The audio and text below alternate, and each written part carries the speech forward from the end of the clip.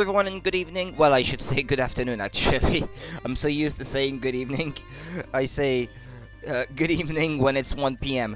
Hi there. So this is Professor Layton in the Lost Future, or the Unwanted Future if you're from North America, but I'm streaming the European version with the British English voice acting.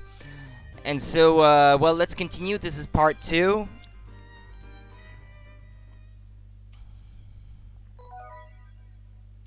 Still playing on my PC, as you guys can see. Just can't get this game to run well on my Wii U for video capture, which would be otherwise a lot more comfortable to play, but Layton and Luke remain mystified by the locals' terrified reactions to the professor's top hat. While working their way through town, the pair receive a second letter from Luke's future self. Following the instructions in the letter, our heroes head to Green Hospital on Hawkland Lane.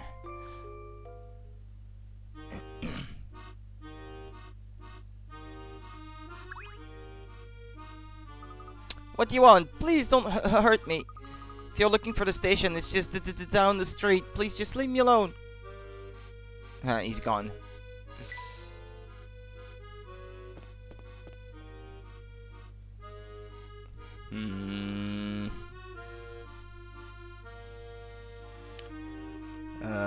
Have I already been here? Oh yeah, well that's the hotel, isn't it? Yeah, no, okay, never mind then. This guy wasn't here before, though. Didn't I tell you not to talk to me? Didn't I? Get out of my sight! Well, if we're done here... Hey, look, there's a guard. He looks just like those family gangsters we saw before.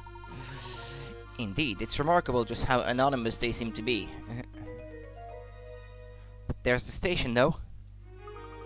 Say, Professor, isn't that the sign for the train station? Indeed it is. It took longer than expected, but we finally arrived at the station. Sorry, Monica, I was not looking at the chat. It's a bit of a weird setup that I have going on my PC because I can't stream this game from my Wii U. I had technical issues yesterday. Yeah, so these were the problems that we had, that I had. On Wii U, this game had graphical glitches, so I had to revert back to my PC where the game runs mostly fine. I'm good. Feeling a bit down, but I'm good otherwise, and it's still super hot.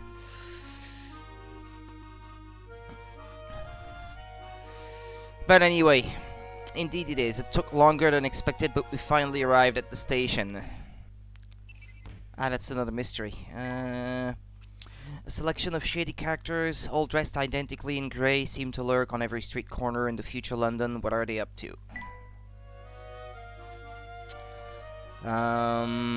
Okay, let's look for hint coins. This is Flatstone Street something.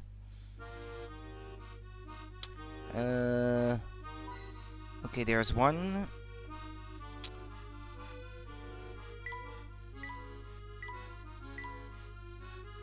Oh yeah, here, okay. And then... Okay, got all 3. If you don't stop looking at me, funny boy, you'll be looking very funny when I'm finished with you. Oh, sorry sir, I didn't mean to stare. You had to miss the stream yesterday since your friend had you tag along to a chill drinking party. It's alright. As long as you didn't get, like, drunk beyond reason. Well, I mean, you could have. It's just that it's not very good for your health. That's all I mean.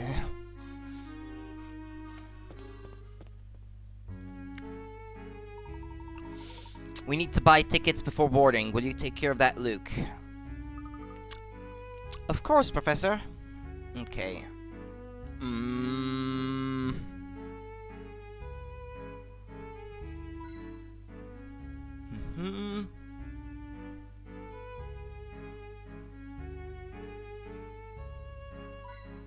Okay, there we go. And then,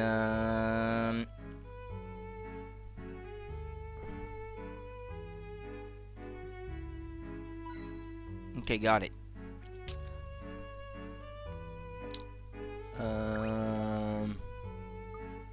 looks like I have to select a destination. Where's the button for Auckland Lane Station? You are here. You got a bit drunk, but mostly you drank soda since you hadn't eaten much yesterday. Oh well, it's not like you get drunk every night anyway. You get to have a bit of fun every now and then, and as long as you did have fun, that's good, right? Tap on the blue rubbish bin. Grey speaker in the middle, and the bench on the far left. Okay.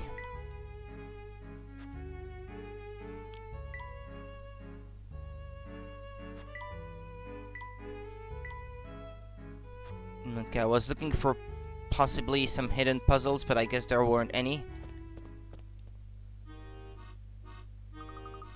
Well, that was easy enough. Look, Professor, we're just a few steps away from the hospital. Wonderful, here we go. Okay.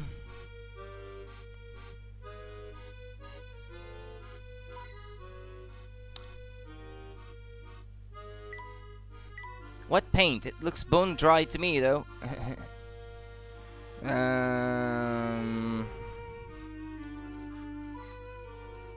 Okay.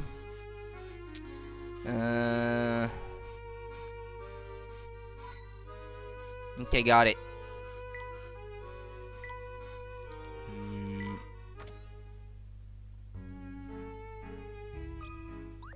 A puzzle, it seems. Oh, hello. Good day, madam. Would you mind helping us with something? Why not? I've got nothing better to do today. This place is dead. We're here to visit someone in your care. Could you point us towards room 312? Room 312, huh? Let's see, Dr. Andrew Schrader. Of course, just a sec. It's Schrader from the previous game, then. What? I'm sorry, did you just say Andrew Schrader? Keep it down, will you? You're in a hospital, you know? So are you two relatives of Dr. Schrader, then? Actually, no. I'm a former student of his. And your little friend there? He's, well, Dr. Schrader's student's apprentice. Oh, Hold 3102's got a bit of a fan club, has he? Alright, you can see him if you like. But I'm going to need you to complete some paperwork first. Paperwork? Hospital policy, I'm afraid. Don't worry though, it's just one question. But first, the puzzle. Doctor has to visit 9 hospital rooms. It was fun, you got to pet the dog of the girl holding the party. It's a giant Saint Bernard. He was so cute and wanted to be pet all the time. But in my experience with dogs, if you get started, they won't want you to stop. That's the thing. A doctor has to visit 9 hospital rooms on her rounds. The numbers of the rooms she needs to visit are listed below. When checking the room numbers, she notices that if she always proceeds to a room with at least one digit in common with the room she's currently in, she can visit all the rooms in one trip. Which will be the 5th room she visits on such a trip?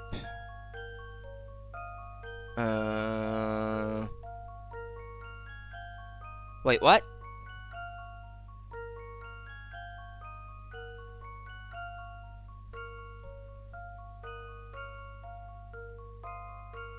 What, the rooms are arranged in this fashion?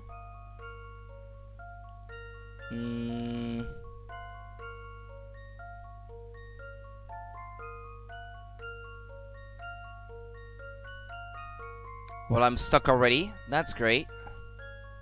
Unless you can move diagonally. Hi, Link!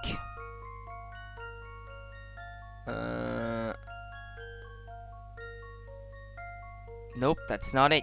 I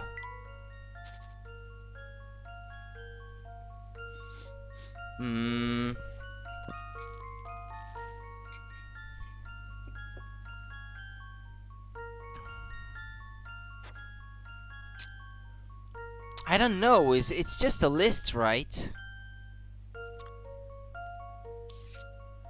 I mean, you can start with any room you like, I suppose. Look at all the digits used in every room number. How often is each digit used? Yeah, that might be a good place to start.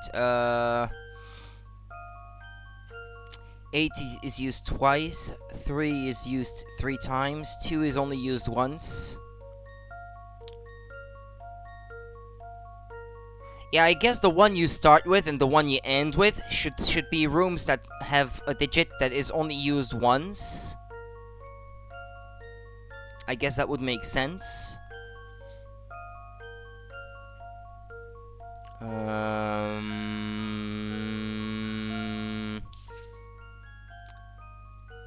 So the digit 2 is only used once.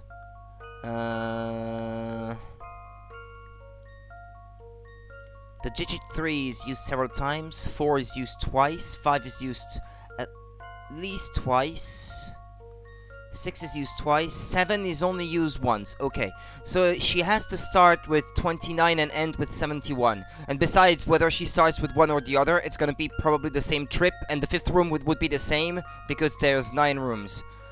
So, I don't know, I hate having to draw with the mouse. 71, I guess. 49 would come here, I suppose. Then 18 here.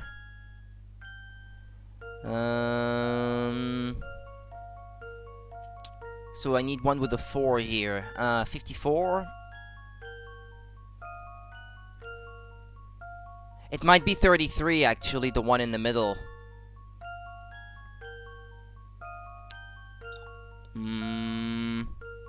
Or is it? I'm not gonna have enough room to write them all, though.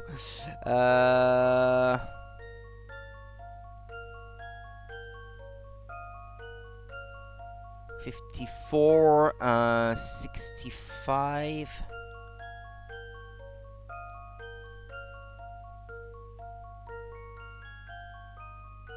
Yes, probably 63, I think. Yeah, because there in the middle, I need 63 and 33 to bridge the gap between the two. Okay, well I'll try 63 then.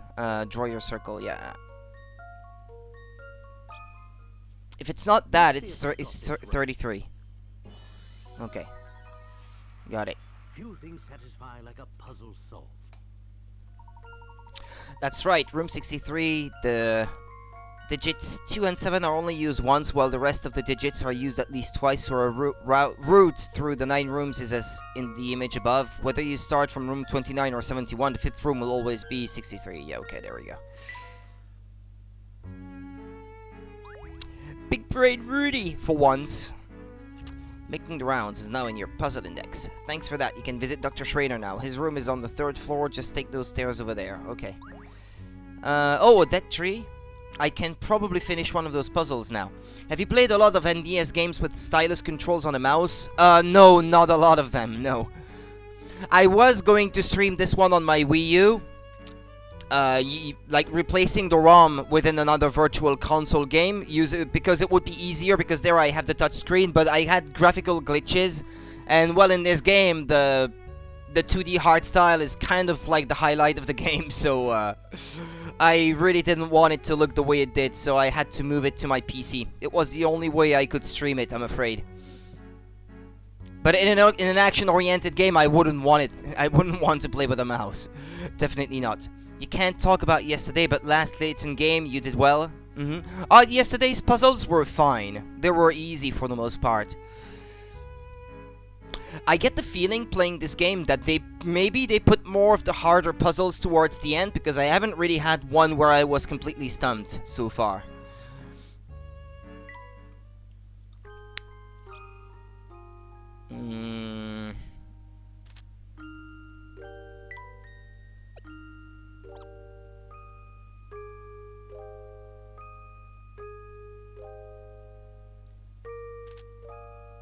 Well, it seems to make sense to me. One sunny morning, I was strolling through a meadow. As I walked past a plum tree on my right, I suddenly came upon a plum. It makes sense that the plum would be in the middle of the road, I guess.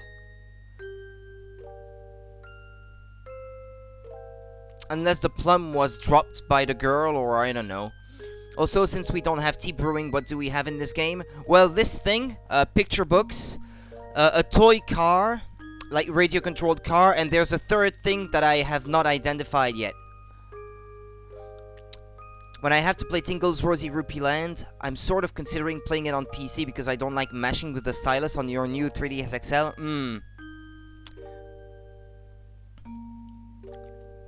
Well, myself, I have my Wii U soft modded, so I can use like modified virtual console games stored on the SD card and play the DS games that way, but not all of them play well. So, but for example, if you were playing the sequel, if you were playing the, like, point-and-click adventure game that came after it, that one would play great on a PC because it's only point-and-click. So, that would translate well to mouse controls. But yeah, the tapping, the mashing with the stylus for the fights in Tingle's Rosy Rupee Land, yeah, I can imagine how that would not be great.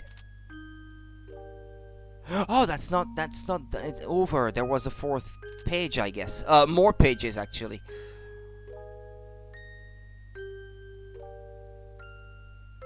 I think I might have a few things mixed up here. Seems like if she's handing me a plum, it would make more sense that she's giving me the plum here.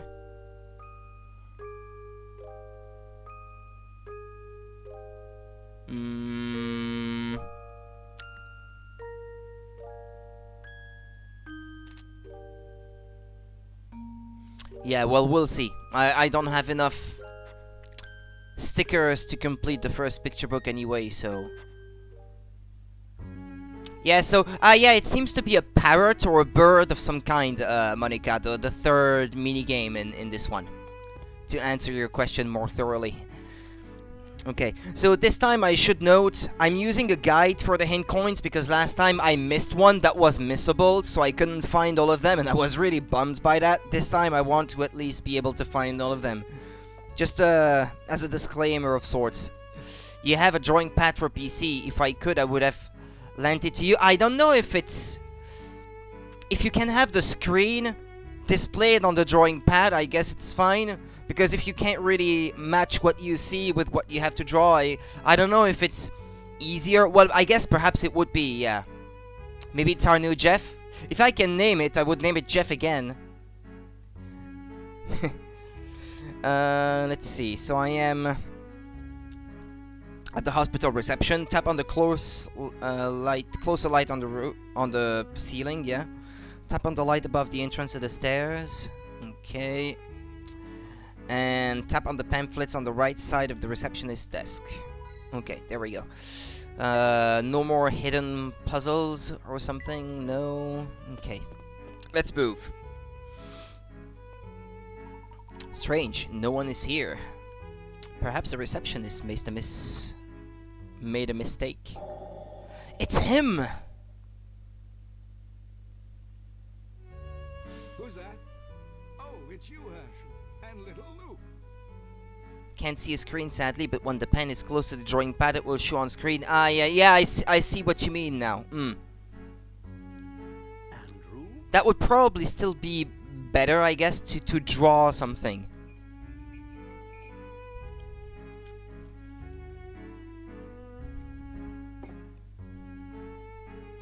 Because drawing with the mouse, it's painful. I really don't like it. Why the quizzical look, Herschel? Have I got food in my beard again? Oh, don't mind that, my boy. Sit down, sit down. You know, I've been hearing some very unsavory rumors about you recently, but I don't believe a single one of them. What sort of unsavory rumors? What sort, you ask? The ones about the hoogie was it? The thingamawizard? Oh, drat. I seem to have forgotten them completely. Well, never mind all that then. Okay.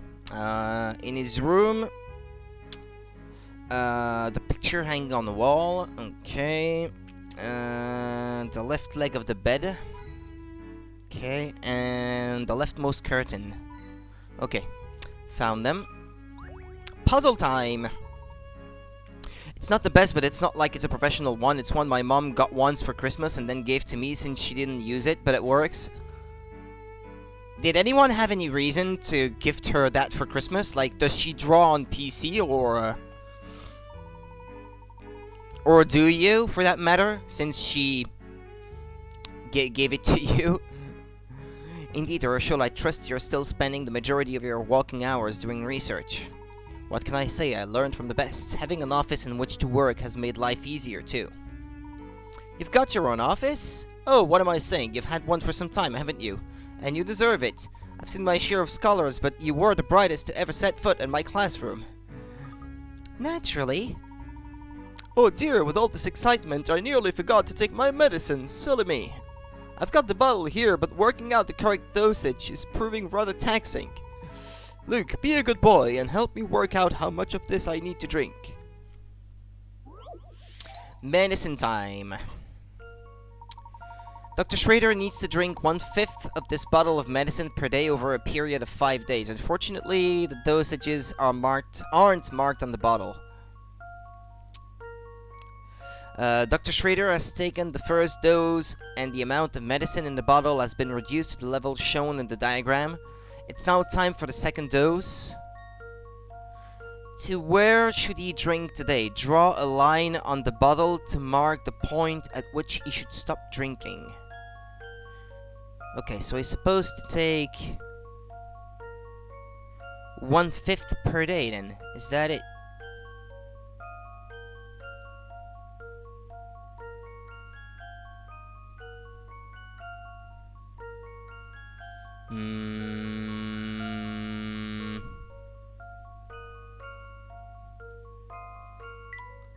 And I have to draw a line.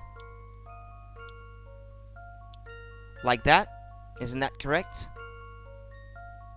No, that would be 1.5 square if I do it this way.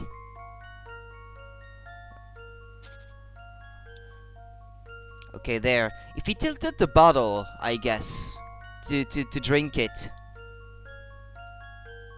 No? I can't draw any more lines. Okay.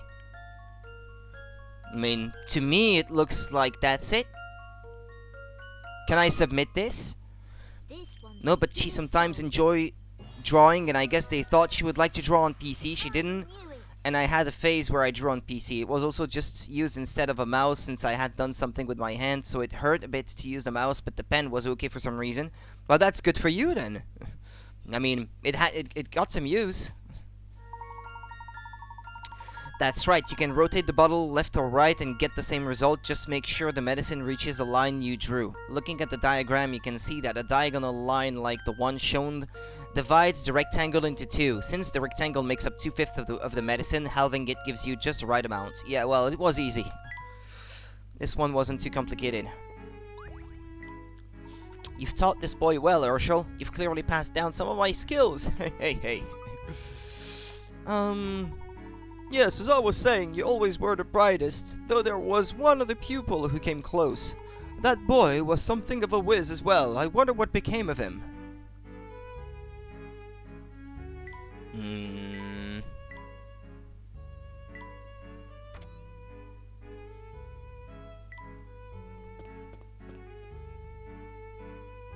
Well, Andrew, it's Okay, I should talk to him again. you, but it's growing late. We ought to be on our way. Busy as always, I see. Do drop by again when you have the time, won't you? Oh, but before you go, I have something of yours I should return. I've been looking after her for some time now, you see. Key? I won't be needing her anymore, so you can take her away. The old dear's parked around back. Oh, a car maybe. Parked, she says. Hadn't been used in a while though, but my friend is trying to make a game for her boyfriend and she wants me to draw something for it. Though I've told her I'm not the best, she insisted. Maybe she really sees your talent that you can't see. I see, thank you. It was a pleasant surprise to see you today, Herschel. I know you're in a bit of a hurry, but you should go out to the back of the building with those keys. They didn't look like keys to any car or anything of the sort, but...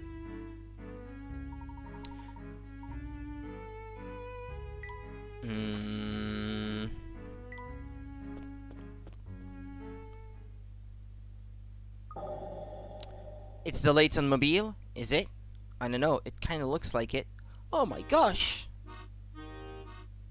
It's in a bad state. I'm not sure what she sees, but I'll help if I can. You just give it your best. I mean, she insisted, so, she's not asking you for what you can do, just the best you can. Should be enough.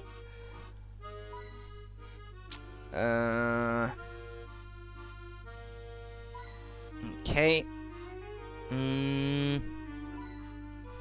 Okay, got it. You look up stuff on drawing if you have to.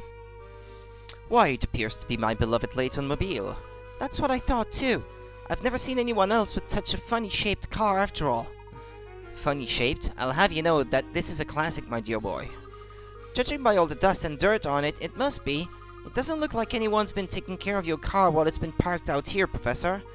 Indeed, it does appear to have been exposed to the elements for quite some time. Why don't we see if it still works? We won't need to rely on the train anymore if it does. That's an excellent suggestion, Luke. What's the matter, Professor? Someone's installed a peculiar lock on the door. Who could have done such a thing? The hidden number. Slightly more complicated, it seems. 35. You've been given 2 keys to the Layton mobile, but there's no keyhole in which to insert them. Instead, the door can be opened by entering a certain number. The number is hidden somewhere in the keys. What is it? What it's probably hidden with the... No? 47? I guess that's it. Or 41. I don't know if this is meant to be a 1 or a 7.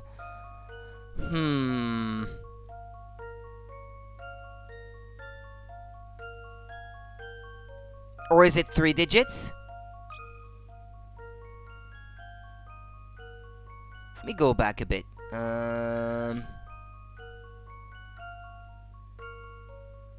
Well, there's no other way it would look like something. Is it a 7 or is it a 1? I'll try with a 7, I guess.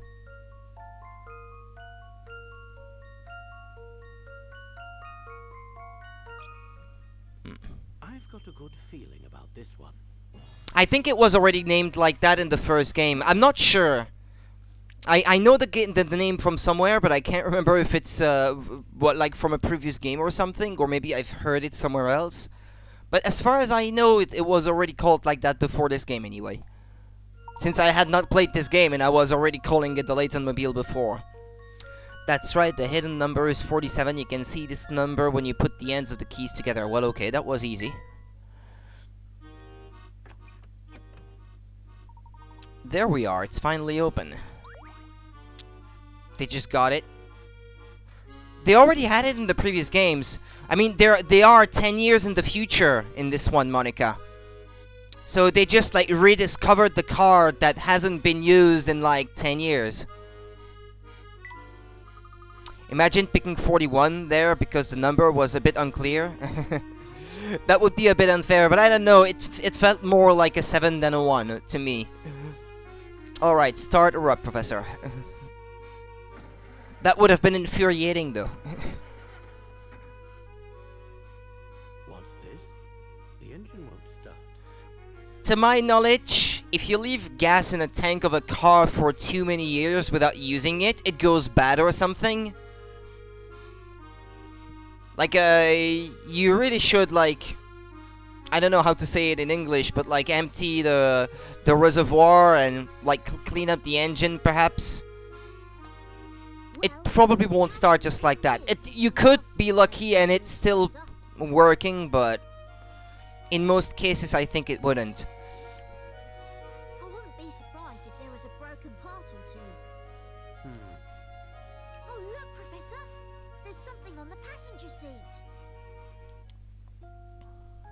Professor, I hope that by this point you're convinced that this is the London of the future. Now that we are on the same page, I'd like to explain to you the secret that's plaguing London.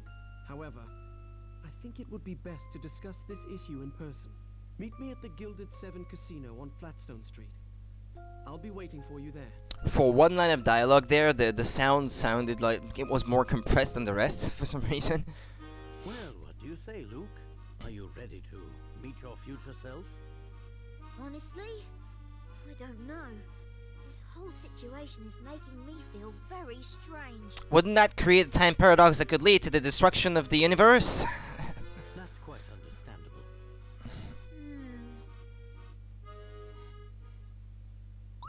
Or maybe they'll just pass out.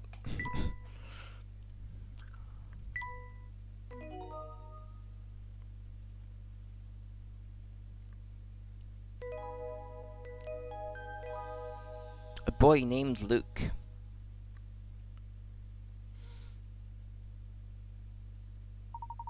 Are you getting used to moving around and investigating the city of London? Ah, maybe I left the puzzle behind. If it's showing me the screen. It all depends on what you believe in, or should I say what the writer believed in. Yeah, how they believe that time travel would work. Like what their theory is. Well, here's some advice to keep your investigation running smoothly. Some puzzles will disappear from their original locations as the story progresses, but there's no need to worry. Most of your unsolved puzzles are sent off to a certain spot for you to solve at your leisure. Some say you can't meet yourself, some say you can. Also remember that some puzzles do not disappear from their original locations. These puzzles can be solved at any time by returning to the place where you first found them. It didn't tell me that any puzzles got transferred, so I guess I didn't miss any on the way.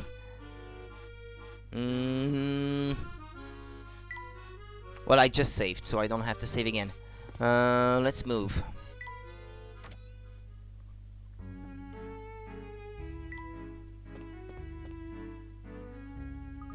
Hey, where's Dr. Schrader gone? Well, our visit did seem to put him in high spirits. Perhaps he ventured out for a walk.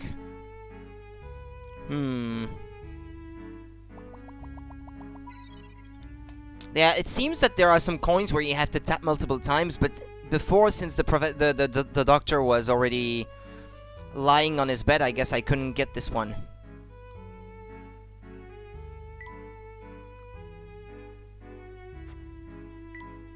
Okay. Just like some say traveling back in time can disrupt the future, and some say no matter what you do, it was meant to happen. Well, if you've never seen the game or seen the anime Steins Gate, you might want to look to watch it if you like this sort of thing. I already streamed one of the versions of the game. I loved it. It was cool. Let's see. Let's go back.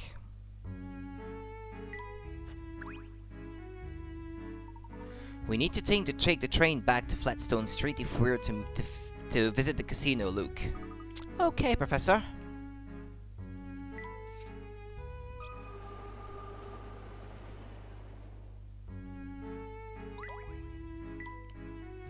So this game came out in 2010. And this is supposed to be 2020 then? Maybe? Perhaps? Something like that? Well, we're not sure what year it's taking place in. There's a video on time travel and such from Vsauce 3, I think, where he talks about all of that. Very interesting if you enjoy nerdy stuff like that. I do enjoy that sort of thing. Here we are, back on Flatstone Street.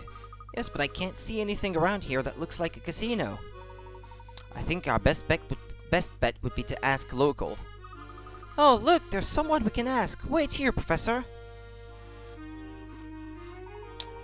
You've got exactly 5 seconds to stop gulping, boy. 1, 2. I'm very sorry, sir. I gather that didn't go very well, Luke.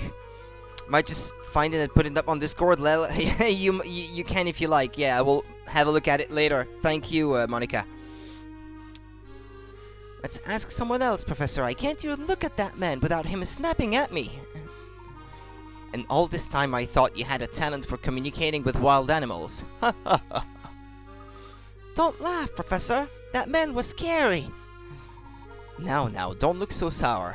I was only trying to lighten the mood a little. Why don't we find someone else to help us?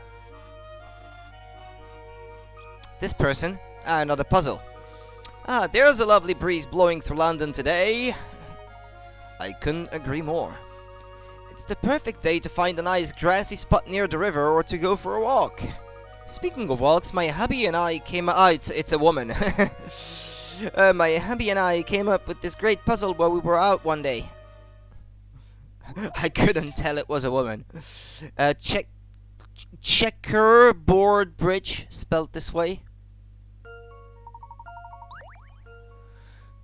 The bridge below has been painted in a black and white check pattern. Starting from the bottom left arrow, you need to cross the bridge and finish at the top right arrow. You can move one square at a time, either up, down, left or right. You can't move diagonally.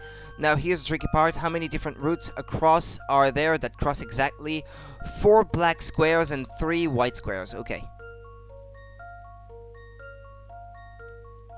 It was time travel paradoxes? Okay.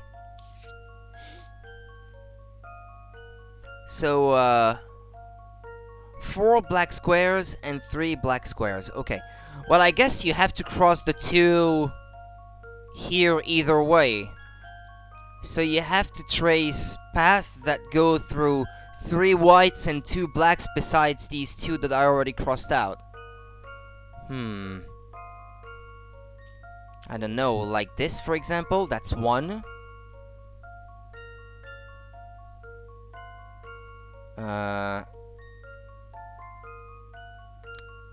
Like this, I suppose. Like this as well. So 1, 2, 3. Oh boy. Yeah, there's gonna be a lot. Because I can already see, like, this, for instance. That's another path that does the trick.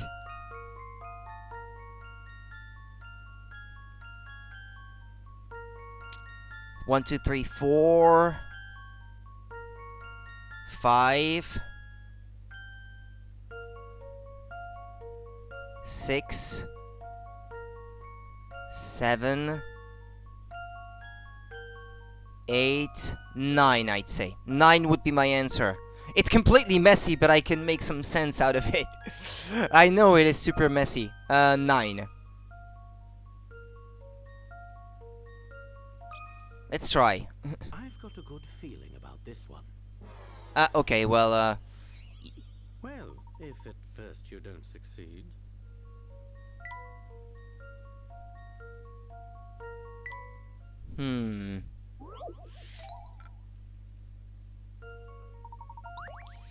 Well, it didn't delete my memo, at least.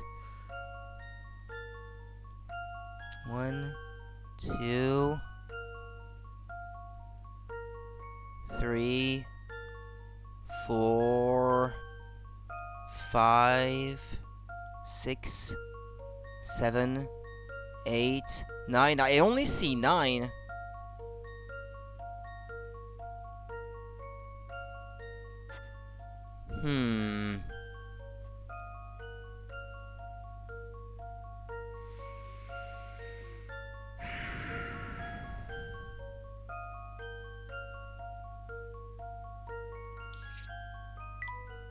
It's kind of hard because it's so it's hard to make it so it's not so messy. Oh, but I guess I have colors, yeah, so that might help. 1, 2. Okay, let's try a different color now.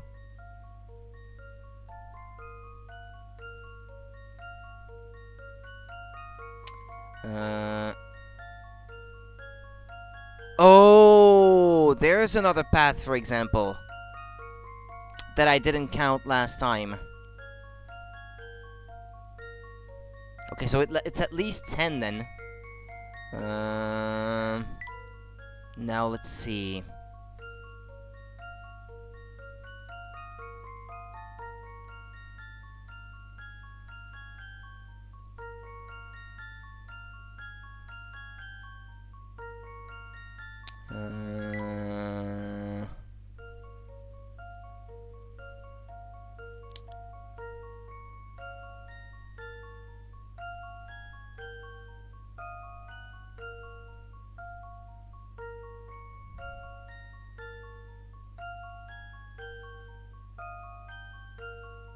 Like so.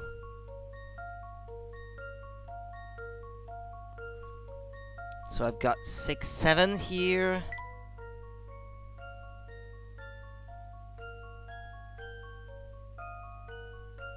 Eight, 9.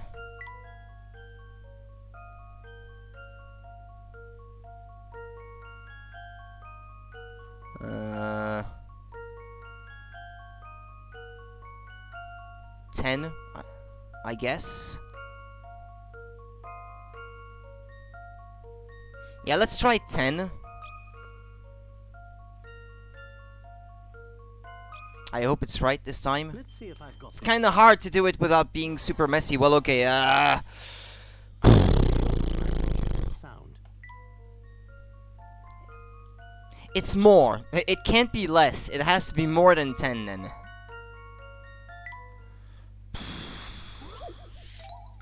Oh boy. Let's have some tea. Maybe that'll make Professor Layton more intelligent. Alright.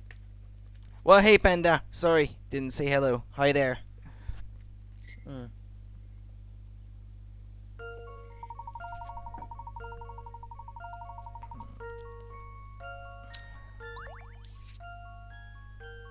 I've got 2 orange, 2 green, 2 blue, 2 blacks, 1 red, 1 brown. That's 10.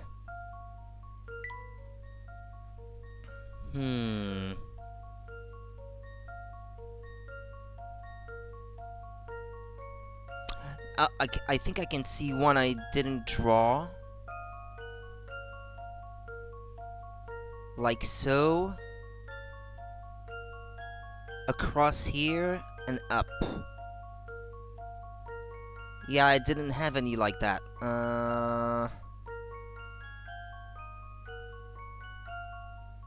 In fact, all the path that you could take from point A to point B, that's like the shortest without taking any detours, count as a valid path, following the rules. So I think I can still see yet another, but it's such a mess.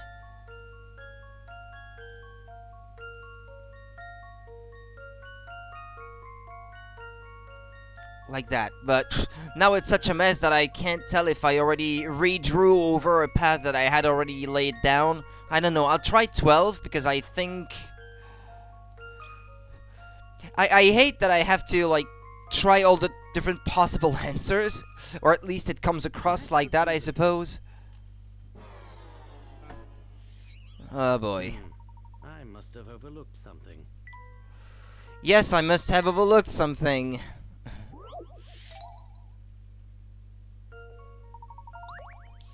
Or is it something in the explanation? Is there a detail I am missing? Like it's actually like 0 maybe or something like that, I don't know. No, 4 black squares and 3 white squares, that's what it says.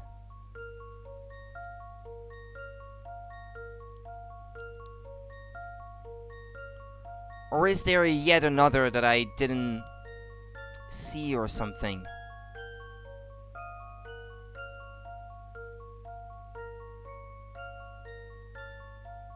No, I think I can still see another.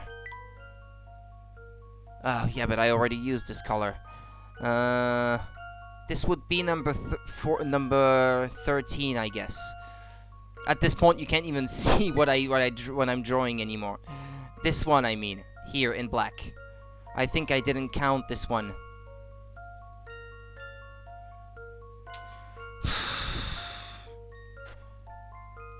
There can't be too many others, I suppose. I hate that I have to try every answer like this, but... I must have overlooked something.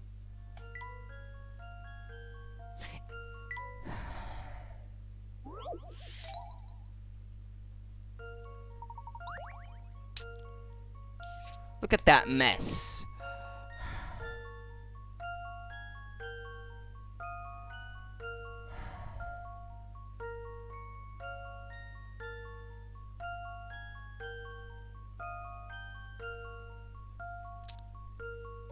Three, 4, 5, 6, 7,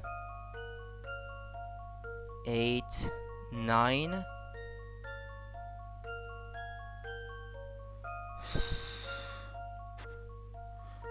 At this point, I just want to be done with this puzzle and and just move forward. I don't even want to solve it.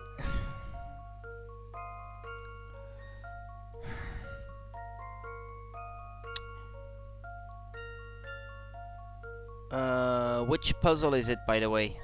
19?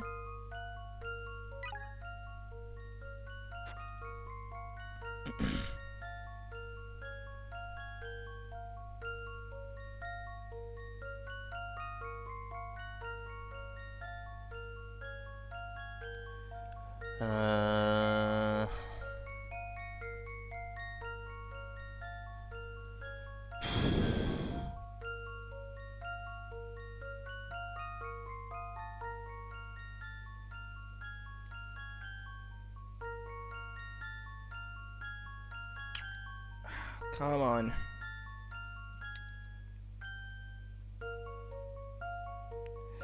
Oh boy.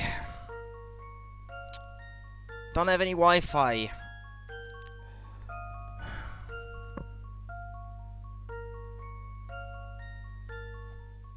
Okay, thank you very much.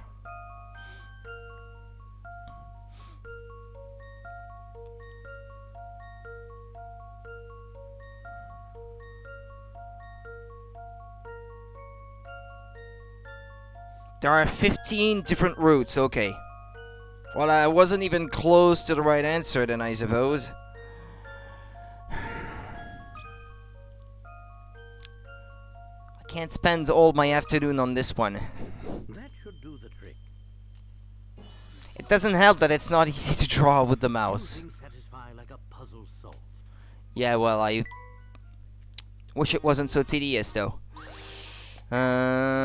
You're a clever one, aren't you? Nice work there. Ah, I used to love walking with my hubby, but back then he used to come home for dinner every night. Used to. Sadly, those carefree walks ended as soon as we got here. They must be working him like a dog at that new job of his, because he hardly ever comes home.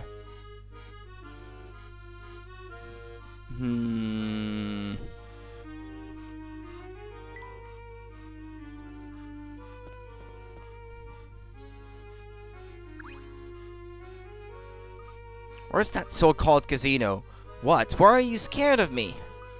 You? No, it's your friend there with the big hat. Oh, he's looking right at me. Please calm down, sir. I mean you no harm, and you must have me confused with someone else. The only thing I want to know is the location of the Gilded 7 Casino. Is it around here? It is around here, isn't it? The casino? Oh, I get it. You're testing me. You want to see if Edgar's going to spill the beans. And if I do, you're going to send me on a one-way trip to nowhere. What are you talking about? Oh, somebody help me! Almost seems like he's hanging from the side of the screen there. A bit. There he goes again. Poor fellow. It sounds as though he's had a run-in with someone who looks like me. He's not the first person to react strangely to your hat. Yes, it seems my doppelganger has quite a fearsome reputation. Well, maybe you should take your hat off for the time being, just to avoid confusion, you know? Nonsense, Luke. A gentleman can't very well walk around with a bare head now, can he? I suppose not. Well, what's our next move? That girl from the hotel, Becky, has been quite helpful. Let's try asking her for directions.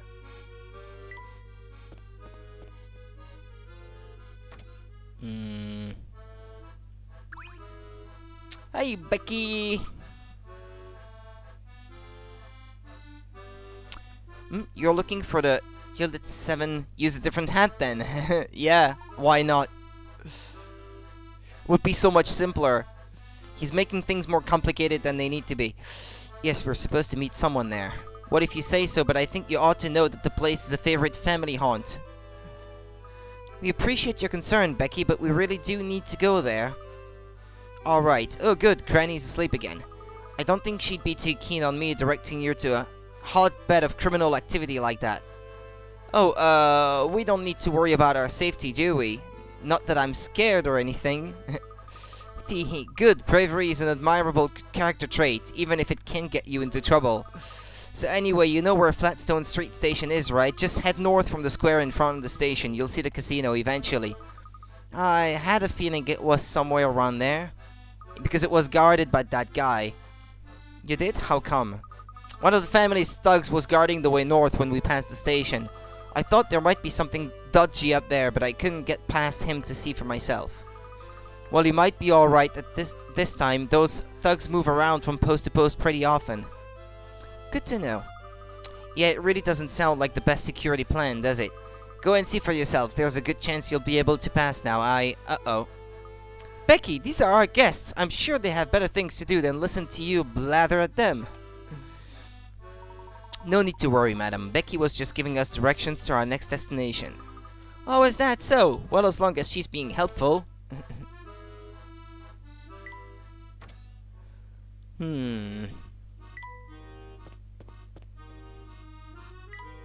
Oh. The bird! It's Jeff!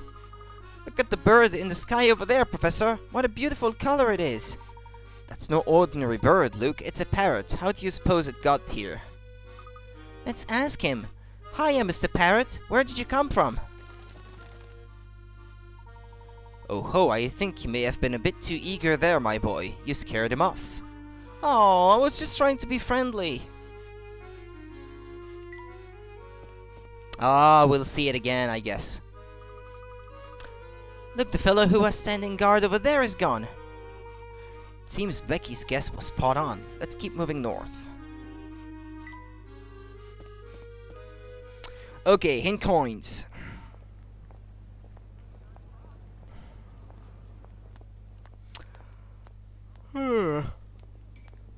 Is that who I think it is?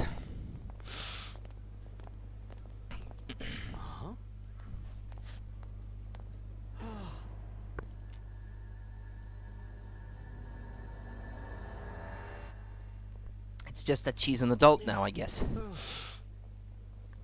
What was it again? Rosa? Huh? Professor? Oh, it's just beautiful, Herschel. Oh, do you really like it? Ah, no, never mind. It's someone else. Like it. I love it. Thank you so much. Picking out the right gift can be quite... Layton with a different hat. For me, every puzzle has an answer. Isn't that what you always say? Yes, well... I guess this is a flashback, really.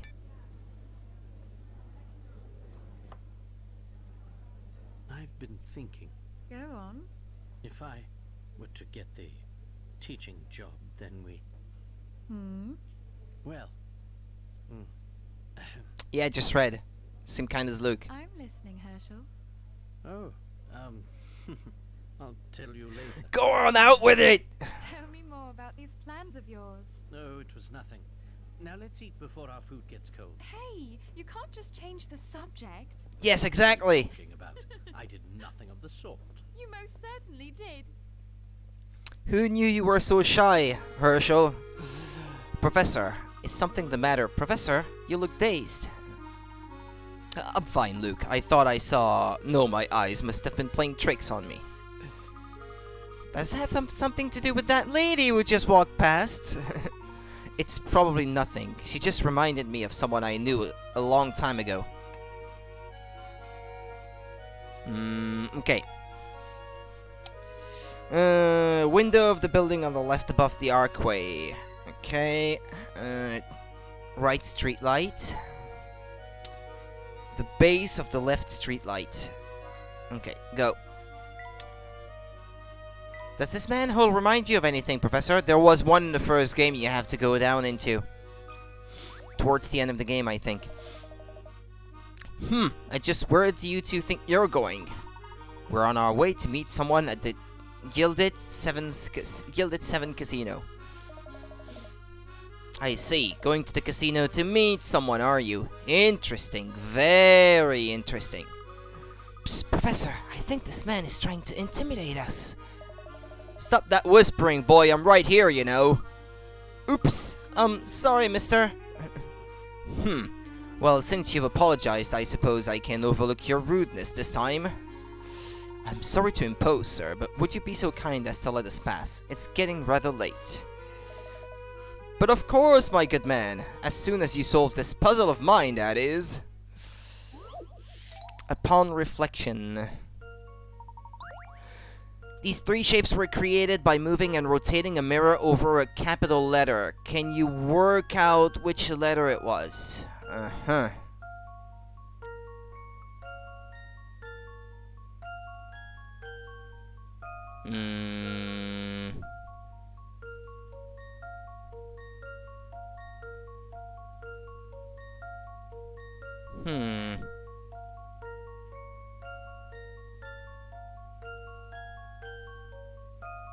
Could be a F, I guess. Nah, well, it will only fit for the one in the middle, though. And there seems to be something curvy about it too, so I guess it can't be a...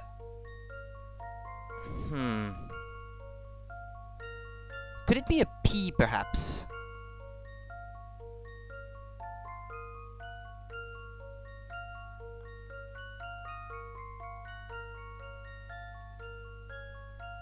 I think it could be. It could be a P.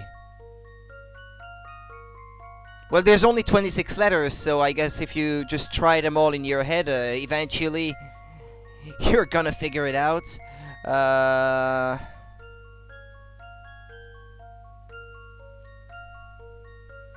Yeah, it can't be A, can be B, C, D, F, G, H, I, J. No, can't be a J. K, L, M, N, O, P. Yeah, I can only see P working. Yeah, well, let's try this.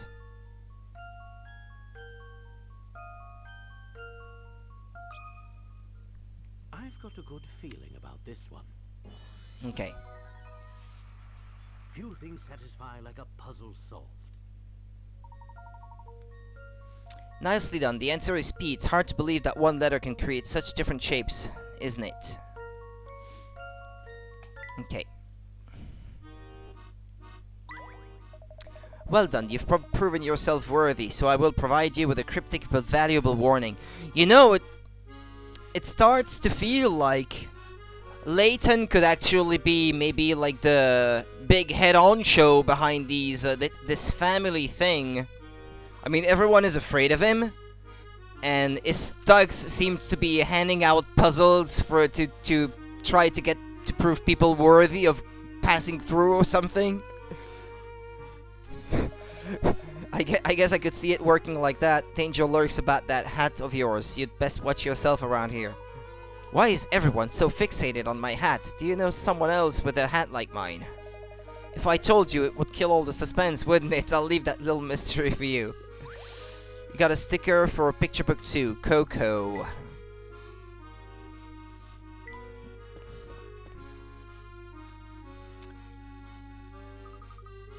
Wow, now that's a casino. I think it's safe to say that we found the Gilded Seven. I can't wait to see what it looks like up close. This is no place for a young gentleman such as yourself, Luke. Turn around.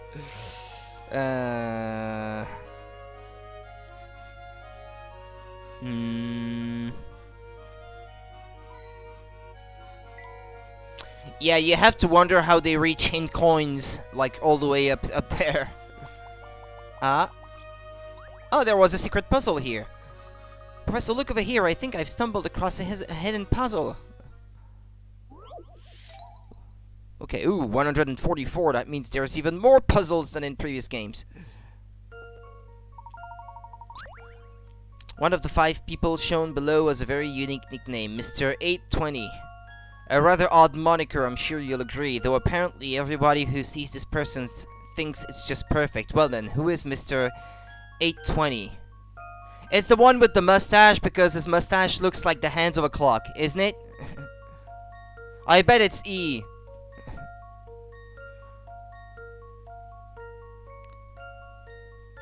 Yeah, and this part of his mustache to the left looks like the Hauer hand, so it's a bit shorter than the one on the right. Yeah, it's E. Like you have to circle the person? Yeah, okay, there we go. How about this? Yeah, I knew it. easy enough. Very good. Person E is Mr. 820. As illustrated above, the shape of this gentleman's mustache is the same as the hands of an analog clock at 820. The other people are certainly full of character, but the nickname couldn't apply to any of their clothes because they won't always be wearing the same thing. And women and children, of course, wouldn't be called Mr. I guess so, yeah. There's that too. I didn't even consider it. That puzzle was a piece of cake. Alright then. The middle of the car on the right. Alright. And then top of the building in the upper left corner. Okay.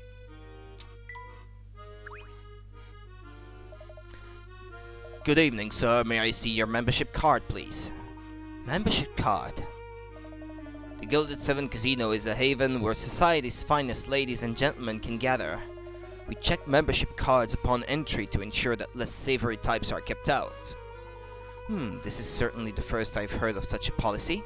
I don't suppose you'd be willing to make an exception for us. Well, your hat does show you to be a man of impeccable taste. Now we just need to test your intellect. If you can solve this puzzle, I'll let you in without a card. Just this once, mind. This fellow seems awfully focused on your hat as well. Naturally, is there any greater proof of one's gentlemanly nature than a fine top hat? Agreed, agreed.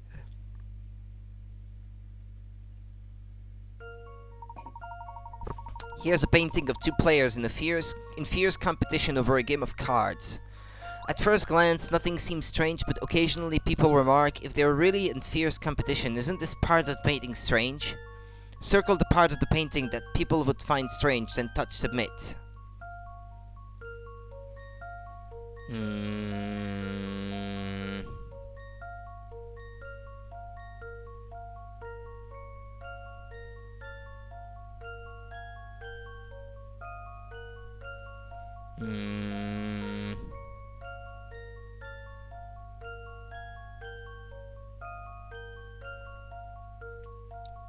What part of the picture could it be?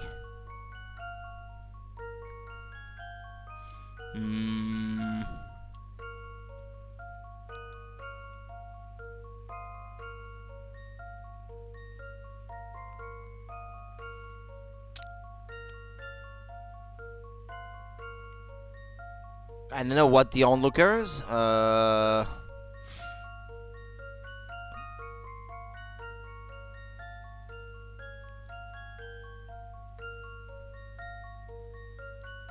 The fact that the guy on the left is pointing at his card or something?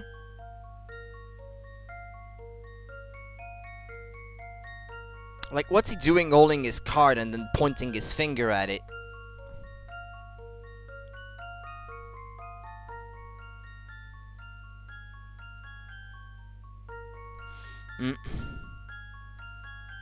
Or should I use a hint, maybe?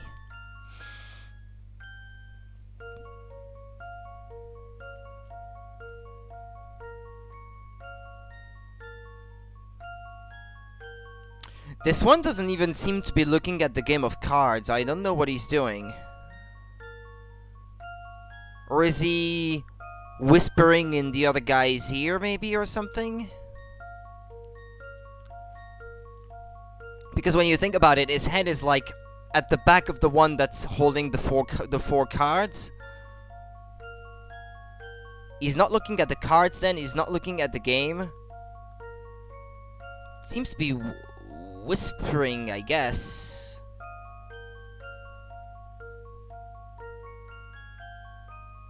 Maybe a hint, because I'm not quite sure. Imagine you were there playing cards at this table. Is there anything you find unusual?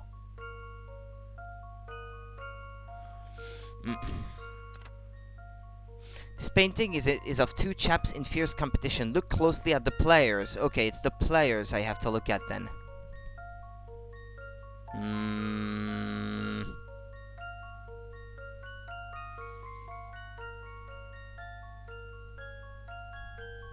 Well, hey, Quillix.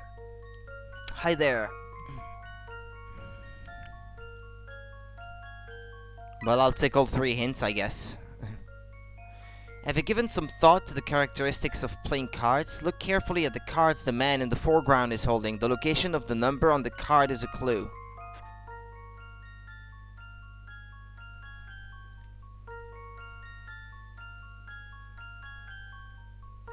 Well, it's true that...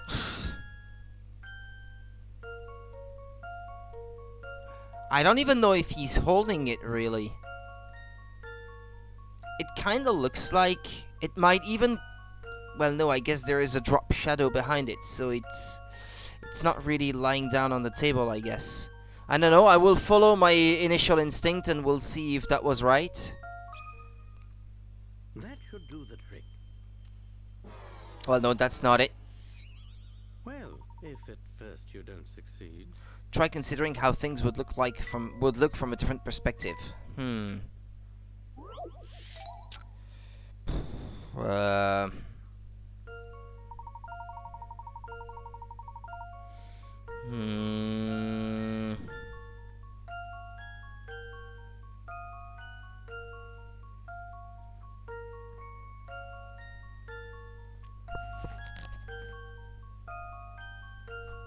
I don't know, he's sitting at the table.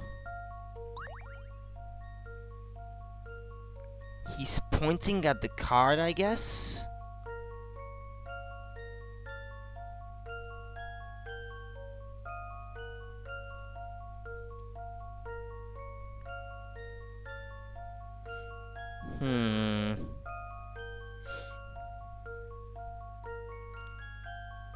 You see it? Well, lucky you. Then are there sweets on the table? It's not the sweets, is it?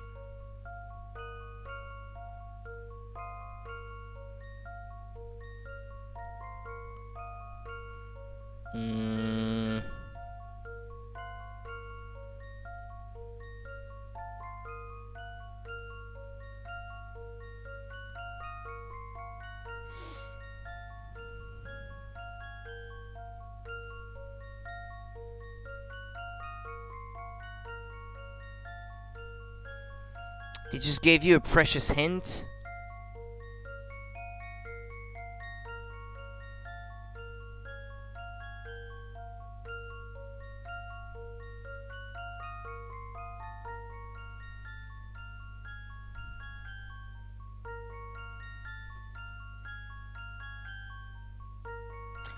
Well, the details are so tiny that it's hard to make out anything, really.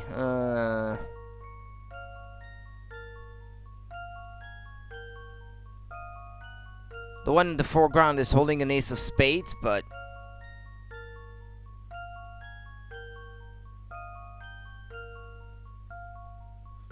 Yes, I have cards, but I can easily imagine what a card is like. I just don't see anything weird with those. Other than maybe this one doesn't have any, like, numbers on it, maybe?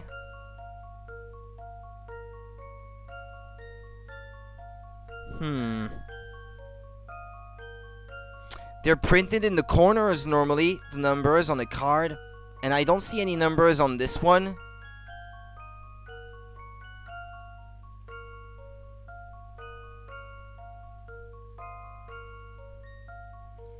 But he's only holding one card. I can see that being wrong.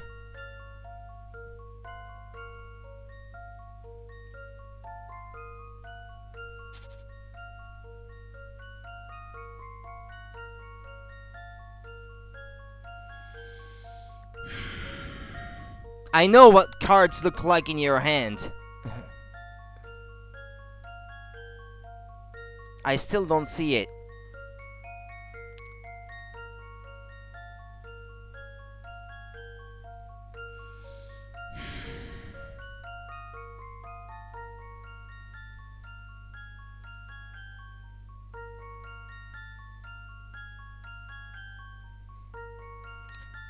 Me here, I see an ace of spade, and I see that the two A's are written the same way. Normally, one of them should be upside down.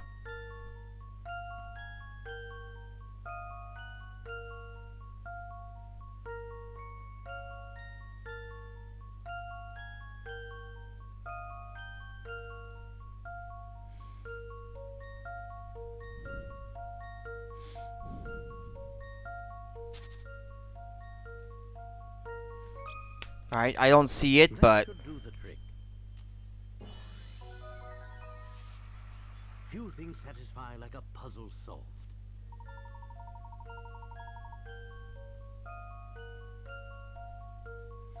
Cards usually have the number displayed in the top left and bottom right corners. No matter how badly he wants to win, therefore the player in the orange hat is going to have a hard time seeing his hand if he's holding his cards like that. Yeah, well... That's arguable.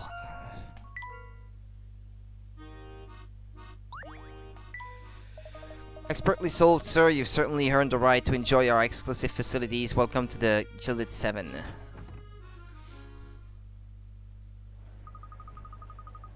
Just look at these fountains and this floor. Well, kids would.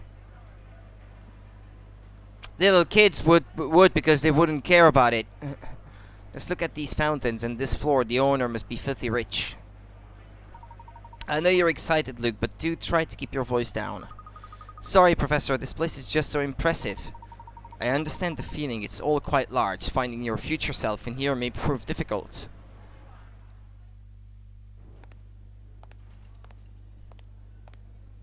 So you're... He's the future me?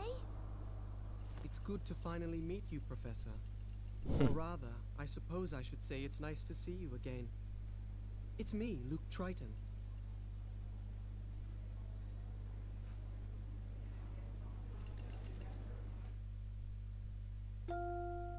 Hello, Luke. Hi, Professor. Oh, you're talking to him. This is Hi, going to handsome. take some getting used to. I can't believe how small I used to be. Hey, I'm not that small. So tell me, why exactly did you go through such pains to bring us here?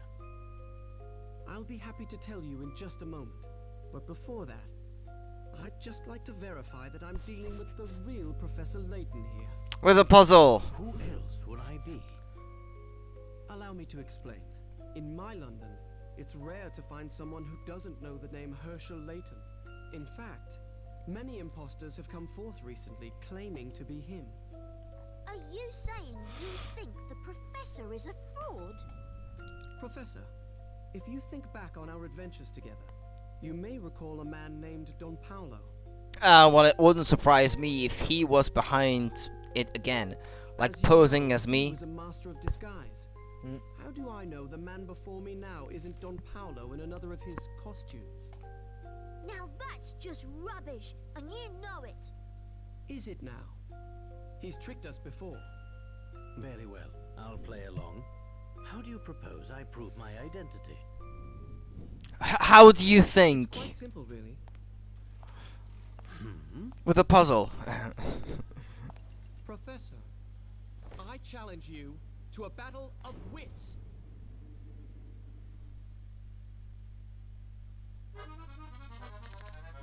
Huh? What exactly do you have in mind? Objection! As a cautious man, I'm sure you have questions about my identity as well. I therefore suggest that we each prove our identity to the other's satisfaction. To this end, I propose that we demonstrate the power of our respective intellects. I've prepared a puzzle that can only be solved by someone as insightful as Professor Layton. Time to duel!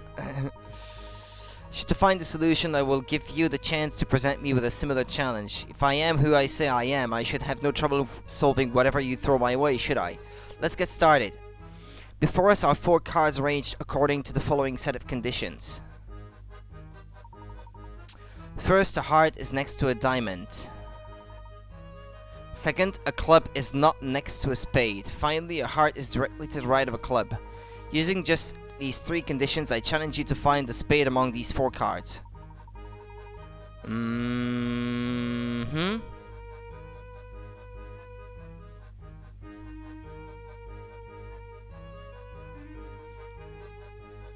Okay, let's see.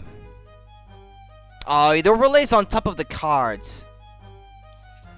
That's just silly.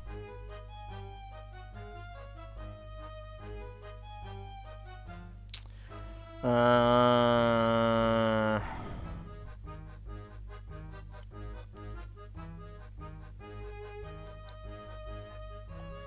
the heart can't be... No, wait. The heart can't be here. So the heart is in one of these others.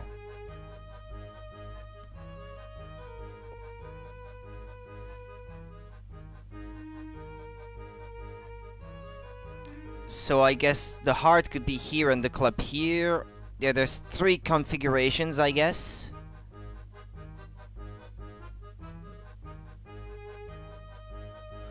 But the heart can be here because then it could not be... Because then it could not be next to a diamond either. Okay.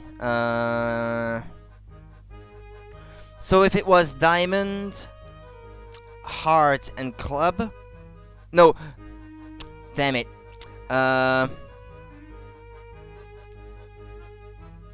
So if it was club, heart, diamond, the spade would be here. If it was club, heart, diamond, then the only place the spade could be would be here, so this combination doesn't work. So it is... Well, the spade is all the way to the right. It's the only way that it can work. Yes, that is indeed the location of the spade. Impressive, Professor. Thank you. Now if I may present you with a puzzle of my own design. Nothing would please me more. Good, I appreciated the idea behind your puzzle, so if you don't mind, I'd like to do something similar. Here are the conditions of my for my 4 cards. Yeah, well, don't need to read them. They're gonna be on the left screen. And besides, is it gonna ask me to solve it, considering I'm not playing this Luke? Oh, and I have to solve it myself anyway? Okay. A club sits directly to the right of a heart. Okay.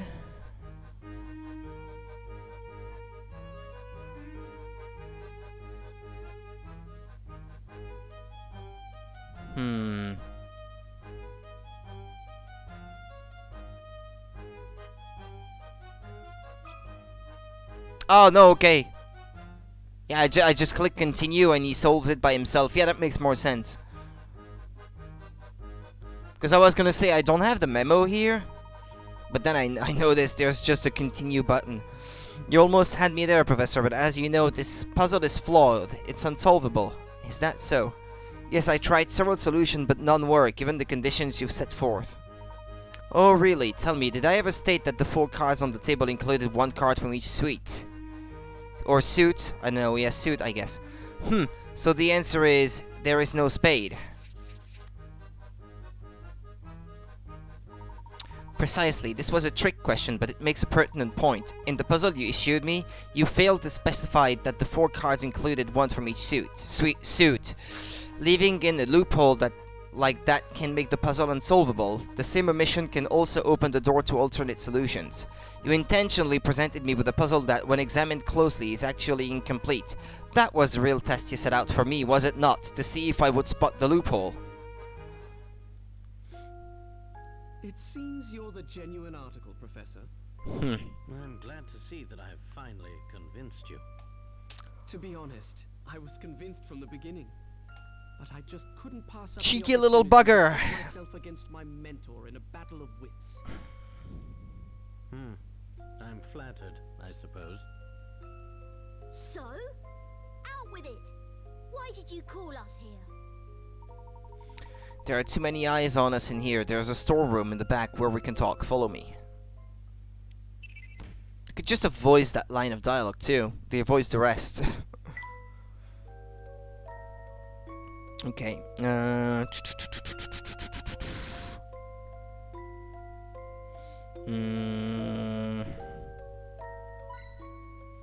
Okay. And then. Okay. Does anyone else think the in-game Rudy voice sound is unbalanced? Well, I asked yesterday whether it was wrong or not, and apparently it was fine, so... Still not convinced. You saw Dr. Schrader, didn't you? You must have noticed the toll that time has taken on your mentor. Yes, we saw him. And what of fair London? You've walked around enough now to see how she's changed. Could you imagine there being a casino in the sleepy part of town back in your time? Yeah, everything's changed. What's happened to the city? A genius appeared, an evil genius who turned the city on its head. Oh, I know where this is going. Don Paholo took over the city, didn't he? Don Paholo? Oh no, I'm talking about a truly brilliant man. Someone the three of us know all quite well. What if it's not Don Paholo? Then who is it? What do you think, Professor? I really couldn't say. Really? Who is it? I've just got to know.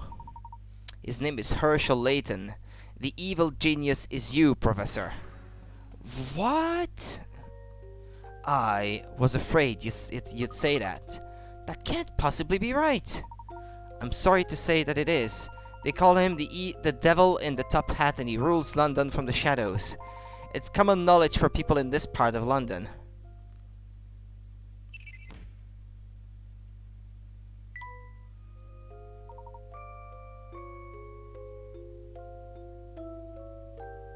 Oh, really? Is that what it does? I guess in the VOD it doesn't come across, I guess. But when you're watching it live, I didn't know that this is how it turned out. What? I don't know any more than you do, Professor. No, I meant the other Luke. Goodness, this is getting rather complicated, isn't it? Tell me, Luke, how did I rise to rule over all of London? Where to begin? Here, Professor, surely you remember this.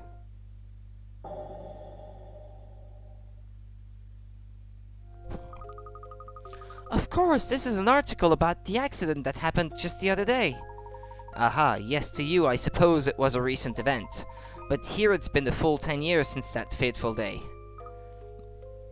Whoa. It's like someone used a bit of helium. It's a shame I can't see it myself, because that would be pretty funny. It was the start of a dark period for London. With the Prime Minister missing, Parliament was in utter chaos, you see. Yes, everyone in Parliament is in a state of panic, in our time, I mean. Professor, you witnessed with your own eyes the accident that changed London forever. For me, I have to turn down the volume because Rudy's voice... But the game sound is non-existent. If I want both, it is way too loud. I can raise it a little bit.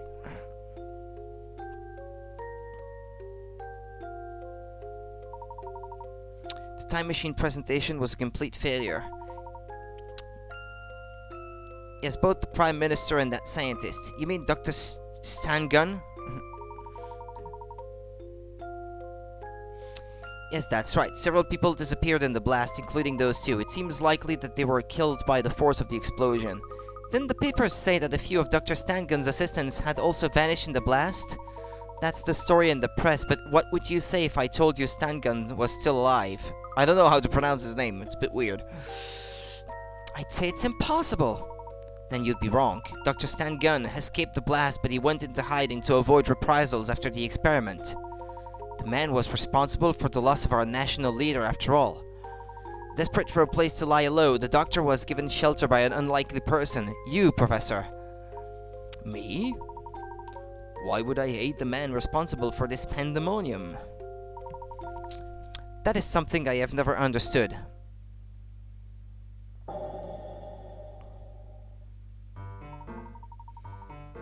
I'll try something else.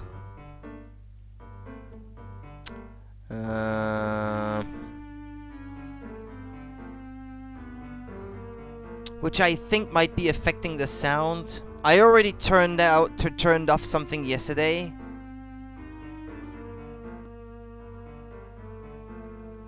I don't know if it will change much. It doesn't seem to distort like it did before. Yeah, no, it still seems to be doing it a little bit.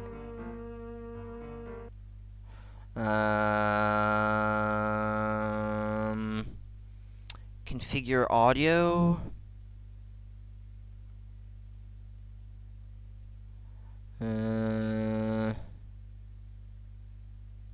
I don't know, maybe like that? In the month that followed the explosion, you slowly grew distant from me. You began consorting with figures from the criminal underworld. The professor? Never! Don't be so sure, time has a way of changing people, Luke. It was clear that something about Stangun's research captivated you, Professor. You couldn't stop talking about time travel. You seemed obsessed with the idea of changing the past. Changing the past? Dr. Stangun was very interested in continuing his research, but it needed financial backing to do it. So you used your superior intellect to assume control of London's underworld. No. Of course, there were those who tried to stop you, but none were a match for Professor Layton. Before long, you were raking in cash from all sorts of dodgy businesses. With all the funding you needed, it wasn't long before Stangun completed his time machine. Time machine, you mean? That's right, the time machine in the clock shop on Midland Road. Though I suppose completed is the wrong word, as the machine is far from complete.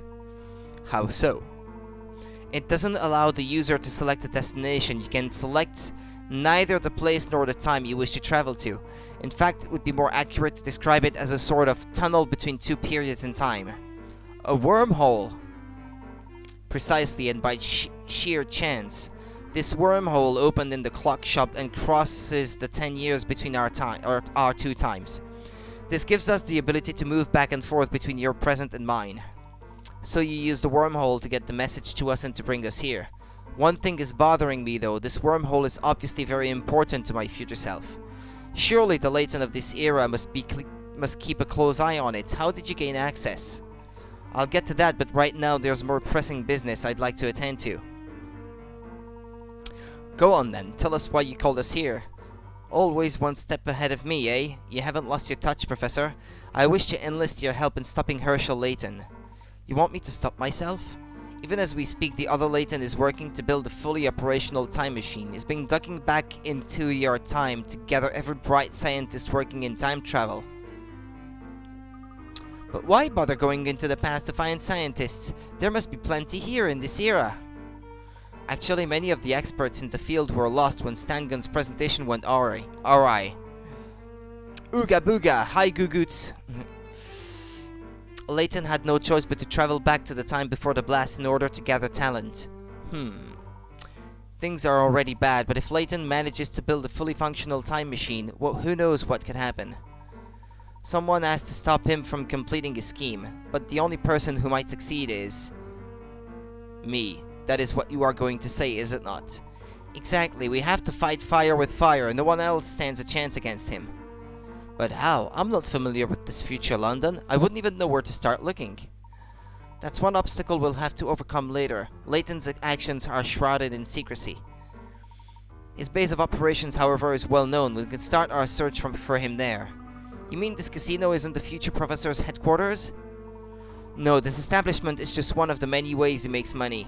His headquarters are in the heart of Chinatown. Well, let's visit the place and see if we can learn anything more. I must admit, Luke, there is still quite a bit about this situation that I find dubious. However, I see that the only way to get to the bottom of this is to go and find this man claiming to be me. I thought you'd say that, Professor. Don't forget me, I'm coming too. Of course you are. If I can't count on myself for help, who can I count on? Thinking about what you just said makes me feel kind of dizzy. Well, I hope you get used to it soon. I'm going to need your help in stopping the evil Layton too. Oh yes, there's one more interesting fact I should mention, Professor. Yes? There's no record of a scientist matching Dr. Stangen's name and description. It's a false name. Is that so? Whoever he was, he took pains to hide his real identity from the people at the presentation. Now that you mention it, few of the guests seemed to know the man. What would motivate Stangen to use a false name? What was he planning? Another interesting question we may hope to answer along the way. Just doesn't make any sense. What are you thinking, Professor? We can talk more on the way. For now, we should head back to Flatstone Street. He's gonna be with me the whole time now.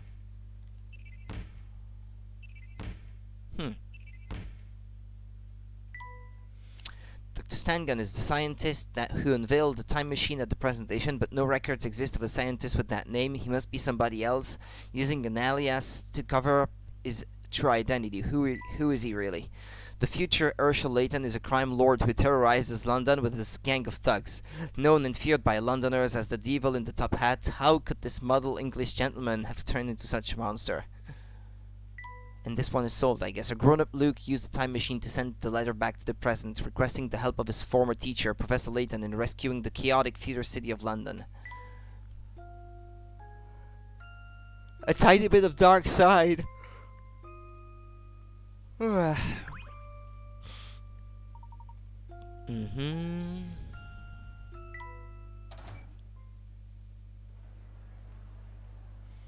Okay. Okay.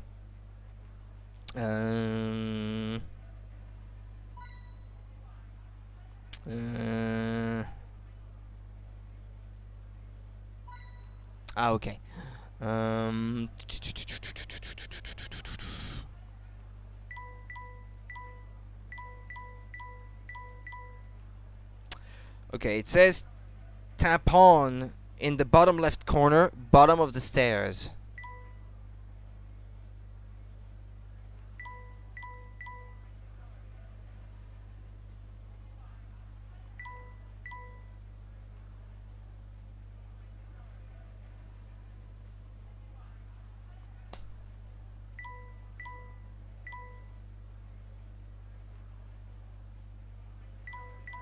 Damn it, I don't want to miss a hint coin. Ah, okay, there it was. Well, it wasn't really bottom of the stairs. Alright. Oh, there you are, boss.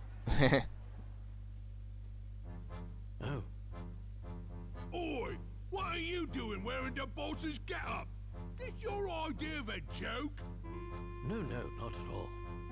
Come to think of it, I don't think I've seen any of you round here before.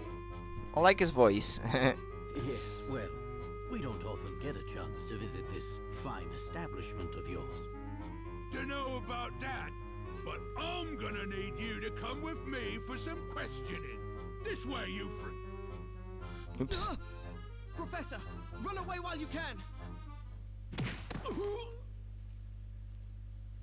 Oh no! Quickly, you two, this way. Don't let him escape! Yeah? Don't let him escape!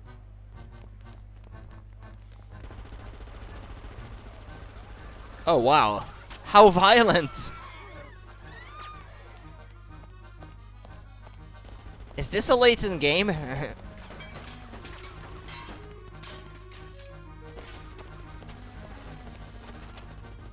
We're surrounded, Professor!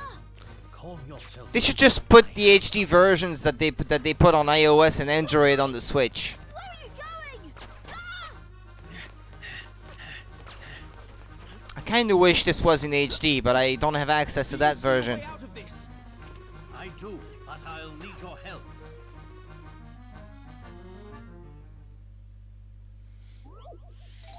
Oh, okay, there's a puzzle. Well, yeah, perfect time for a puzzle. I see nothing wrong with that. Build a coin gun from the parts of this disassembled slot machine and help our heroes fight back. Rotate the parts to fit them into the checkered shape below. You must use all the parts and none of them can overlap. Now hurry. Okay. Hurry, he says.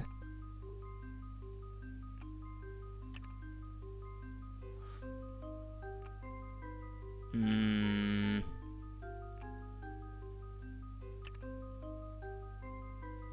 Well, this is the only place that will fit in the cannon, I guess.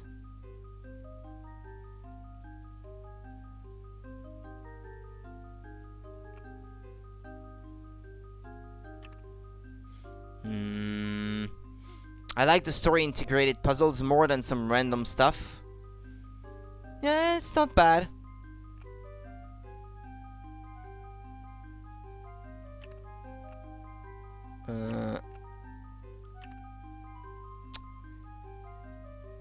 Yeah, it's painful. It's really painful because I'm trying to grab this part here and all I can do is rotate it. Come on! Oh, okay.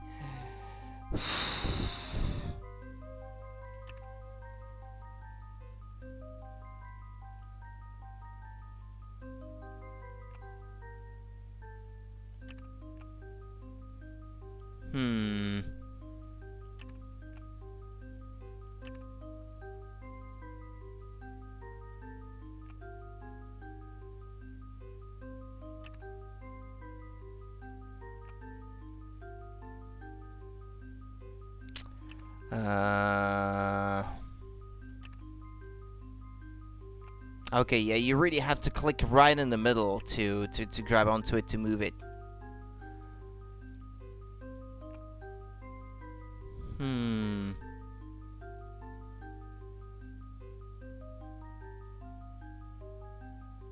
This part here seems like the only one that can fit in the so-called cannon, so I suppose this one shouldn't have to move.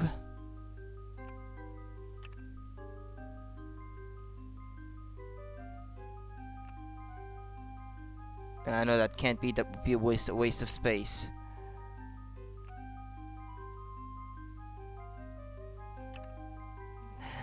This big bulky part is really annoying.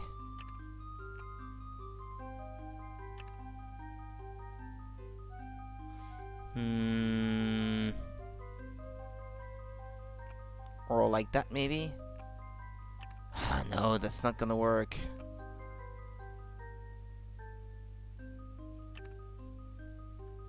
Yeah, hurry, it said, huh? This is impossible to do in a hurry.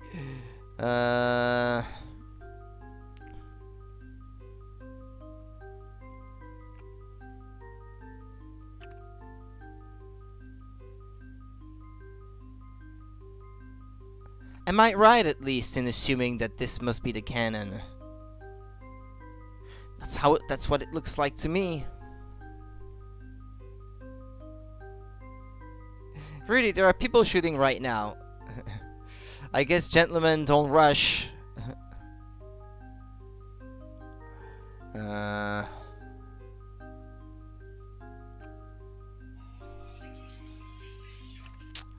What's that again?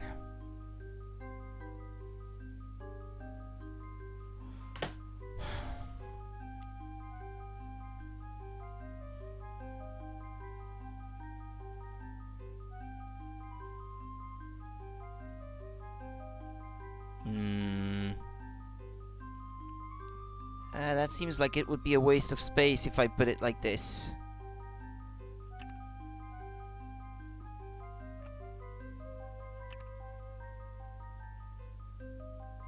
Oh boy. Oh wait. I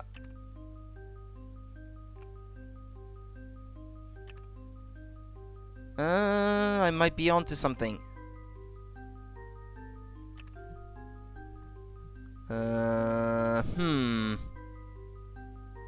How to fit the rest, though?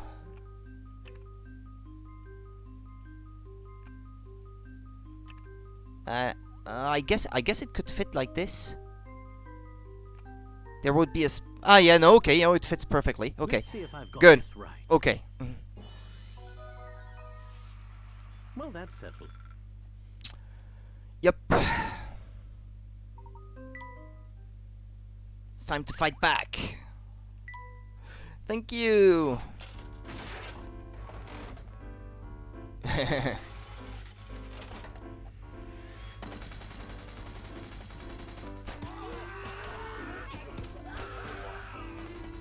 I guess this is mildly non-violent.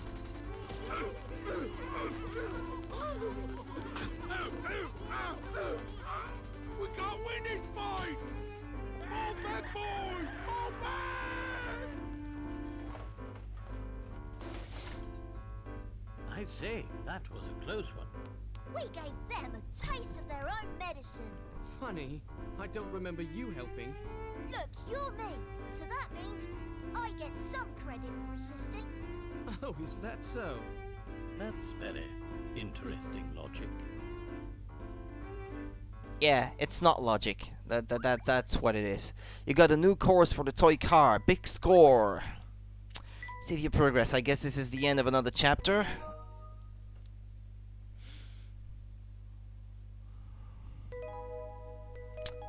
Chapter 3. Yeah, I guess he's not wrong in a way. He still didn't help though. Yet. Yeah, that means he didn't help yet.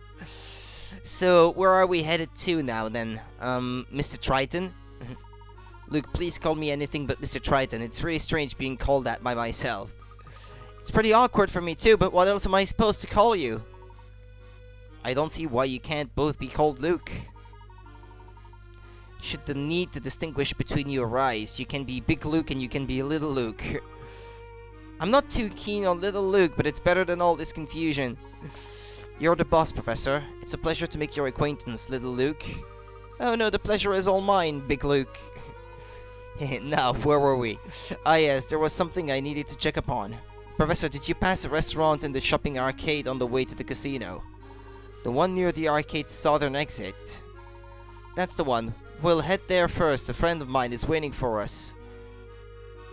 Yeah, future Luke and past Luke, I guess. Or present Luke, I guess. It depends from whose perspective they are being called. That's the one. We'll head there first. A friend of mine is waiting for us.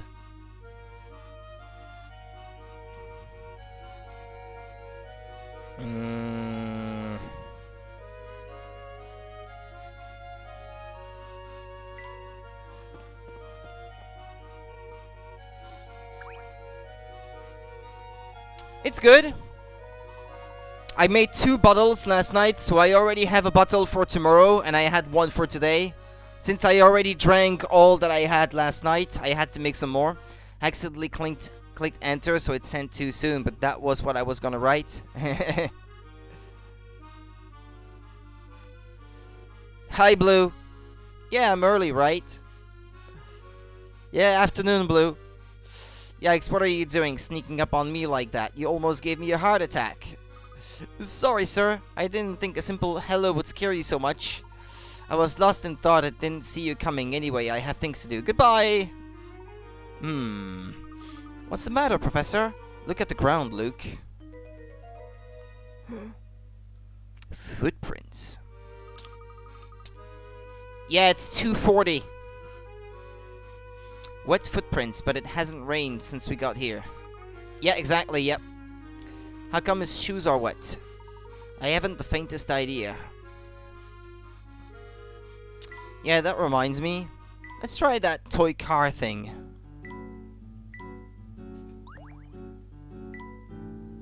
Okay,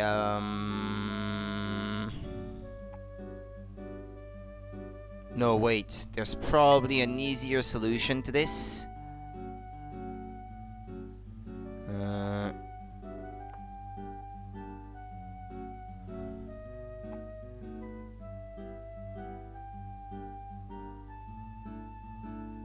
Does it turn automatically? I just want to see if it's gonna turn automatically if I don't put an arrow, or if it's just gonna bump into the wall. Oh yeah, okay, no, never mind. I don't know, Blue, because it's a blind playthrough, so I have no idea how it's supposed to all play out.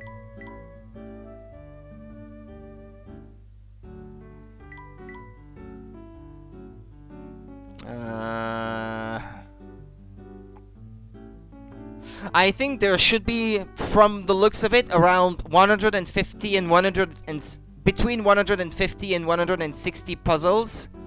And I solved, what, like 25 maybe? This game has the best minigame. I like this more than Amsa Jeff. I don't have the parrot yet.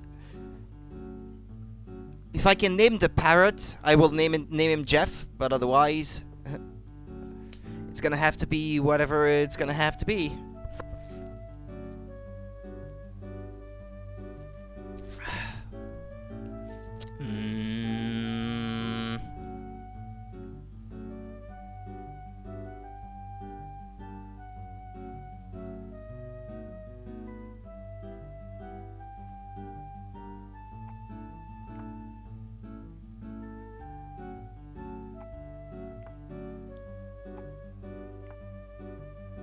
No, not this.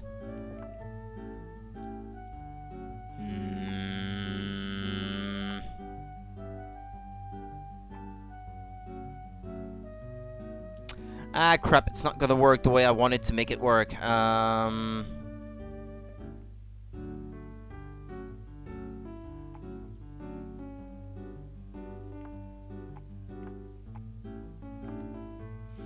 don't have a whole lot of up arrows.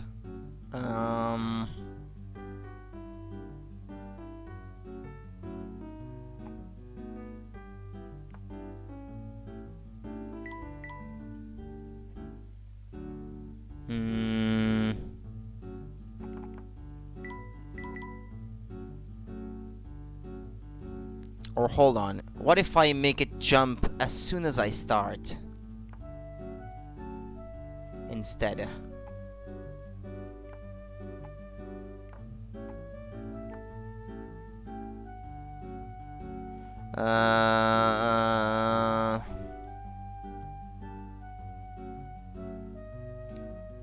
Naming Squawks from DK? Yeah, but no, it has to be Jeff.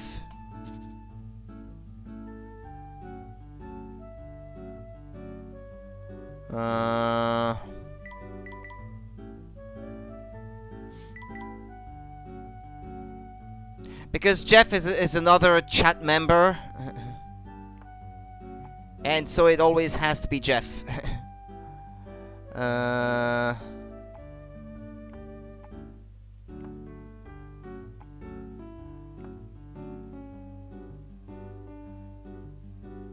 It's not gonna work, because then I can't put an arrow after I collect this one.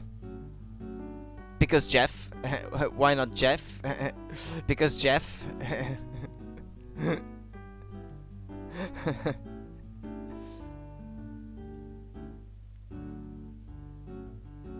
Yeah, traditions from the Earthbound stream, yeah.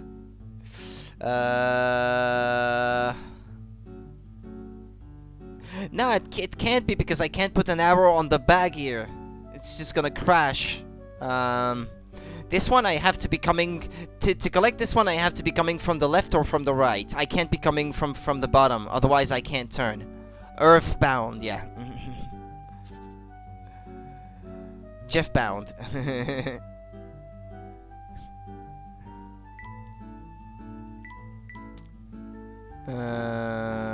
Let's see.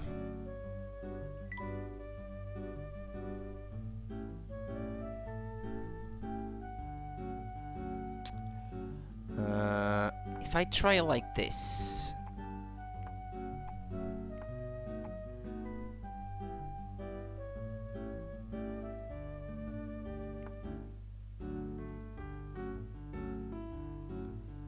I wonder what the jumping is for, because I obviously can't jump over these rocks.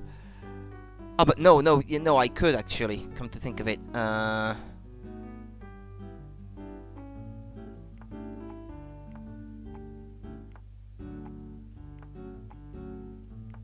think I've got it.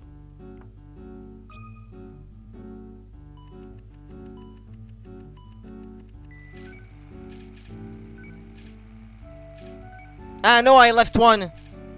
No, okay, never mind. They look like the boulders in Pokemon. Those that you can break with headbutt. Well, in the Generation 1 games anyway.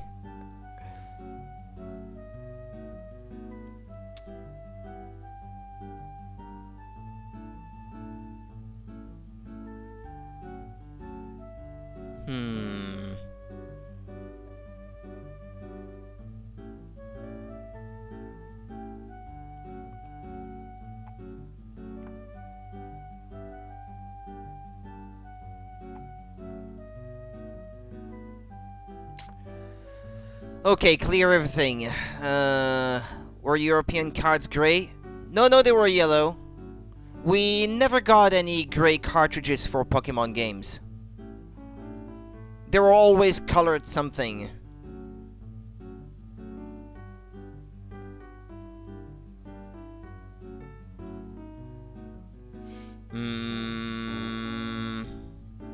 Yeah, that might have been only Japan, yeah.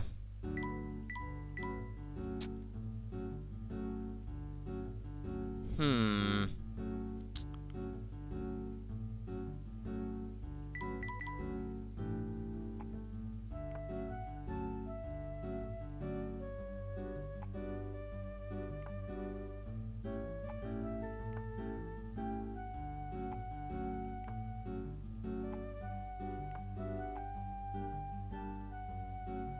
No, that's not gonna work like this. Oh, unless... No, hold on. Let me do it this way then. Okay.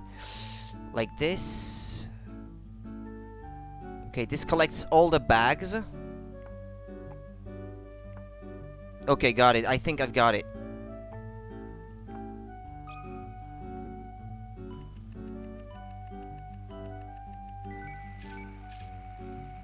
Was that your solution, Monica? I remember getting Pokemon Silver for Christmas under the tree in 2000. I was so happy.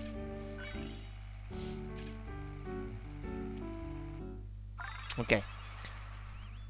Was that the same solution as you, Monica? Yeah, for me, Pokemon Silver, close to it. For me, Pokemon Silver, that was a bit later in 2001. Well, I guess the game released later in Europe as well, so there's that to consider. I was on a school trip in Paris, and I used some of the money that I was supposed to use for food there for buying a Pokemon game. There's more coming, thank you. Nintendo Wii with Wii Play. Best Christmas present. We rarely celebrate Christmas, or at least in my time, we didn't. Because we already celebrate Saint Nicholas on December 6th, where kids get presents on that day. So typically kids don't get presents at Christmas in Belgium. Well, these days maybe a bit more, as Saint Nicholas is like falling into disuse. No, I'm not Jewish. Have you ever heard of Jewish people like celebrating saints? That's a Christian thing, saints. There is no such thing in the Jewish religion. No, it's just the Catholic tradition here. Parts of Germany celebrate it too, and I know that one of the cantons in Switzerland celebrates it too. Judaism, yeah. Thank you, Quilix. I didn't have the right word. Doesn't mean much. It's just more for tradition than actual belief.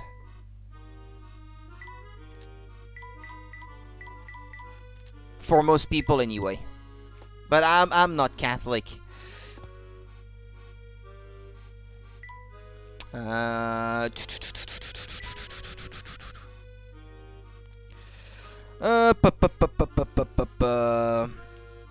I guess that's it. Let's keep moving. Do you have a puzzle, lady?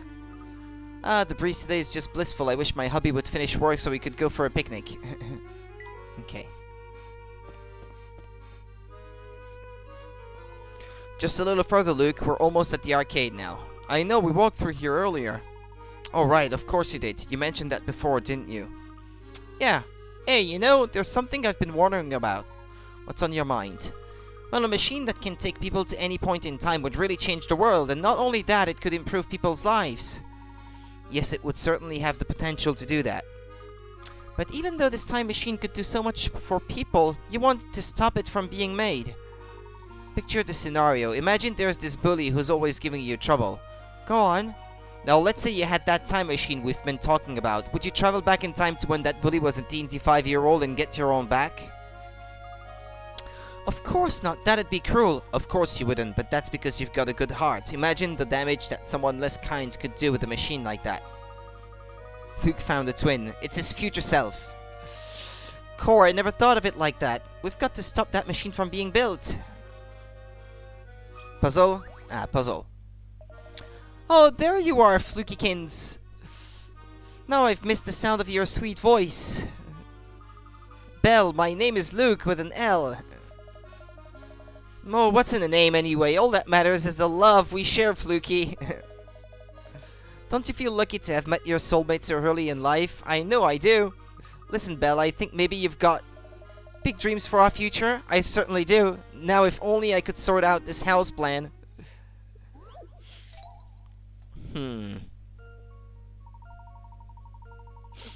This empty plot is lined with wooden stakes that form a grid of squares. Your job is to stretch some ropes between the stakes so that a 4-person family planning to build a house here can have 4 identically shaped rooms, using up the whole plot of land. For a straight line across multiple stakes, be sure to use only 1 rope. You need to complete this puzzle using 5 ropes or fewer. Doggo! That's a cute doggo, too.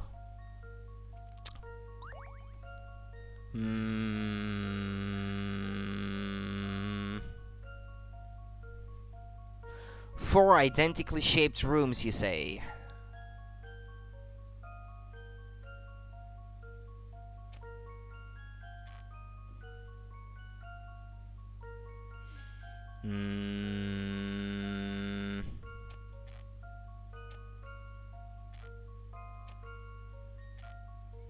Well, how does that look?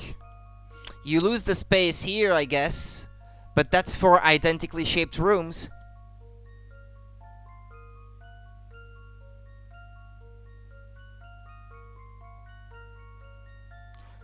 The whole plot of land has to be used. Okay, never mind.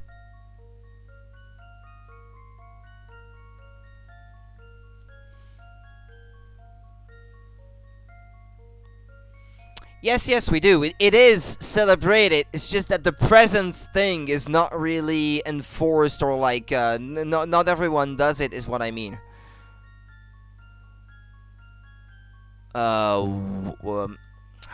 Jeez.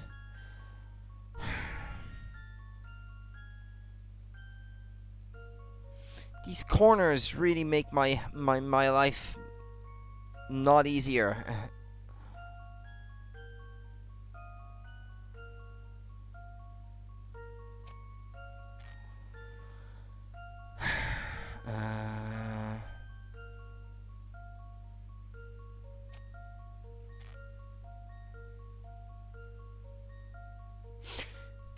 Sorry, Monica, I missed your message. It's funny, I'd still say I celebrate Christmas, but it's not entirely true. We don't celebrate the birth of Christ, so I guess it'd be that we celebrate Yule. I don't know, maybe. Yeah, I guess.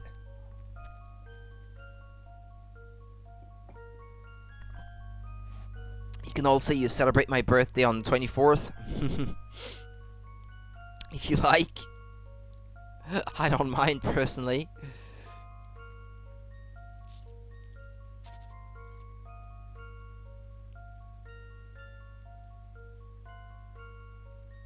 Four identically shaped rooms. Wait, it doesn't say anywhere that it has to be rooms of the same size, is it?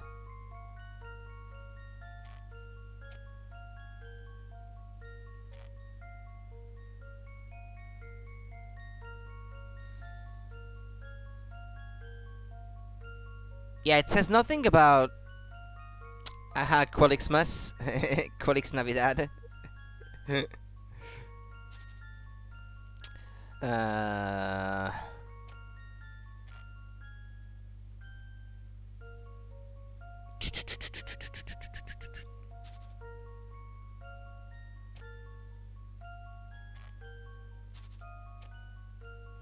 Or is it something stupid like that?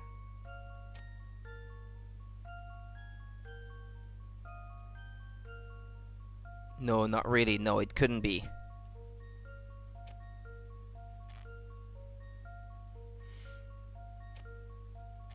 No, it doesn't make any sense.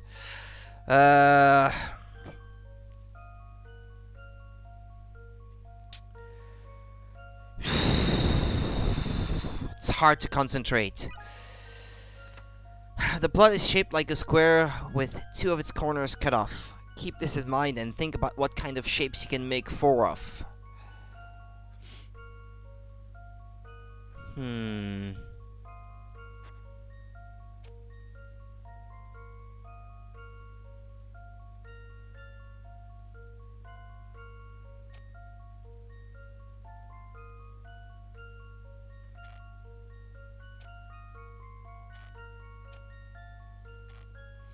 I guess if you do it like this... no, never mind. No, okay, never mind.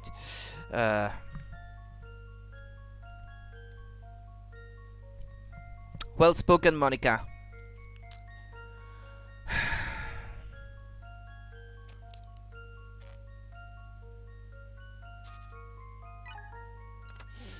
You need 4 rooms of the same shape to solve this puzzle. They don't have to be the same size. Yeah, I figured that.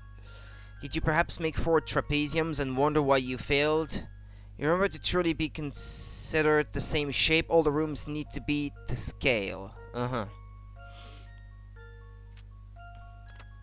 The solution involves 2 large rooms of the same size and 2 small rooms of the same size. The large rooms are perfectly proportional to the small ones.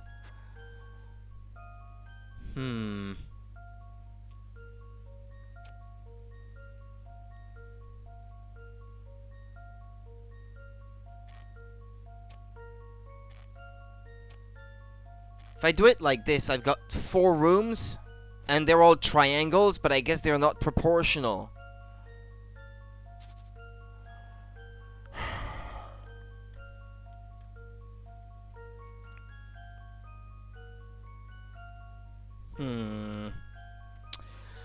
It's another puzzle I'm not gonna like.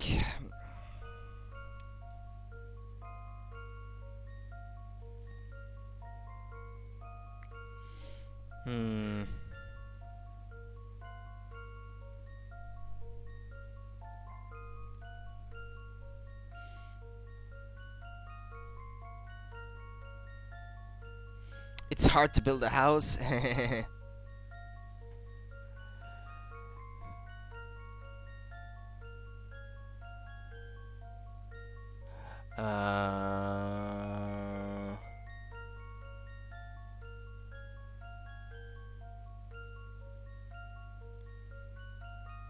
Well, snow on Christmas is obviously great. It's just that it doesn't happen often, at least in my experience. Not here, anyway.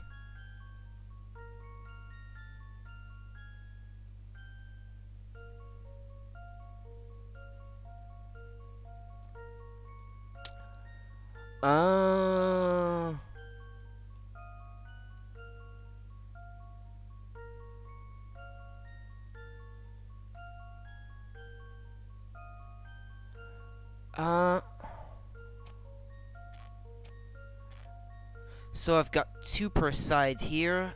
1, 2, 3, 4 per side here.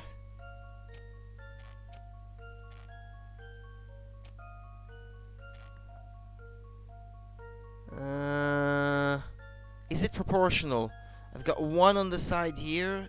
I guess 2 on the side here. Yeah, it seems to be...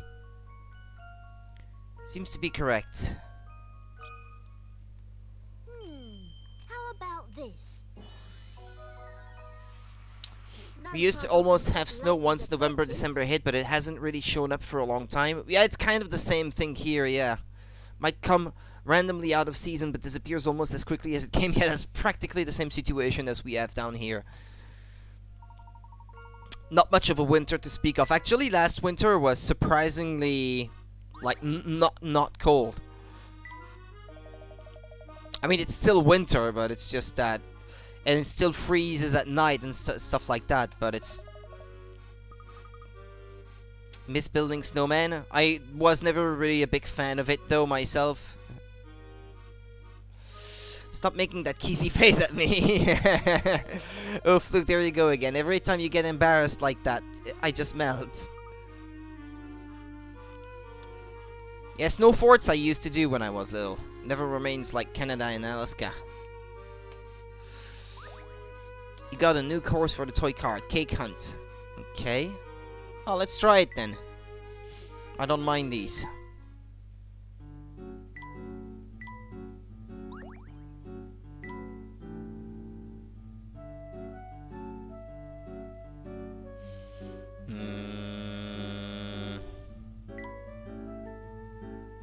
Trying to catch falling snow on my tongue.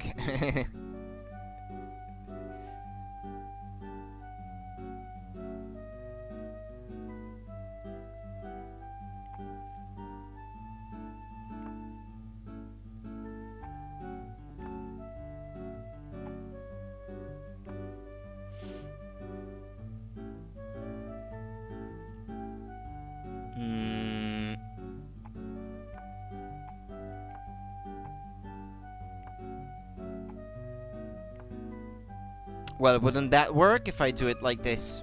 Not even using everything? Tennessee, used to live in Florida though. Never snowed there.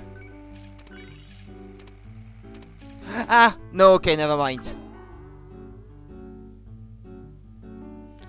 Or can you jump over the bridge? Ah, but no, because they would still be open though. No, that's not gonna work. That's not gonna work.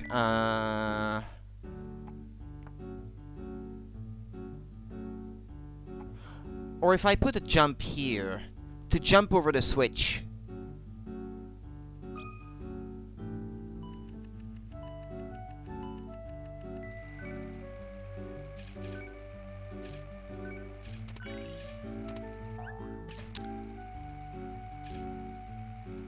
But there, I didn't even have to use all of the movements. You have completed cake hunt. Okay, this one was easy. Let's get back out.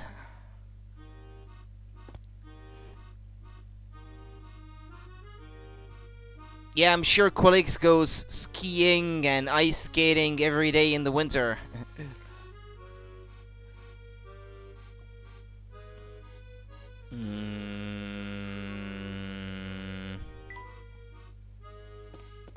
It wasn't here. Oh, well, I guess I should have finished checking the neighborhood. There might be more puzzles. Not every winter. I am from the flat part of the country.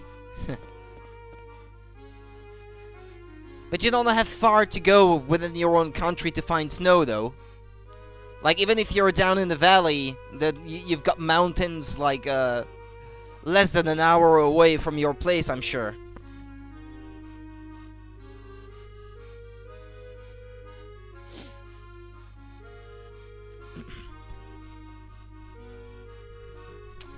You want to move to a cold place? The flat part close to Germany? Ah, okay.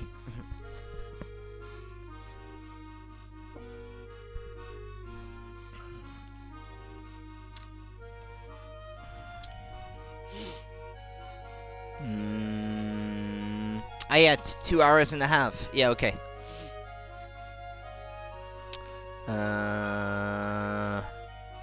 Puzzle? Lovely day, isn't it? Not bad, I suppose. Days like this always put me in a biscuit-making mood. The thing is, I haven't been able to enjoy any of them because of this problem I'm having. Would you mind helping me with my conundrum? I'll give you some biscuits for your trouble. Free biscuits? Well, who am I to refuse someone in need? Biscuit Baffler.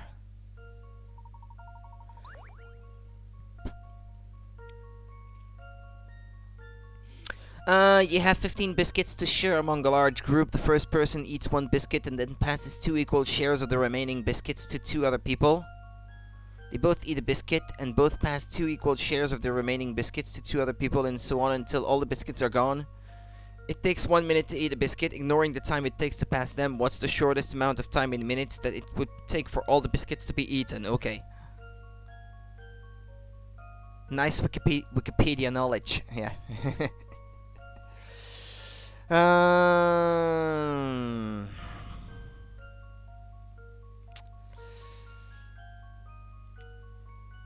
Google's my best friend.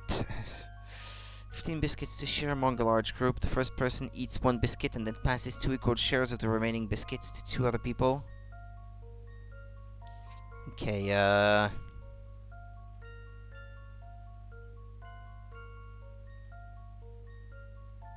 he eats 1, then 7 plus 7.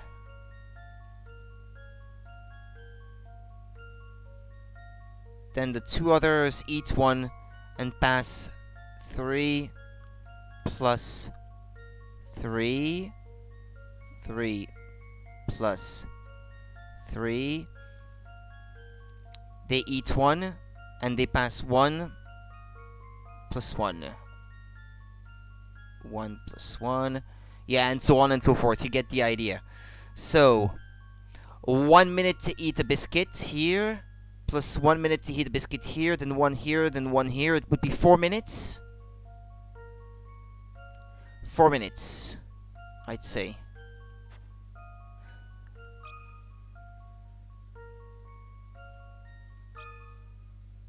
This one's as good as solved. Okay. I knew it. Crumbs. The biscuits will be gone in 4 minutes. The diagram above shows how you can visualize the puzzle to help you solve it. This seems like the kind of thing that might be useful in real life, but it's not a situation that arises very often, isn't it? Is it?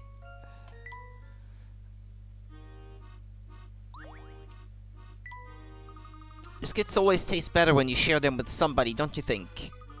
Oh, crunch, crunch, definitely. I'm glad you agree. You got a sticker for your picture book 2 raincoat. Do I have all of the stickers for the picture book number 1?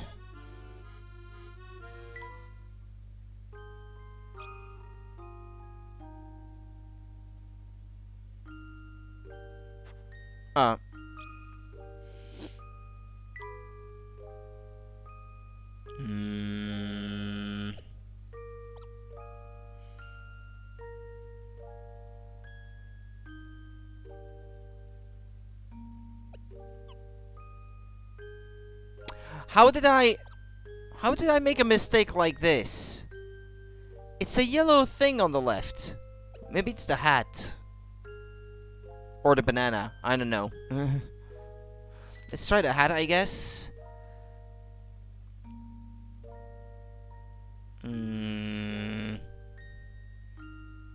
Thanks for bringing it back. Take a plum.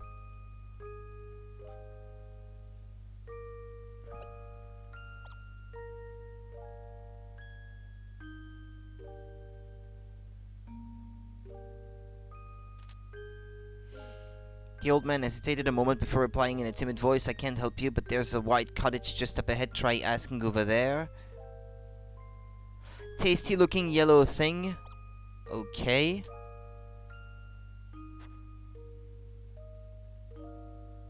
Well, that seems correct to me.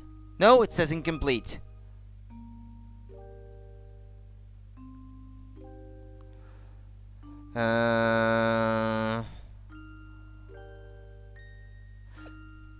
A yellow thing on the left? Or,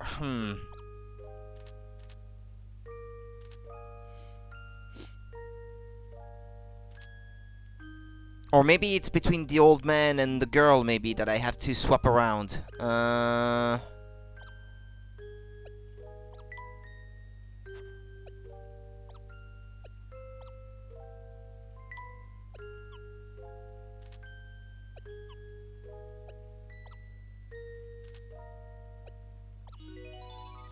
Okay, there we go. Nice. Yeah, but it makes mistakes too. You can't rely on these things. You never can.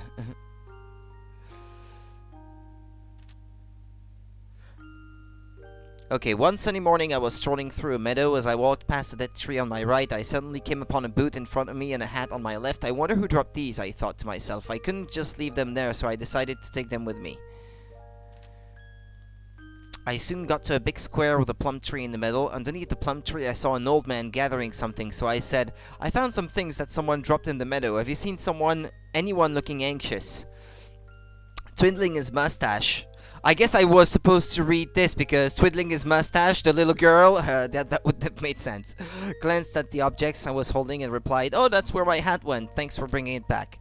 Here, take this by way of thanks. It just fell out of that plum tree, and with that the old man handed me a delicious-looking plum. As I strolled on through the meadow, I bumped into a girl and I said, I found this boot and I'm looking for the person who dropped it. The girl hesitated a moment before replying in a timid voice, I can't help you, but there's a white cottage just up ahead. Try asking over there. I gave my thanks and hurried on.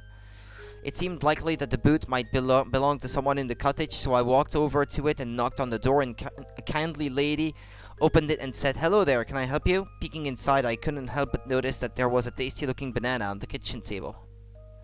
I found this boot and I'm looking for its owner, I replied. Oh yes, that boot belongs to my grandson, said the lady. Thank you ever so much. Then she handed me the banana from the table as a reward. It was a good day. I returned 2 lost objects to their owners and received a delicious plum and banana as a reward. I was so happy that I couldn't help whistling all the way home. Obviously the girl would have a mustache, Rudy. Well, it's not unheard of, but it's less likely, shall we say.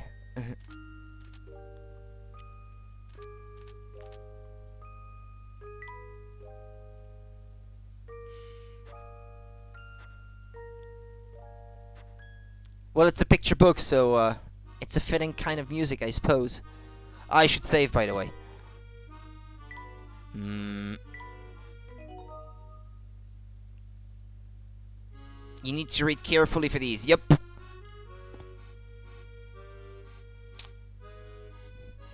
You'll sleep some other day.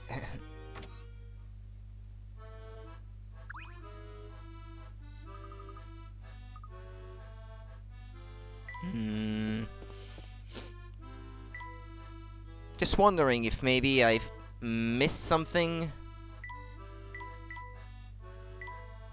Good night, Blue. You probably just woke up. Must be early morning. Another puzzle. Oh man, why the long face, sir? Bustro just gave me an earful for loafing on the job. A cardboard cutout could do better, he said. Some leader, eh? Hey, why am I spilling family secrets to you? Don't let the bedbugs bite, Blue. Slapped my face, I'm up. Oh, think you're brainy getting me to fess up and tell the truth, do you? You won't look so clever when my puzzle stumps you, short stuff. Spot the liar. Pear-shaped. 3 boys are playing a card matching game using 20 cards or 10 pairs. Boy A says I matched 10 pairs in a row from the start. Boy B says I matched 9 pairs in a row from the start. Boy C says I matched 8 pairs in a row from the start. One boy is lying. Which one? The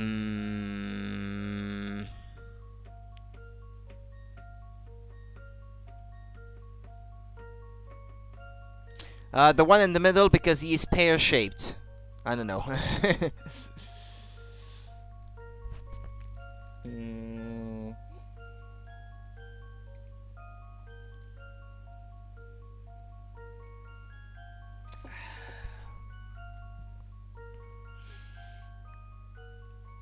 I don't know. If he already matched 10 pairs, I guess the game would be over, so it can't be from the start. I don't know, but I don't know if it's this easy. The title of the puzzle is pear-shaped. Like P-A-I-R shaped. So I figured, well, maybe this is a hint. I don't know.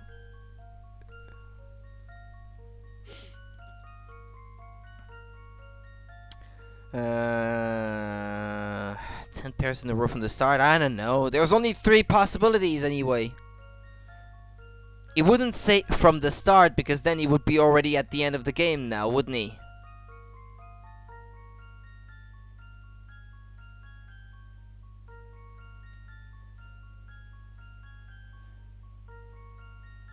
Yeah, but then again, they can't all be telling the truth either.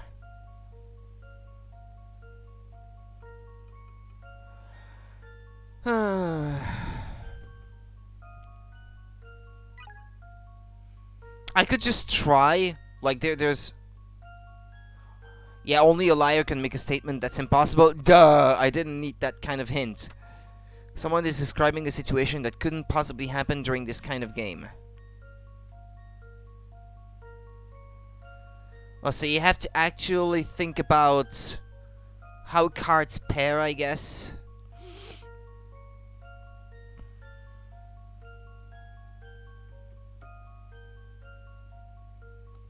What if he says that he matched 10 pairs? That means he had all 20 cards in his hands at the start. So that's the explanation, isn't it? That can't be, because then the other 2 would be left out of the game, I suppose. Here's my answer. Oh, no, that's not it. I guess it's back to the drawing board. Drawing board? How many cards are left if you've already matched 9 pairs out of 20 cards? Well, 2.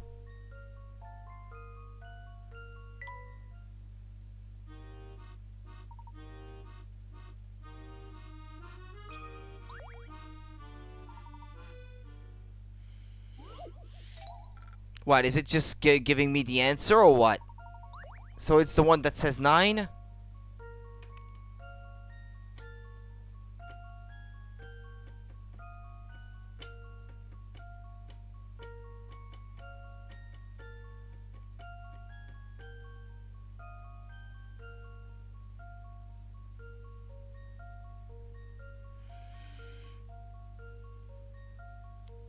Yeah, because if it's 9 pairs, then the 2 remaining cards obviously make a pair to themselves too. Is that what it means?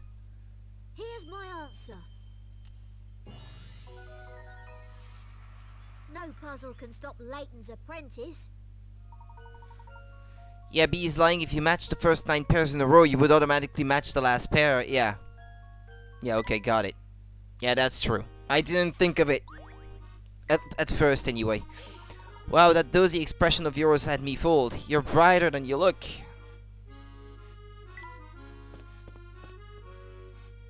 I'm looking for all possible puzzles at the moment, just ignoring the main objective.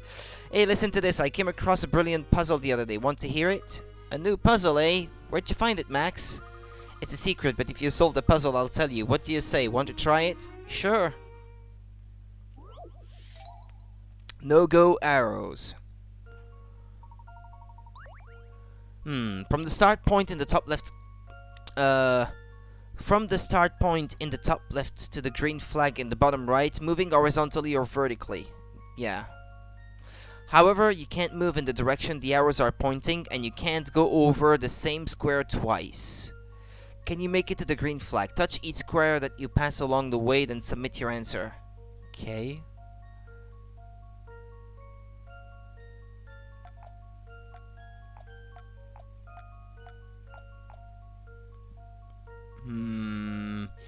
It's probably easier if I try to trace it backwards.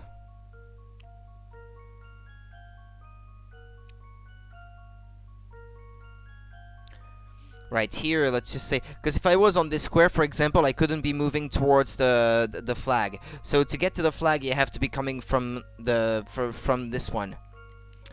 Then from there, I couldn't be coming onto that spot from this one, so it has to be from this.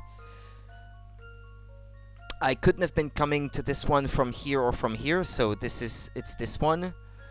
I couldn't have been coming from to this one from these two, so it's obviously this one. This, like this, maybe.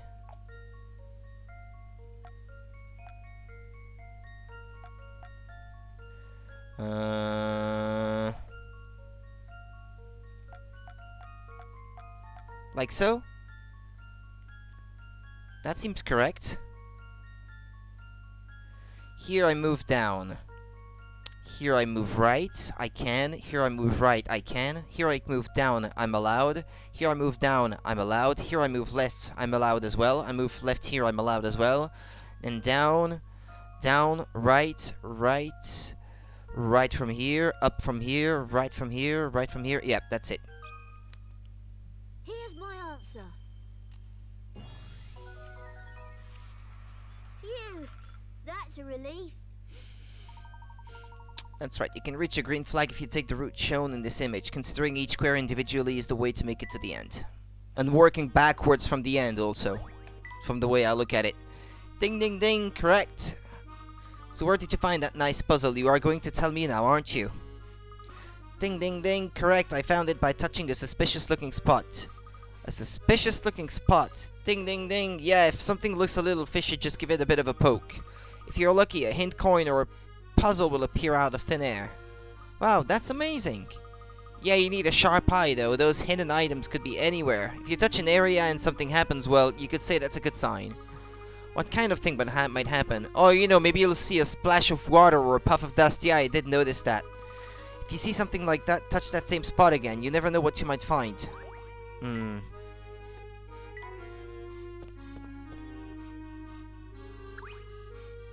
No puzzle for me?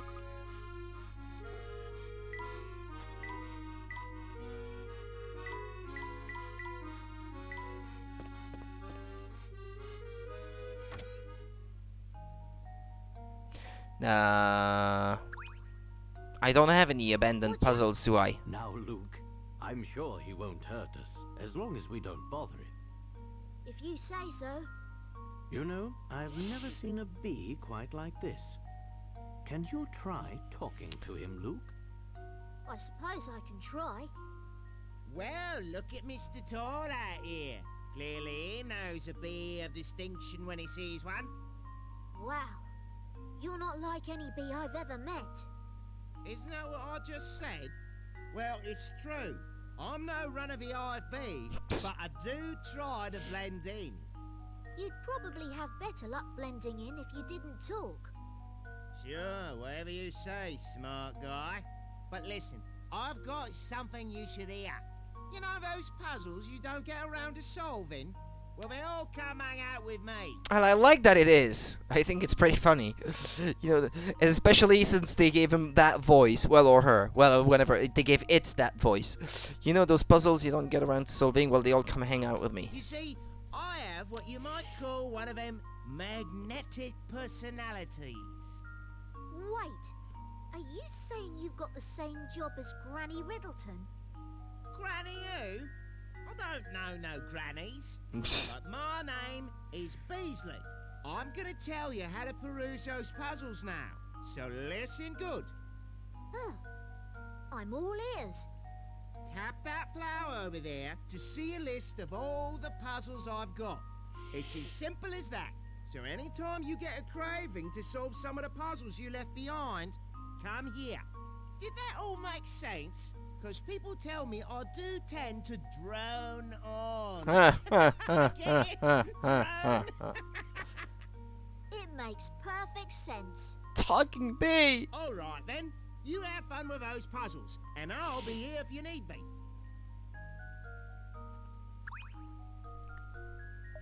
Leaving too many unsolved puzzles lying around can come back to sting So you. don't just stand there with your mouth hanging open. Tap that flower and get solving. There are currently no puzzles for you to solve here. Okay. That's good news.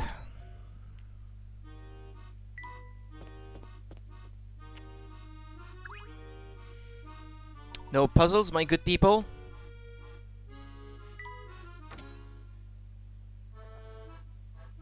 Ah, yeah, okay. Here's one I forgot. So spill the beans, just how much trouble has that hat got you into? Oh, nothing serious, I assure you. Really? Still, that hat's trouble if you ask me, but never mind that. Now that you're here, there's something I'd like your help with. Oh, puzzle 41 already. Rubbing his back, the waiter sighed and wearily and said, I always use the same box to carry as many glasses as I can at a time, but there's one type of glass that I really hate carrying. Of the 4 glass types pictured here, which one is the waiter talking about? Keep in mind that they all weigh the same.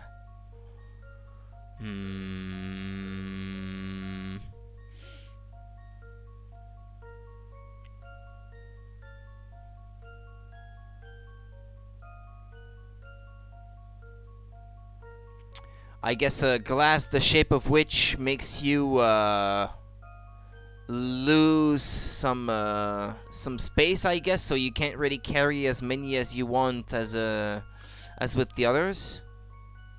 What is it exactly? Well, I guess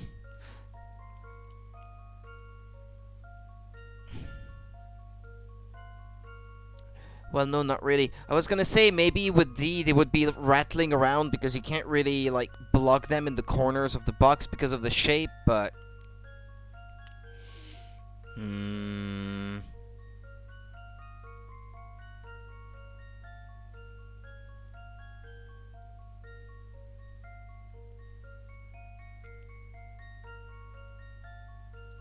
what's annoying him?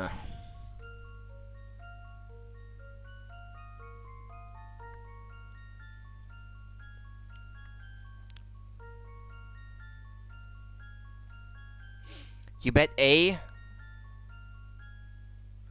I don't see anything wrong with it that would make it, like, harder to carry or more of a pain or something.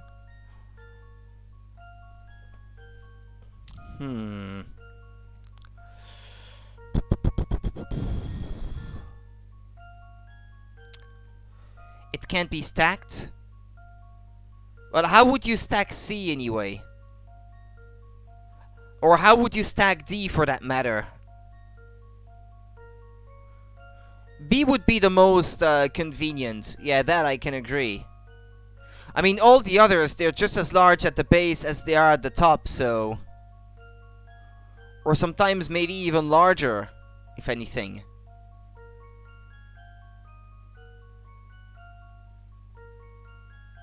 Hmm. Hmm.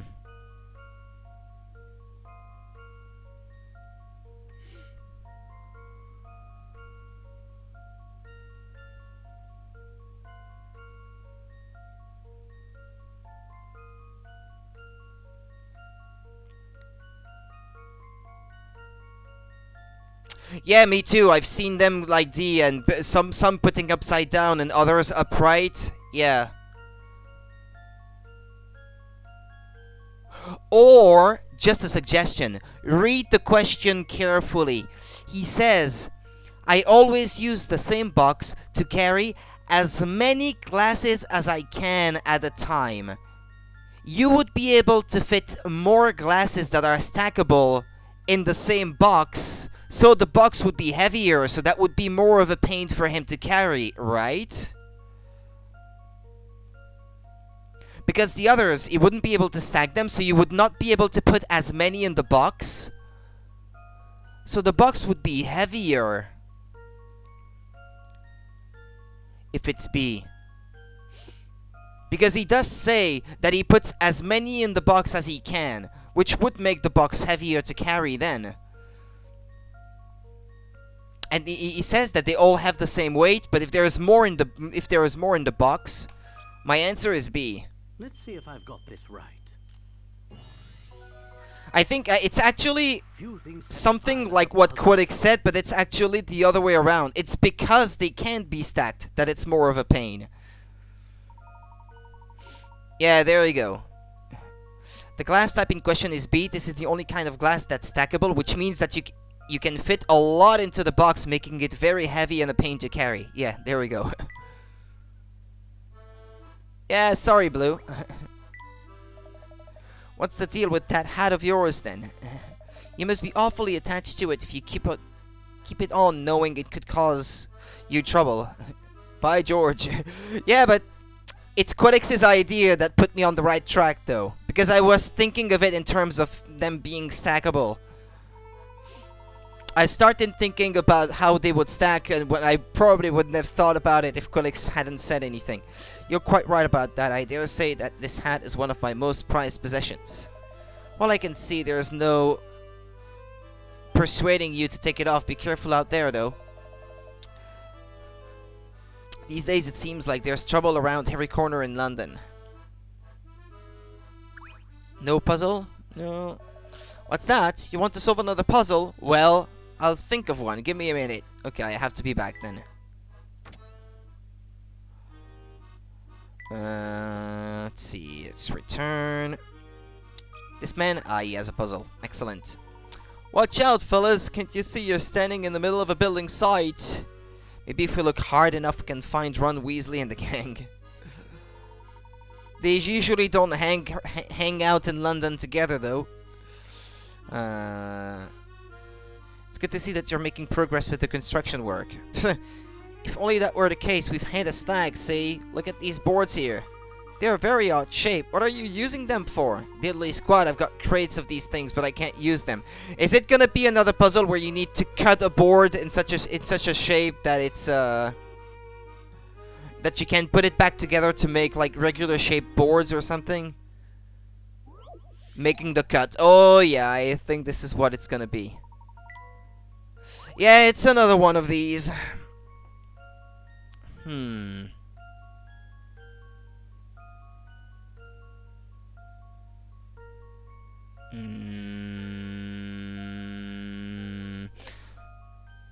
Like this. How does that look? If you flip it, you can put it back down there, and that makes a square that's 5.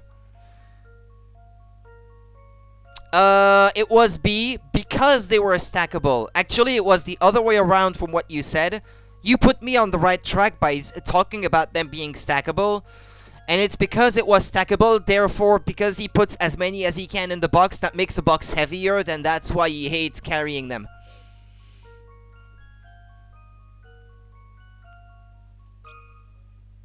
I've got a good feeling about this one. What? What?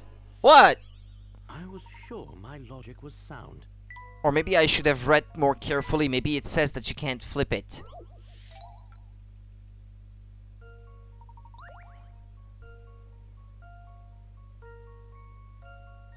Ah, they can't be flipped. Oh, okay. Okay. Well, I should have read. If I had read, I wouldn't have picked that answer, obviously. Let's see then.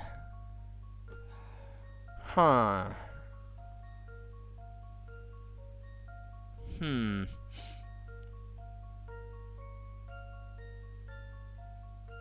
They can't be flipped.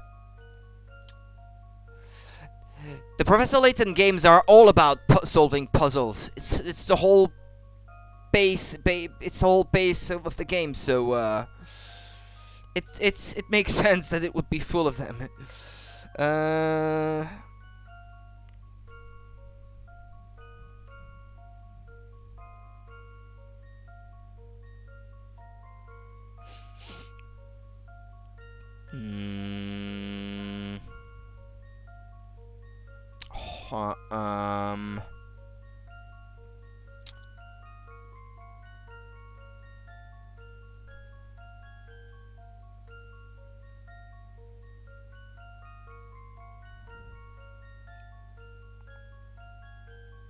No, that can't be.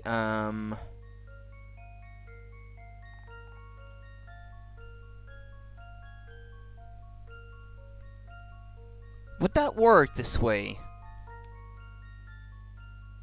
Actually, it would, I think.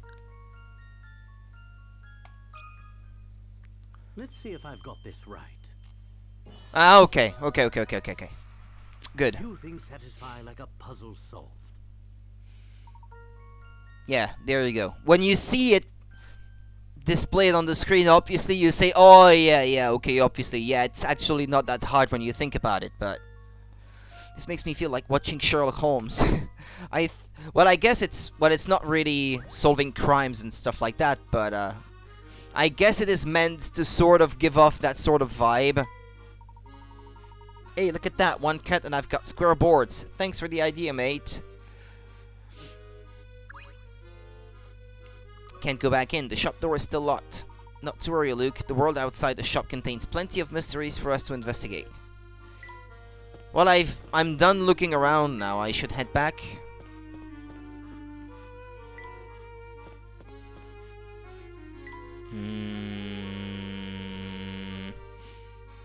This way. Doesn't have another puzzle? No. Sometimes they have more than one.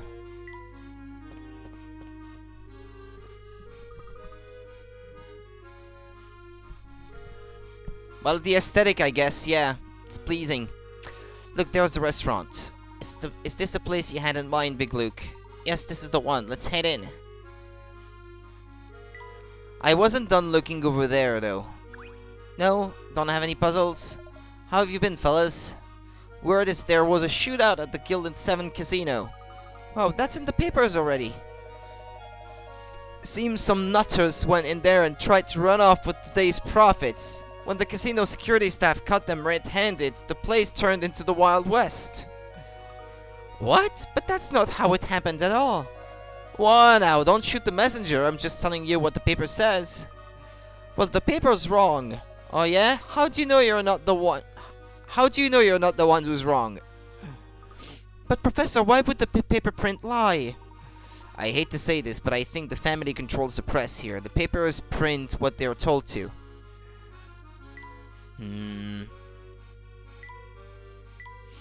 Okay then. Ow! Wow, you look terrible. What happened to you? Humpty. Yeah, it's that guy from yesterday again. Yeah, I'm in a right state, to be honest with you. Bostro just came by with all guns blazing. Oh dear, that's awful. You're telling me you kept banging on about some brat who'd got into the casino. That brat wouldn't happen to be you, would it? Me? Oh no, I wouldn't dream of going to an awful place like that. Good. I was afraid I was gonna have to teach you a lesson for being so daft. And I really ain't in no shape for teaching right now, as you can see. I just don't get that Bostro. He's always losing his rag for no reason. Okay then. Luke, do you see that man in black over there? Does he look familiar to you? Yes, he's the one who brought us your letter.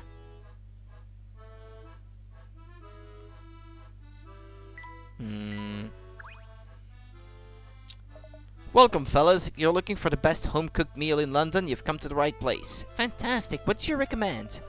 I'm glad you asked. There's nothing I like better than an enthusiastic customer.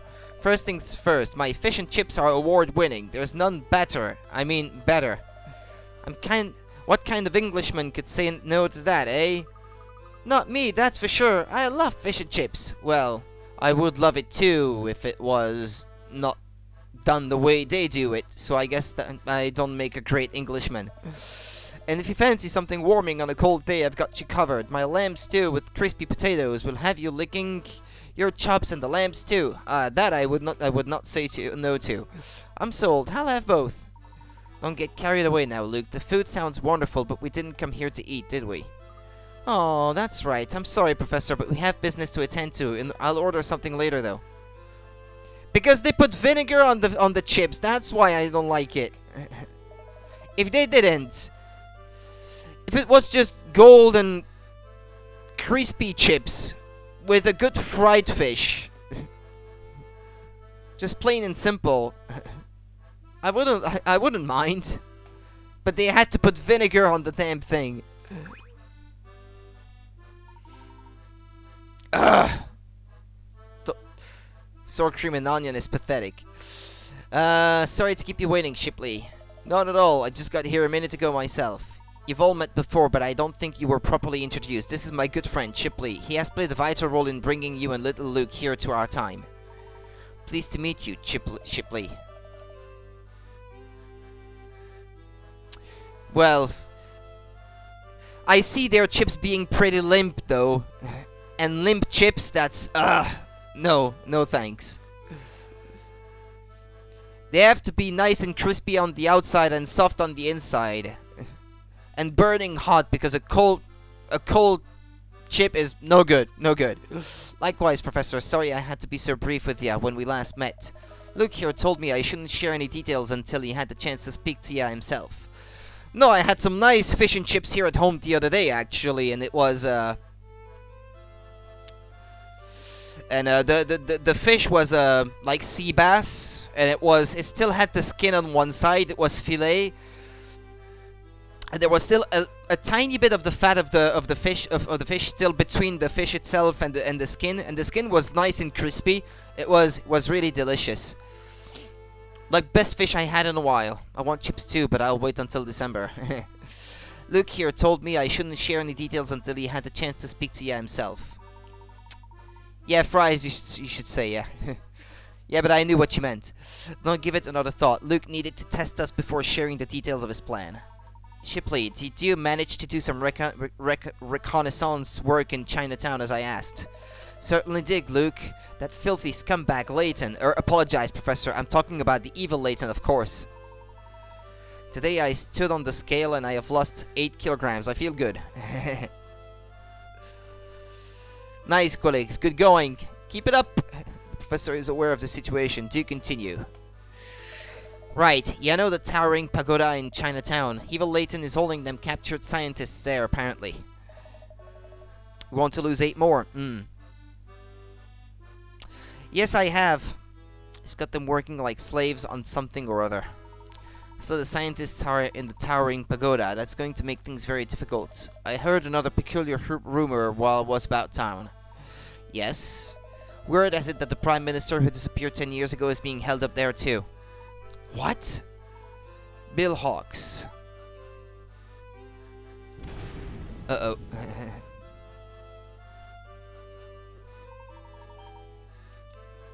I don't think there is any shrimp in there, though. He's been missing ever since the day of the accident.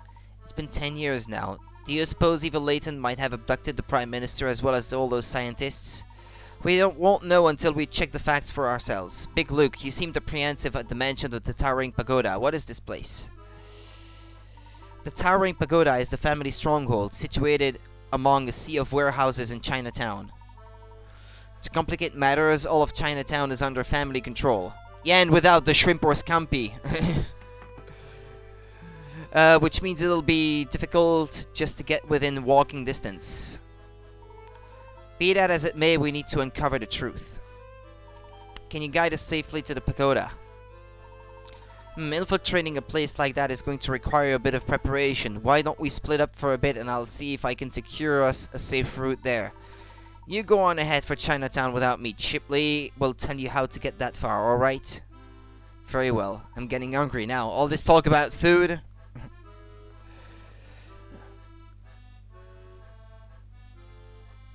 Oh yeah, it's the Bronze Statue Plaza. Okay, the next location where I have to look for hint coins. Now I need to get moving. Be careful out there. Crikey, didn't half leave in a hurry.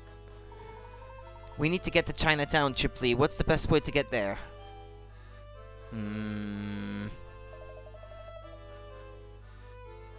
I don't know. Russia? Russia? I don't know. Let's see. Your best bet is to head back up Flatstone Street. I want like a good soup or something, but it's also hot, so I want something cold too. Cold dishes when it's hot are the best in my opinion. As you head north towards the casino, there's a small set of stairs on the right. Do you know the ones I mean?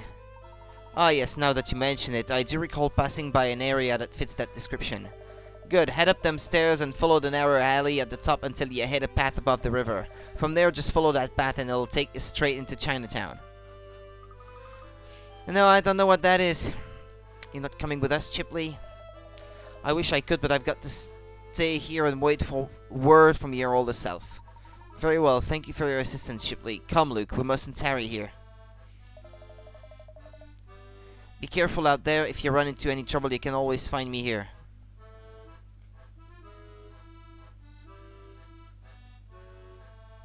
Okay. Let's head out then. Hold on, cause I got an insect bite on the back of my leg, and it's like hitching like crazy. Just put something on it.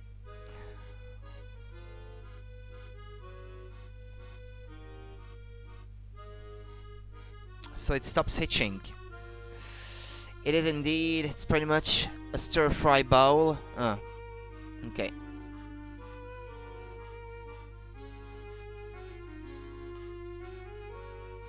Alright, I hope it stops hitching now.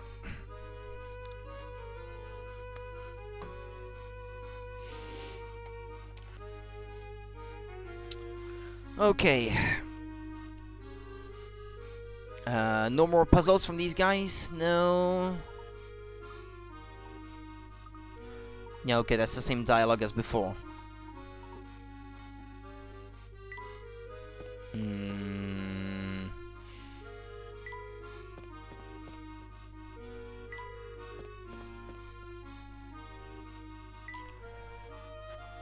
I know she was already here before.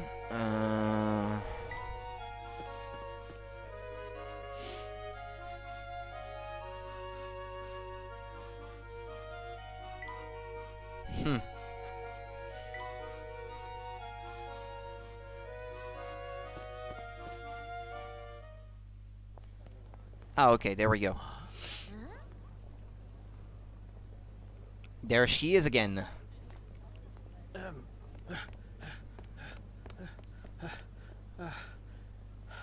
She disappeared.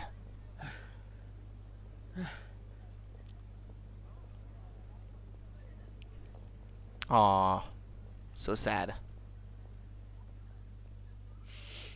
Another flashback. Here you go. What's this now? Open it and see. That's where his top hat comes from, I guess. That was the top hat. And that's why he keeps wearing it and never takes it off. Is it? Is it? Hat? I knew it. For the newly appointed professor. Congratulations. Thank you. You're a fully fledged member of the academic community now. So you've got to look the part. Very dashing, Herschel. The picture of a true gentleman. A true gentleman? No, leave it on. It suits you. It really does. So no taking it off. Oh, look at the time. I didn't realize how late it was. I have to go to the lab. We're running a very important experiment today. Let's continue this celebration over dinner tonight. Oh, and promise me you'll wear the hat. It's not your usual style, but keep an open mind. After all, isn't that what a gentleman does?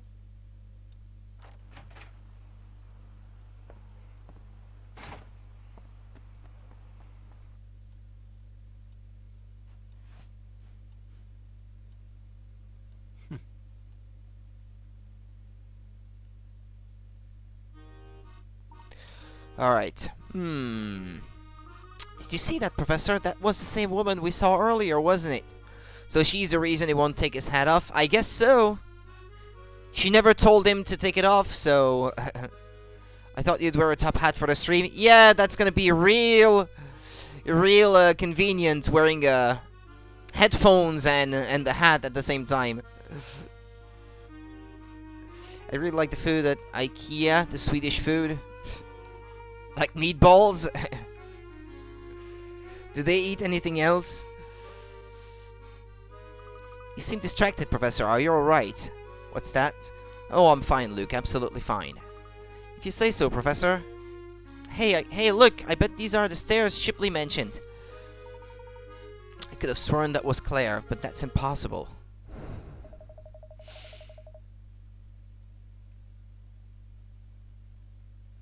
No, I have not been there because I'm not rich enough. Word has it that the Prime Minister who disappeared 10 years ago is being held up there too.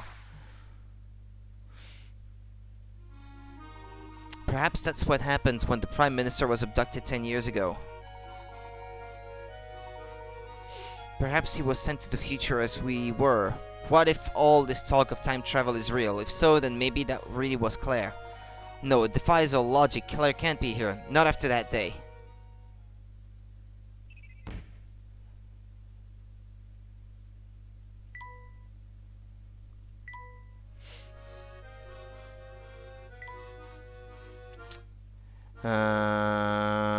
So what? This way? Ah, yeah. Do you suppose that bronze statue depicts some sort of local hero? I'm going to have a quick look. Don't have to be rich to go to IKEA. You don't have to go to IKEA to eat Swedish either, then, if that's the case.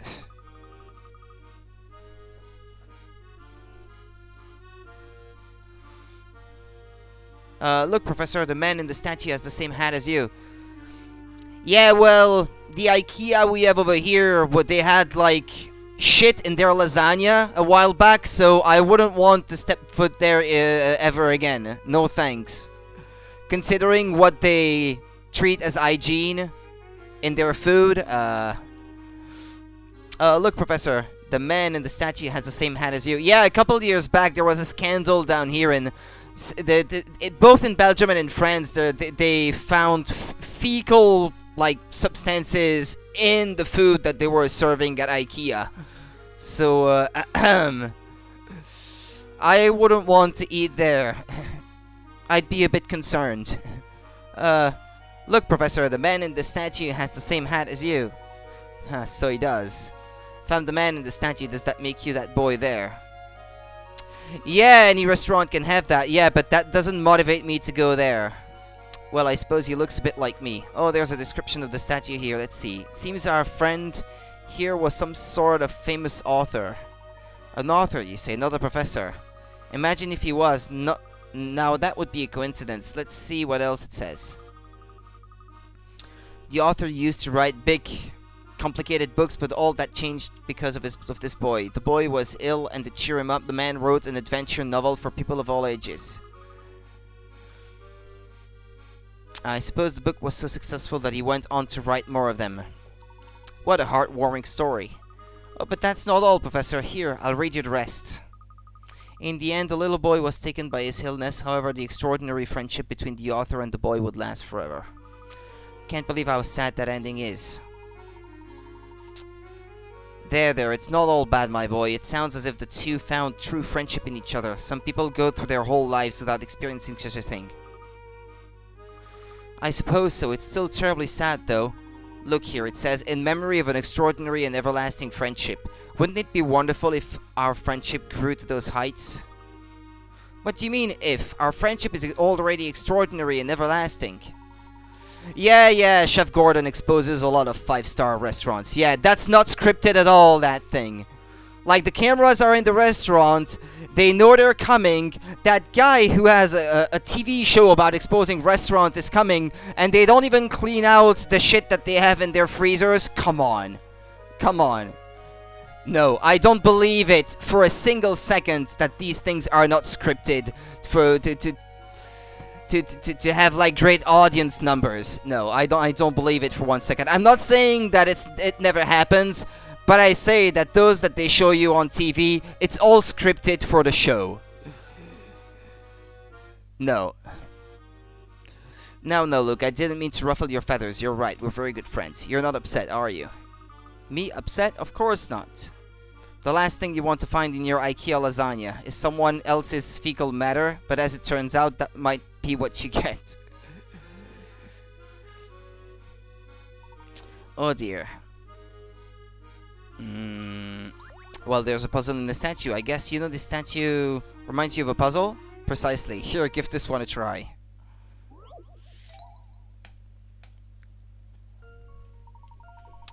Here is a photo of 4 knights with lances. One of the lances is broken, but it was repaired with string just before the photo was taken. Whose lance is it? Of course, all the lances were originally straight.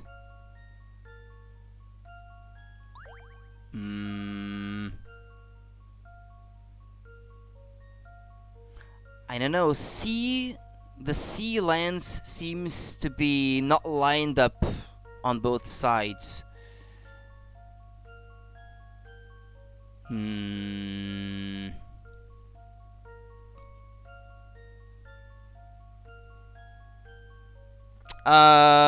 Yeah, I'm terribly sorry that I didn't get your joke, Monica. I'm sorry.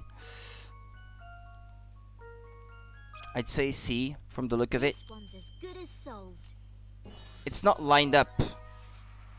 Phew, that's a relief. It's easy to spot the kink. Yeah, there we go. If you look at it diagonally from the bottom, yeah. Wonderful work. You're really getting quite good at this, Luke.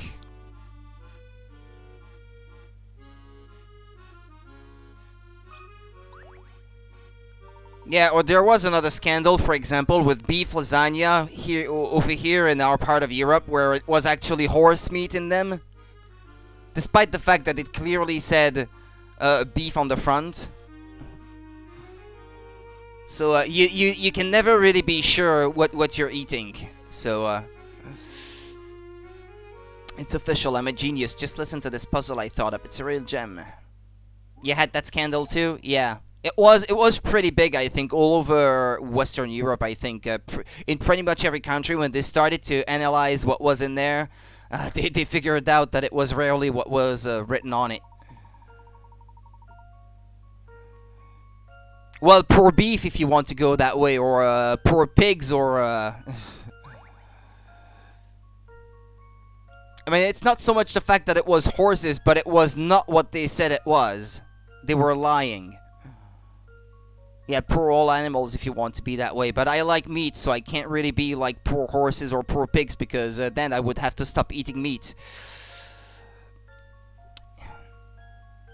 I have one older brother and 3 younger sisters. There are 3 siblings, A, B, and C.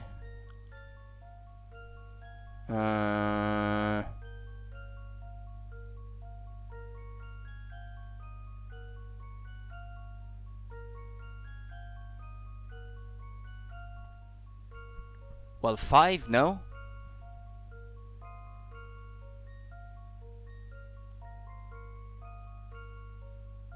Well, it's 5, isn't it? Because there's always the one that talks and then the 4 others.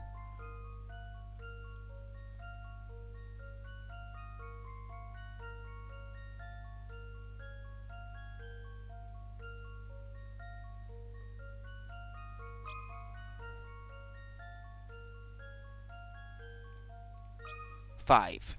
I've got a good feeling about this one. Okay, well that's not it. Well, if at first you don't succeed.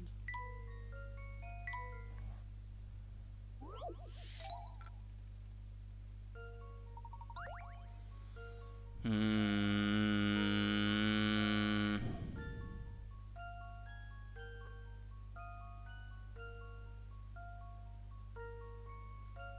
Well, hold on. They might not all be mentioning all of their siblings. Like, she says that she has an older brother, but she might not be necessarily be talking about her younger brothers, maybe. And she says she has 3 younger sisters, but she might not necessarily be talking about her, like, older sisters. Sisters older than her.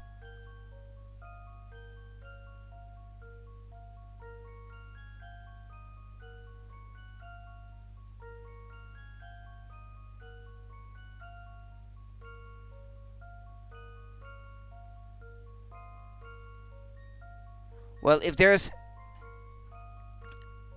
at least 3 boys and 3 girls, yeah.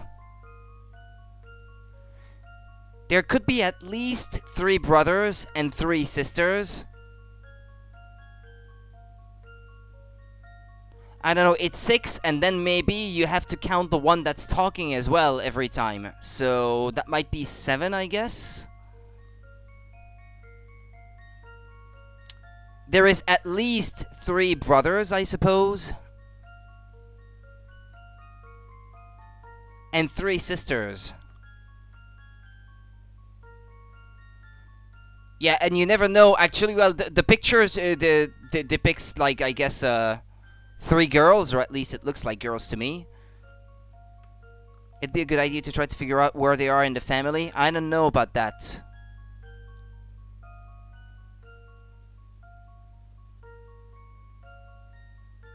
So it could be 4 girls, I guess.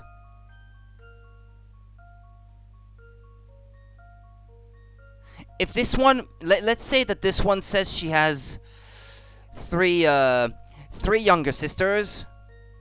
She must be the oldest of the daughters. And then there's at least 3 older brothers, I suppose.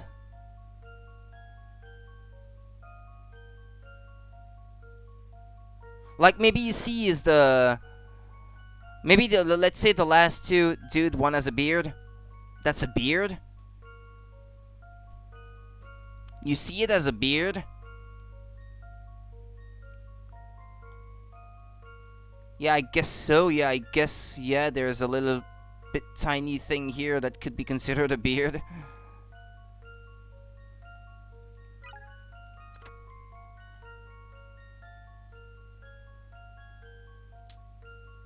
Think about A, B, and C. Who's the oldest? Who's the youngest?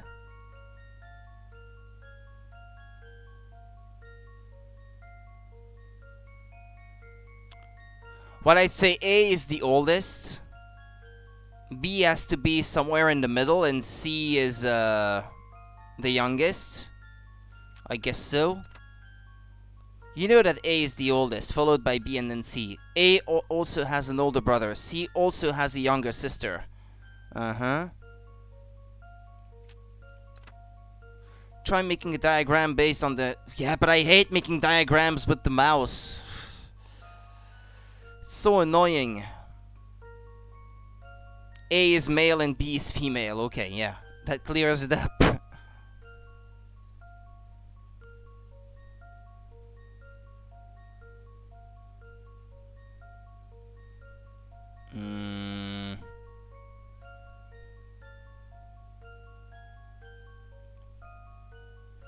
I don't have any room on this desk. It's all cluttered. I hate streaming a game that's running on my PC, especially when it's one like that.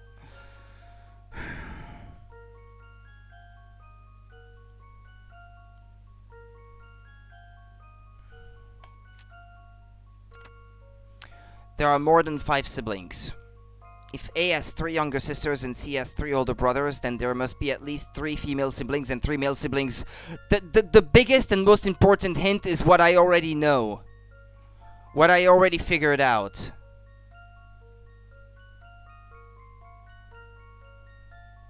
I don't know, 7 I'd say. I've got a good feeling about this one. Well, if at first you don't succeed. Or is it 6 maybe?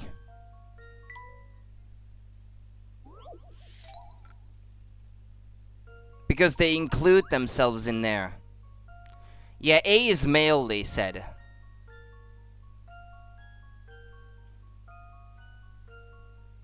So maybe he's including the 3 sisters that... like, maybe the 3 sisters he's mentioning are all of his sisters? Like, he has no older sister? The hints clearly said the contrary. A is the oldest. Followed by B and then C. Ah, but you mean, yeah, not between A, B, and C. You mean in the whole, like, in the whole family, you mean? Yeah, that's probably what you meant, sorry. Yeah, okay, no, never mind. Yeah, I didn't understand what you said there.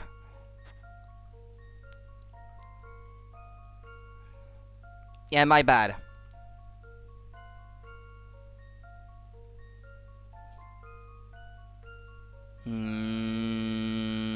Yes, 6 perhaps. I keep losing points every time, but... That should do the trick. Okay, well. Just as I suspected. Yeah, there we go. Yeah, there you have it. Yeah, the second oldest. A is the second oldest if you take all of them into account, I guess. Yeah, you're right, yeah.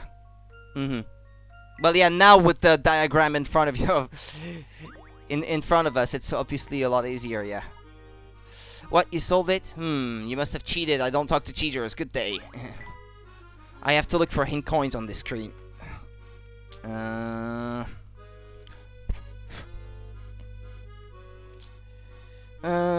Bottom left stairs. Plant on the window in the second floor of the building. Leftmost window on the first floor of the building. Okay, there we go. Let's keep going.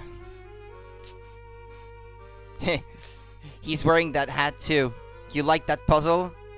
You're better at it than I am, I guess. Have a hard time wrapping my head around these things. Tap on the upper pipe of the 2 on the left. Red machine on... Oh yeah. He's dressed like Layton, I guess. He is a real gentleman. Tap on the white piece of rubbish on the ground. Okay, there we go. A puzzle, my good man. The jacket too? Yeah, it's true, come to think of it.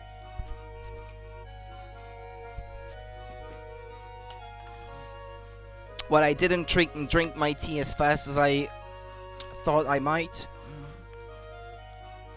Because last night I drank the whole liter in like 3 hours.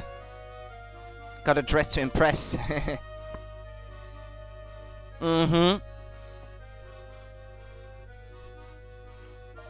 Yeah, his colors are washed out. You there, you're a man, are you not? Well then, don't just stand there. Solve this puzzle. The mysterious memo. You return to your flat and to find a strange piece of paper next to your calculator. Your flatmate must have been trying to tell you something before you left. The note says 101 times 5. What word could your flatmate have been trying to convey to you with this mysterious memo? SOS?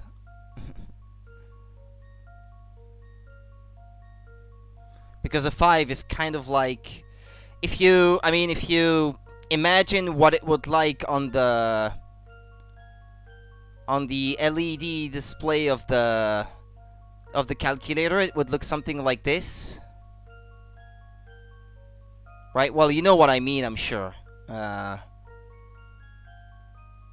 Right, like SOS? Yeah.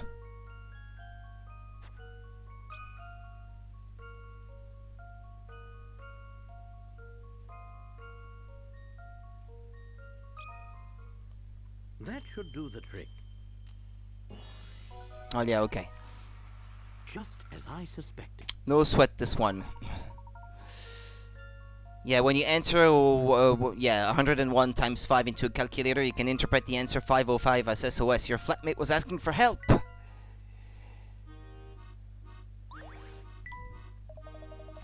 At last, an answer. You, sir, have proved beyond doubt that every puzzle has an answer.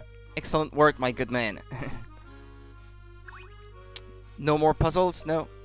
I keep such a good lookout that no one ever even dares to come near.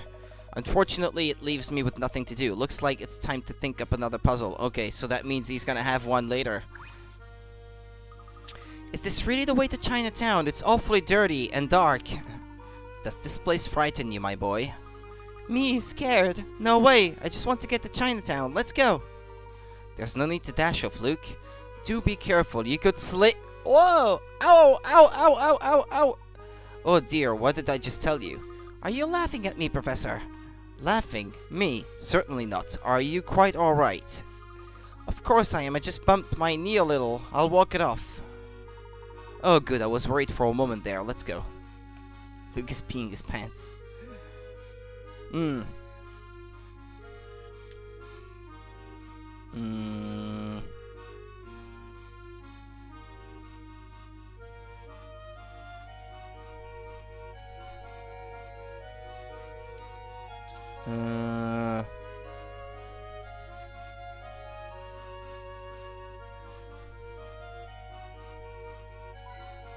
Okay. That's weird. In the Japanese version of the game, they call this place behind the casino. And here it's just passageway. If you count Schrodinger's cat as a puzzle, then there would be no real answer. For a sec, I thought really sure it said YMCA. No, it doesn't. MC74 Sports Corporation. Yeah, there you go.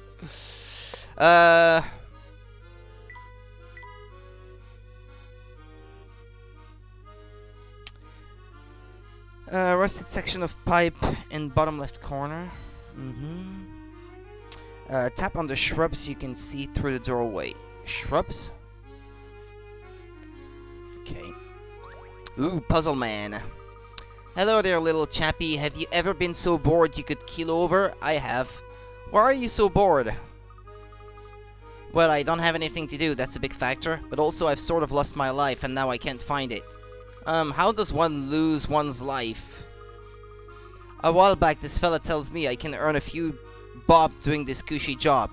I was out of work at the time, so I thought, why not, you know? Makes sense. Yeah, I thought so too, until I realized I'd been had. Fella threw me in a dark hole and had me digging all day and night, working like a dog I was. It sounds like whatever he was paying you, it wasn't worth it. I haven't even told you the worst bit yet. I finally finished the job and I head home, yeah? But everything's been switched around while I'm in the hole, and I can't find my house or my family. Oh gosh, maybe you traveled through time like us. Oh, who, what, where now? I don't really follow, but I do know I've been out here on my own for a while now. The only thing I've got to pass the time are these puzzles I do. Here, try one.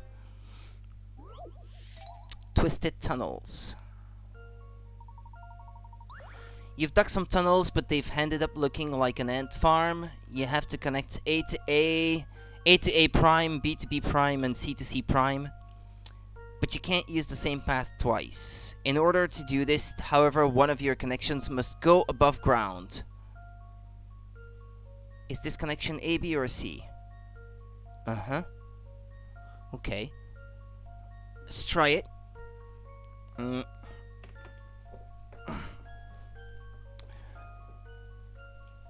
I'm gonna love doing this with the mouse.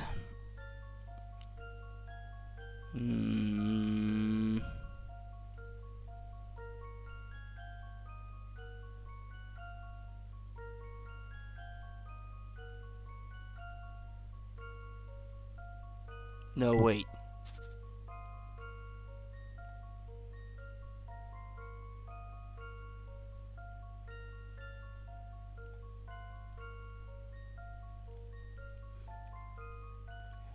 Yeah. Okay, this can't be good because I'm already passing right in front of C and blocking it, so, yeah, this one has more colors, actually, yeah. This is a good thing. Nah, I can't be passing in front of C because I would be blocking it off right off the bat.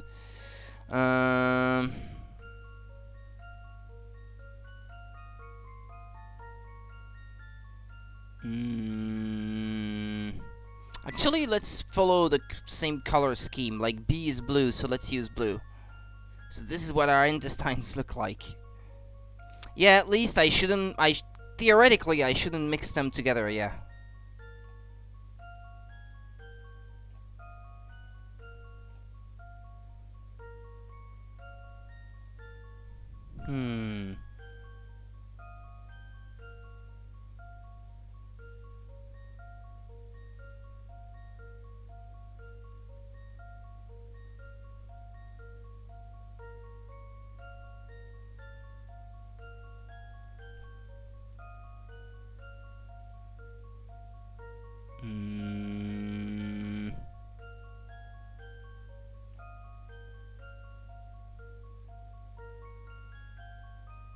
Never mind. Well, there, I've connected these two. Also, maybe try going from A prime to A, like working backwards. That's what I always do. Yeah, since it's down below, yeah, I guess that would make more sense.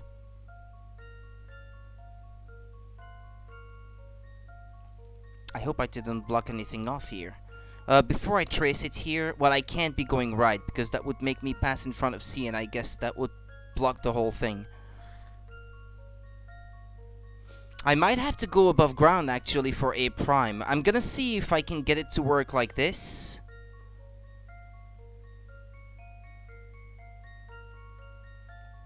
Like...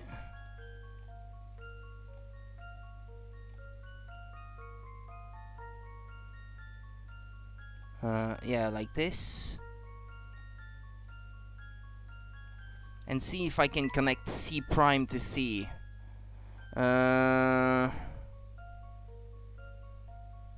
I don't know, it looks like I already blocked myself or something.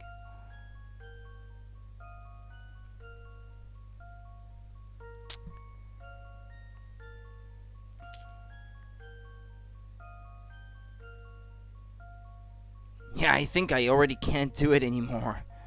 Damn it, it's just time wasters, these puzzles. Puzzles like of this kind, I mean. Thank you for the bits, Blue.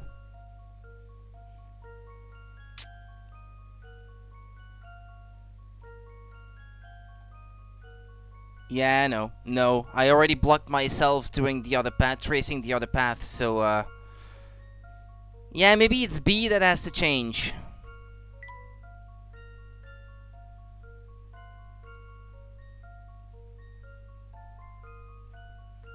Maybe I have to change B, try to find a different path to connect it.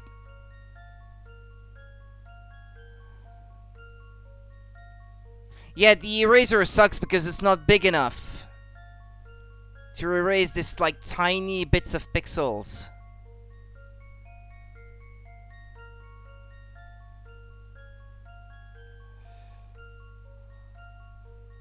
I have the option to erase all, but I don't want to erase the red, though. Yeah, okay, that should be good enough. Yeah, there should be an erase all blue, erase all red or something, know what I mean? Let me try to connect C now. I'm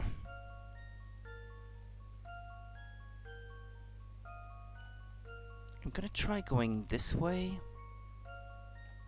to do so.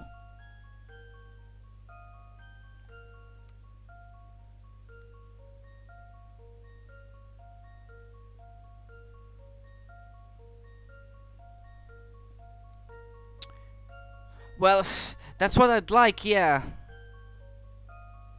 But just because I want to doesn't mean that I can automatically do it easily. I guess if I wanted to use the shortest path before C and C prime, I would have to delete the A path completely.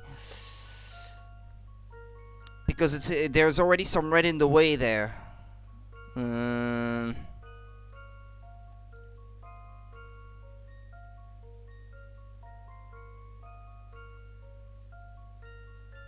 Damn it, it twists and turns so much.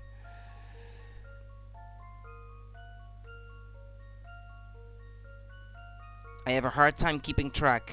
Well,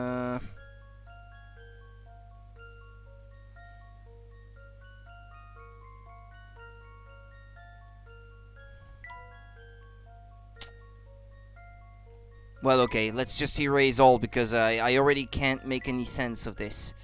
Let's just try to connect C prime and C. It's a short one.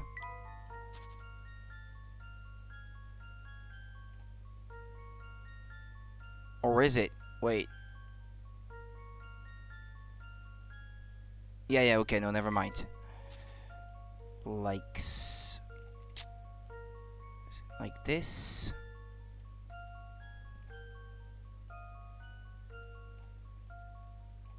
Right, this is the shortest to connect these two.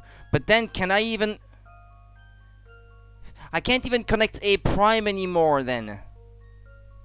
I'm blocked right from the beginning.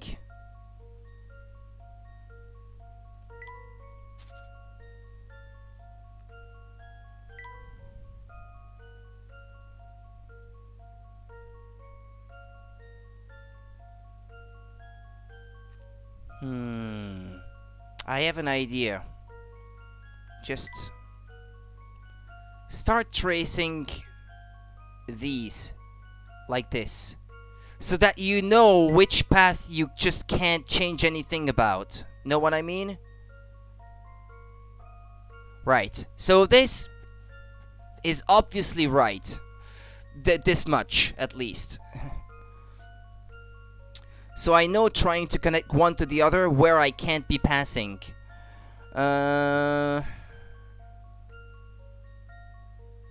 So for example, blue... Yeah, well... But what I mean to say is that if I try to connect B to B prime, for example, I already know that I can't be passing through this little stretch, for example. If I want to connect C and C prime, I already know I can't be passing through here. And so on and so forth. With that in mind, I think that it might be B to B prime that has to pass above ground, because of the fact that it's the closest starting path that is near an opening. I think C is just too far down, perhaps, for it to be this one.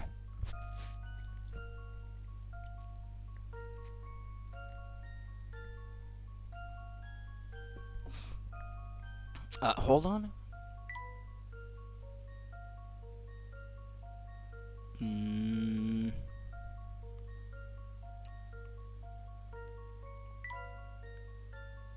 Yeah, let me try to connect C over this way. Like this.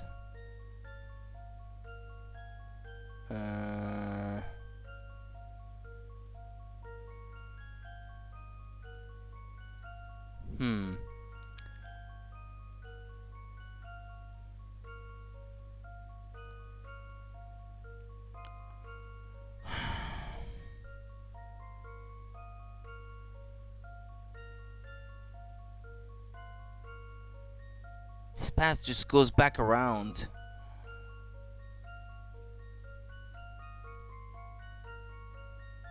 No, not this way.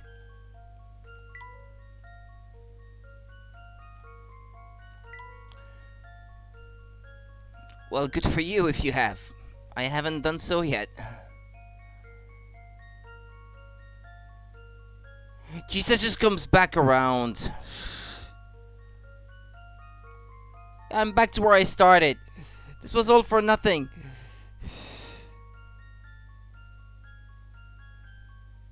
And I can't make C pass through here because it wouldn't be right.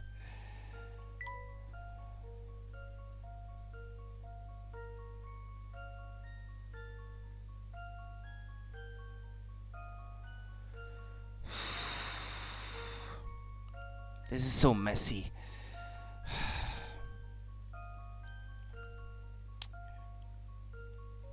Well, alright, it's probably not this way then that I should have to connect C. Probably not.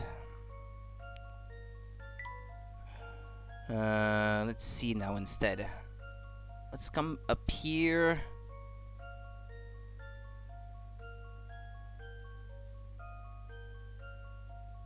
No, this would be just the same as doing what I did earlier.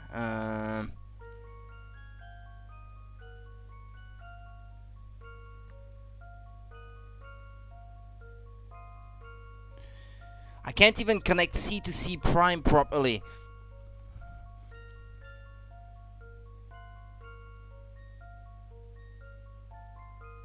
Not without cutting off the A path.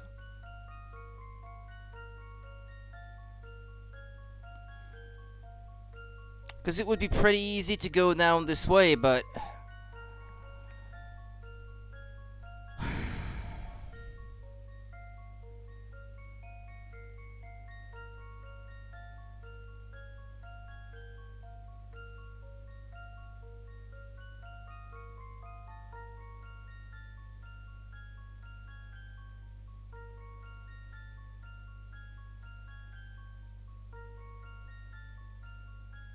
I'm just tempted to just answer whatever.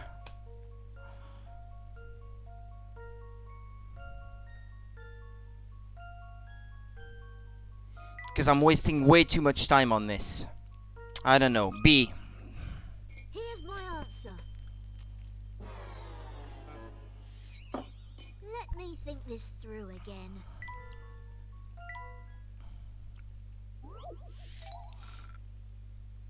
Great, I already lost half the points.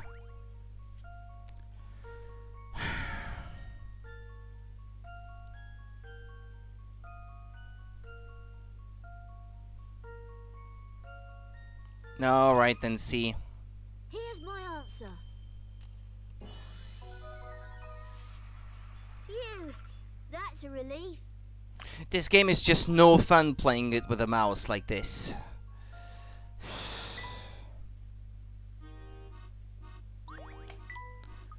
Good job there, chappie. I can tell you're a thinker. You remind me of my son. A right know-it-all he is, but he's a good boy, really. He used to love it. Thank you, Monica, by the way. Thank you for giving me the answer. He used to love it when I'd give him a puzzle to work on. I do wish I could see the little tyke again. Yep, you're right.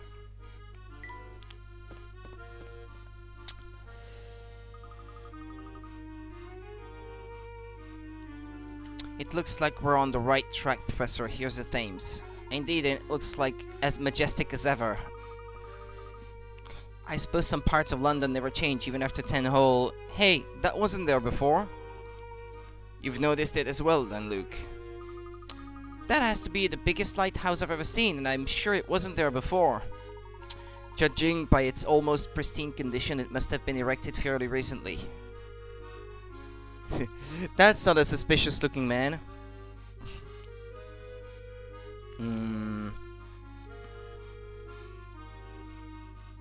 Let's see. Stairs in front of you.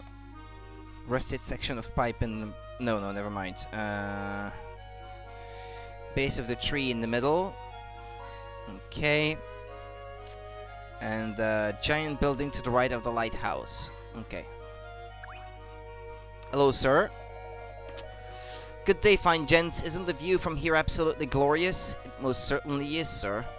Truly, it's nothing short of breathtaking. Psst, Professor, look at this man. Do you suppose he could be part of the family? What's that, boy? I'm standing right here. If you have something to say it to my face. What's more, I don't appreciate being associated with those drably clad ruffians. Look at this suit. See the stitching? This was custom made in Italy. Italy, I say. I'm ever so sorry, sir. I meant no offense. I never thought you were one of them, really. Well, as long as you acknowledge your outrageous mistake, I'm willing to let bygones be bygones. Just to assuage any lingering doubts as to my identity, however, allow me to introduce myself. Before you stands London's most distinguished, dashing, and debonair man. The name's Graham.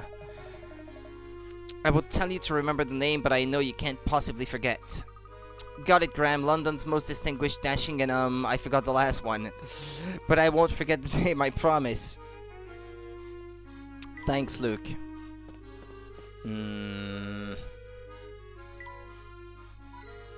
Well, I knew there would be one here, but let me look at the list all the same.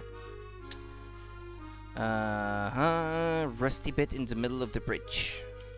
Okay, and the rock on the bottom right. Okay. Hello, sir. Oh, hello there.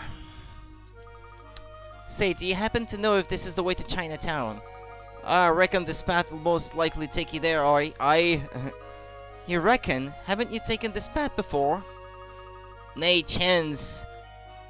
I have a feeling something could happen to me. Doing that way, something bad. Like I could get into Rami with that family lot.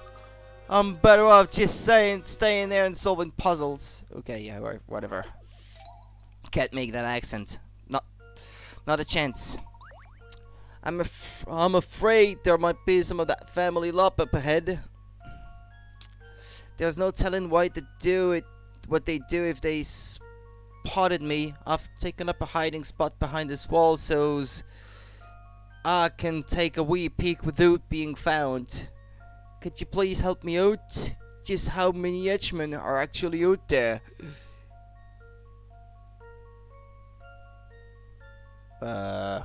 There's one here, I guess. Or does it really count? It looks like a cardboard cutout of one.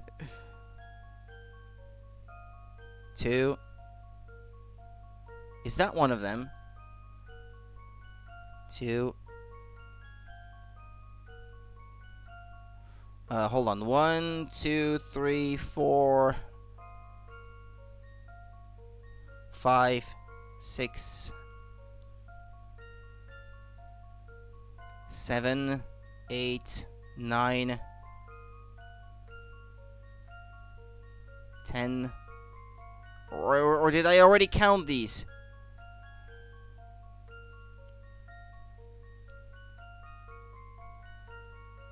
Let me count again at the bottom.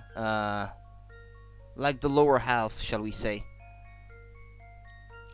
1, 2, 3. Yeah, I couldn't solve it. 1, 2, 3, 4, shall we say. 5. Well, okay. 6.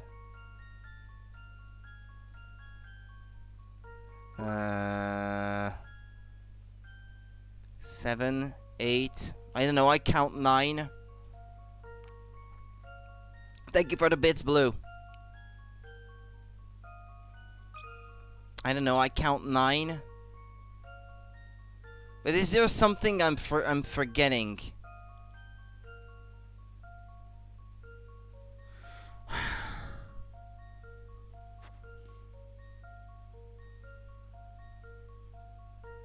Like, is it possible that this one that doesn't count, for example? Because he's not wearing a hat?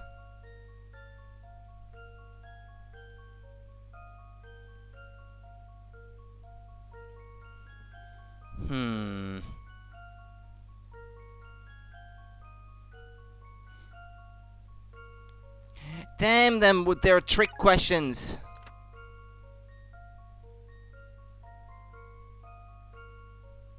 Ah, it's the head henchman, so it counts towards the total, I guess.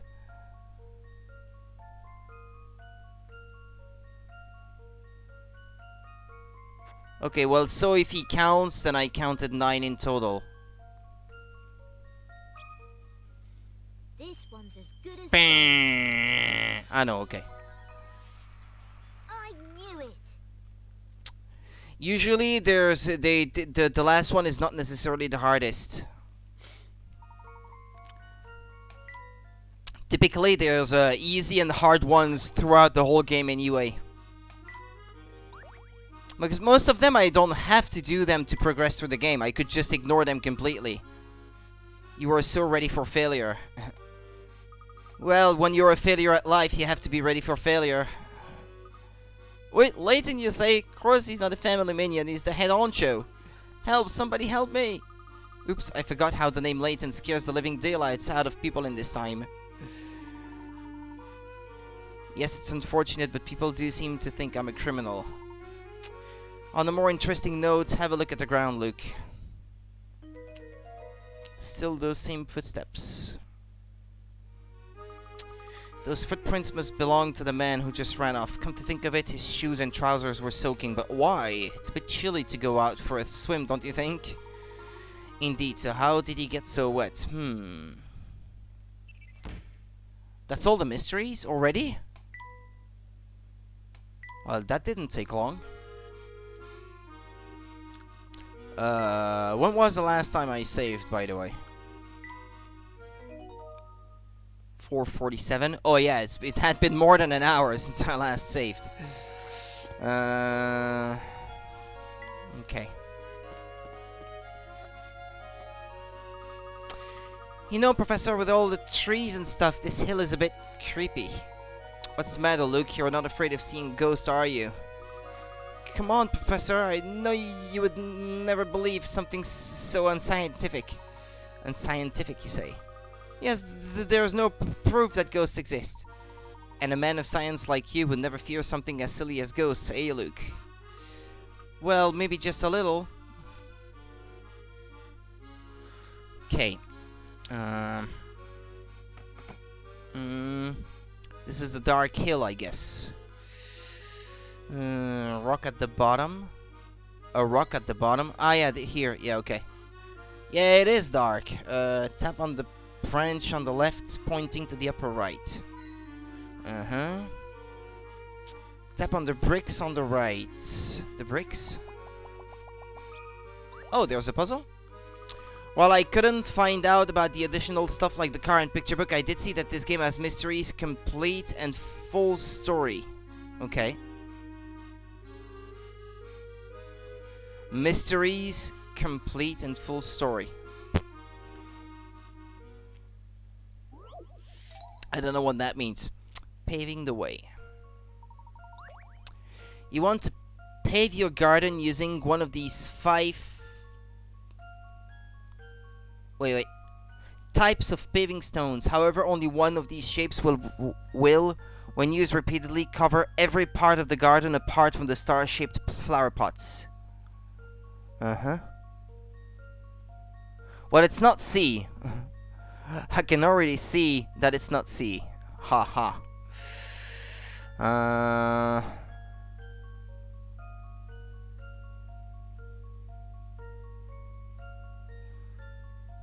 That can't be A either. When you just solve the mysteries, you complete them, but then there is extra stuff which gets you the full story. Maybe. I don't know. Possible.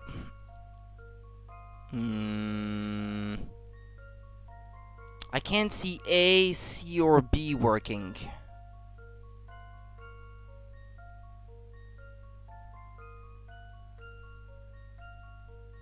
Maybe E. If I try with E. Yeah, E would work. Okay. Yeah, it's E. This one's as good as solved. Phew, that's a relief. That's a relief. Well done. E is the paving stone you need to use. As you can see above, being able to make good use of stones is a useful skill for a gardener. It's the L shape from Tetris. This puzzle is good for Tetris players. I knew I could do it. I didn't get that last hint coin though. It said on the bricks, but... there it was, okay. Tetris teaches us so much. Yeah, it's one of the few things that I am not too sucky at.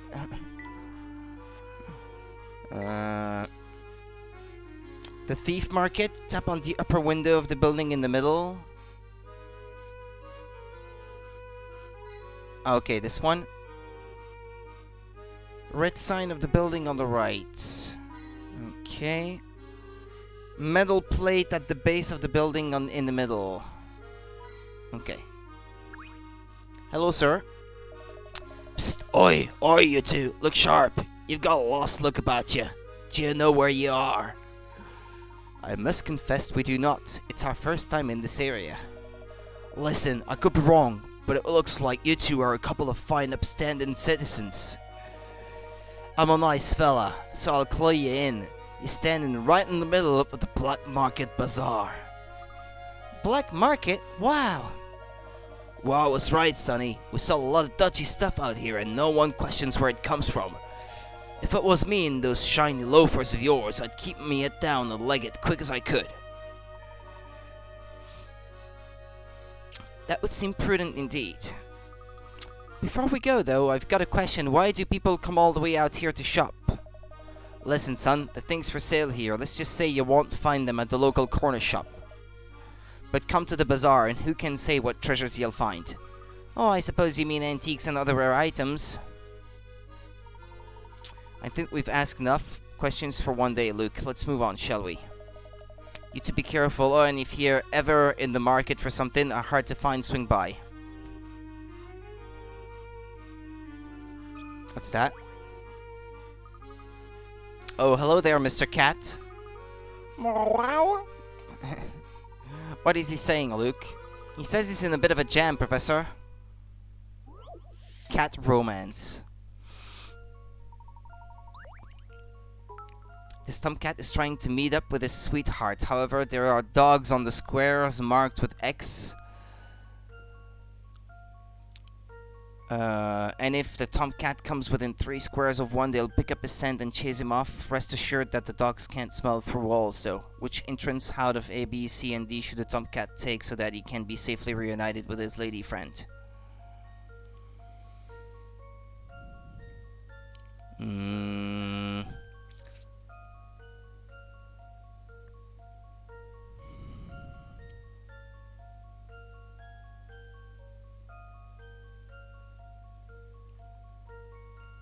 Hold on.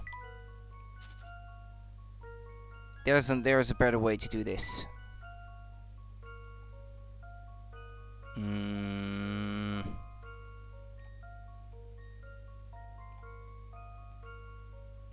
Can't pass through here, or here, or here, I guess.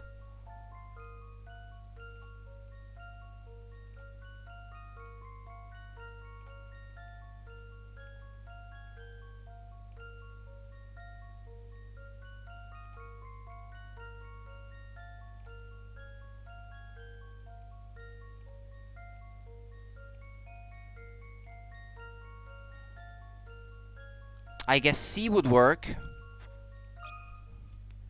This one's as good as solved. No puzzle can stop Layton's apprentice.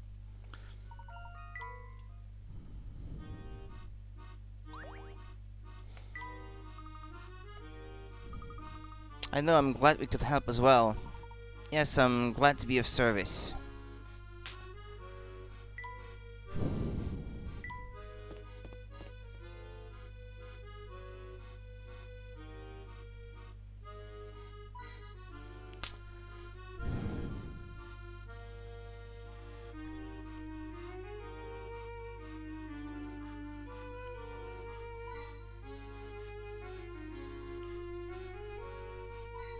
Okay.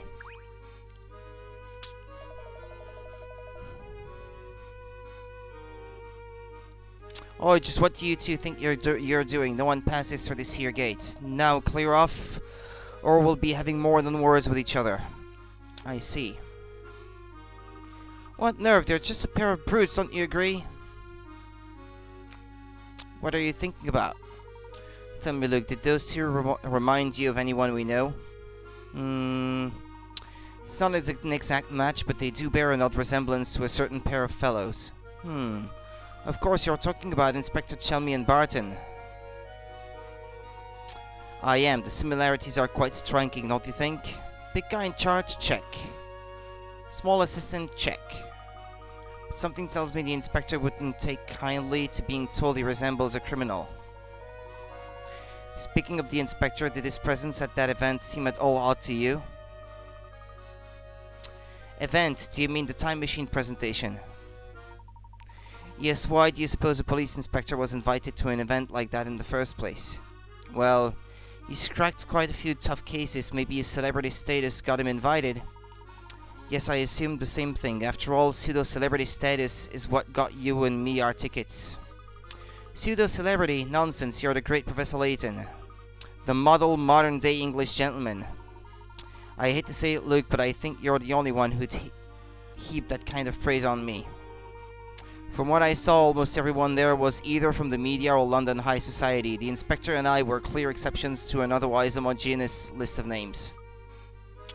So the question looms before us. Why did Dr. Stangun, whoever he is, invite the inspector and me?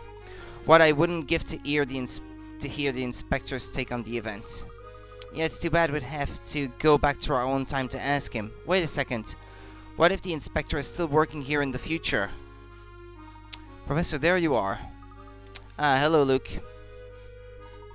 I couldn't help but overhear you as I ran up. Did you say you'd like to meet the inspector? Yes, ideally we would meet him back in our time, but while the events of that time are still fresh. I think we can make that happen. But how? Let's continue this conversation where we can't be seen or heard, shall we? Why don't we head over to the wooded area to the west? Wooded area to the west.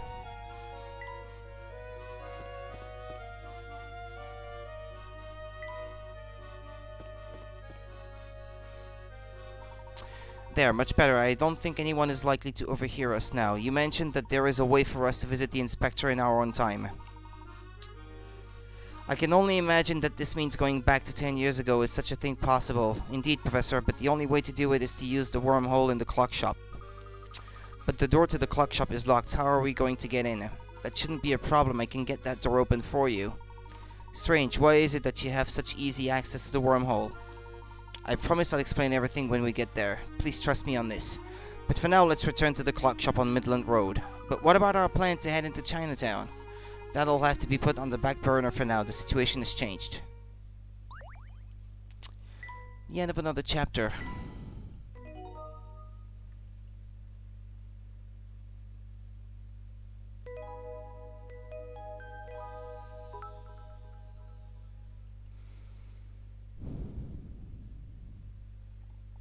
Thank you for the bits, Blue.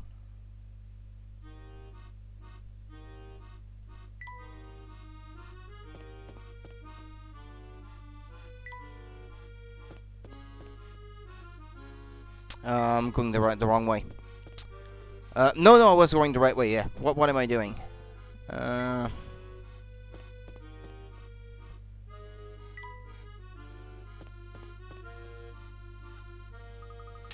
Say, when was that lighthouse on the river built? About 5 years ago. Did anyone comment on its peculiar location? Building a structure like that in the middle of the river seems to serve little purpose. That's not untrue, Professor, but let's discuss the city later. We need to make for the clock shop.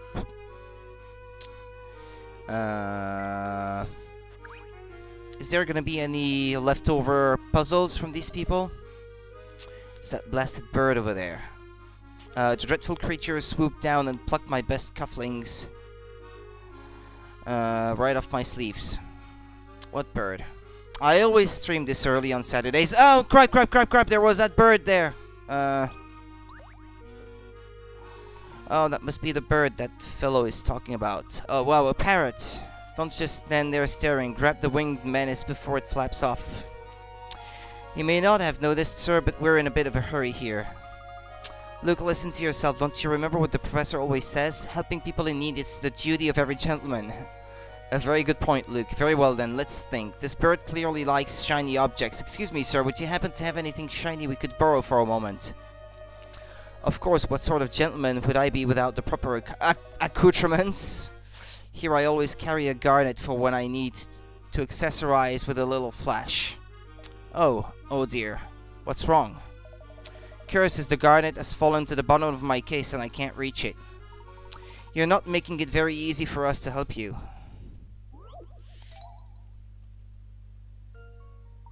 Oh no, not one of these puzzles. Oh boy. Just my luck.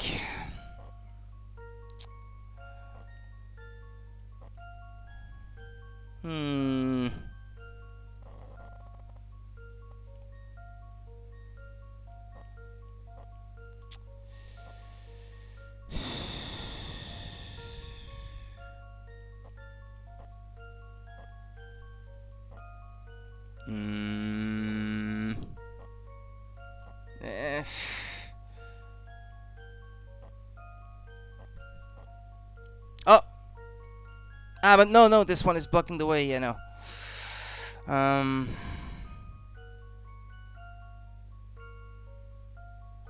One more month of summer fun? Ah, it's so annoying. I can't bring this one down. Crap.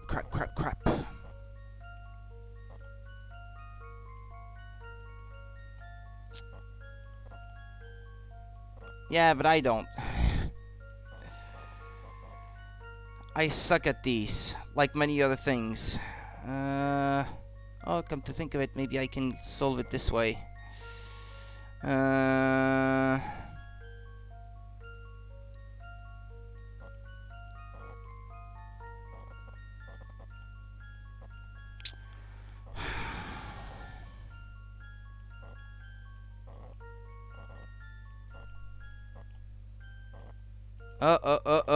Actually, no, never mind. Okay, there we go. I do believe I've got the answer. Success! Alright. There's probably gonna be worse ones later. Thank you, Blue. Aha, there we are. With any luck, this flashy gem will attract the parrot. See if you can tame him when he gets close. Leave it to me. Right then, here goes. Arr! Here he comes. Don't worry, boy. We won't hurt you. You don't say. You know that bird seems pretty fond of you, Luke. Are you friends now? Of course. What, does adult Luke maybe he cannot speak to animals or something? I don't know. Good idea, Professor, but what should I name him, Jeff. Has to be Jeff. Hello, nice to meet you. I'm Jeff. Jeff Bezos. Hello there, I'm Luke. It's nice to meet you too, Jeff. Nice work, Luke. That was amazing. Of course, what else would you expect from the apprentice of the great Professor Layton?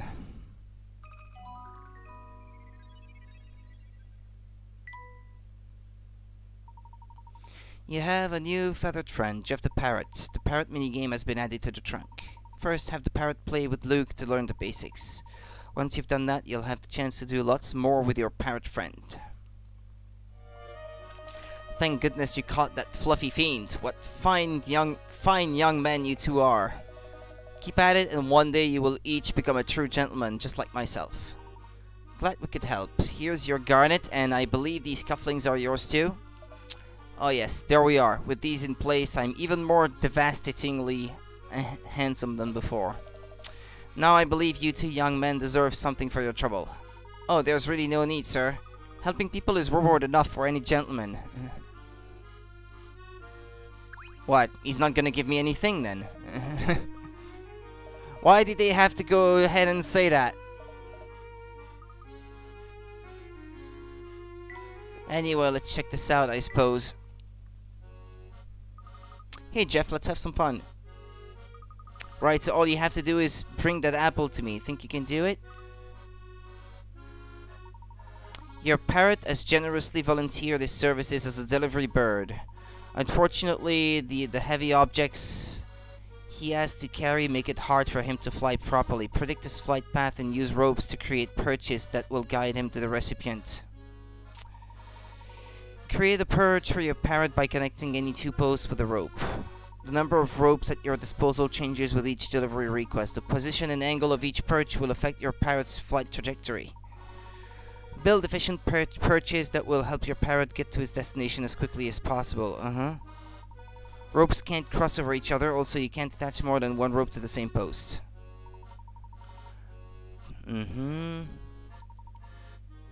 Touch start to send your parrot out to deliver his package. Watch carefully how he flies. If you want to cancel a delivery attempt while the parrot is flying, touch quit. When the parrot lands on a flat perch, he will return to his basic flight path when he next takes off. Using a number of well-placed perches, your parrot can fly to very high places. Complete the course by guiding your parrot over to the delivery recipient. During delivery, if your parrot flies off the side of the screen or falls, you must start again. Your parrot must also reach the recipient. That's too long of an explanation.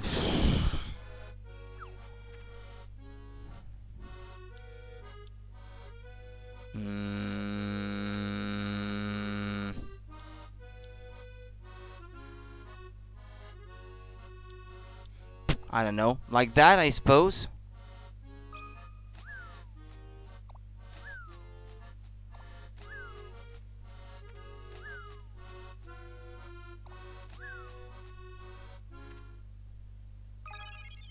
Well, that's that.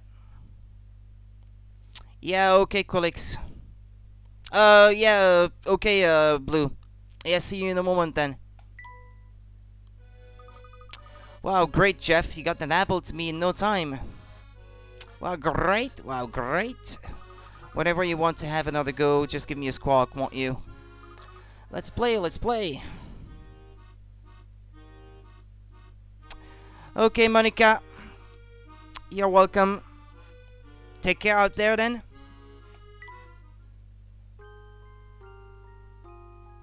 Okie dokie. I work in a cafe a little way out of town. One day the manager had to go out for a bit and left me in charge. Manager, you say? This is the manager? I'm counting on you today. I'll be back as soon as I can. After seeing the old man off, I noticed that a white thing had been left behind on the counter. I don't even know where the old man has gone. I forgot to ask. A white thing? Or is it the mushroom? No, he says a white thing. A little while later, a person arrived, the first customer of the day. What awful rain, I'll have a drink. Please make it piping hot.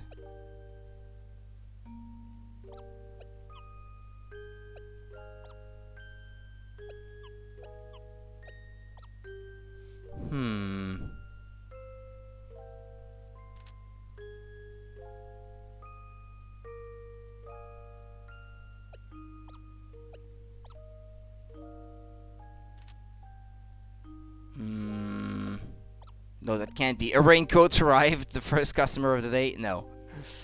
I looked outside and saw that it had indeed started raining. The old man wasn't back yet, so I set to work making a hot coffee for the first customer and cocoa for the customer in the corner that the customer in the corner had ordered. Oh no, I thought I can't find the raincoat. The door opened again and someone stepped inside. Thank goodness, that must be the old man, I thought. But when I turned around, I saw that it was actually a customer, a regular at the cafe who came to sit at the counter as usual. Oof, I'm tired, but look at this. Raincoat, I suppose.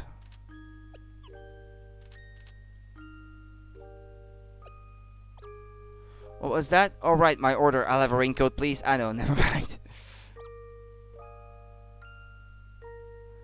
The customer leaned over, placed the raincoat on the counter and said, "Isn't it a beauty?" Or, I don't know, maybe he forgot his raincoat, the guy who left at the beginning.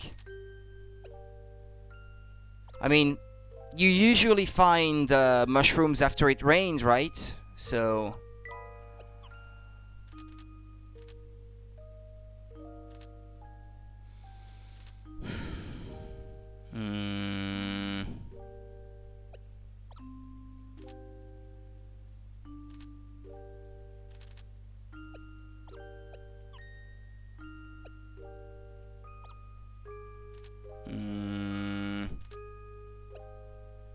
Yeah, this maybe. I can't make you a drink, there's no raincoat, you see? No, okay, that's not it then. Okay, never mind, I don't have enough items anyway. Let's go back. Before everyone else is put even more to sleep. Layton's journal. Close. Alright, well I have Jeff now, so let's keep going. He's set to get back to the time machine, I think, or something like that.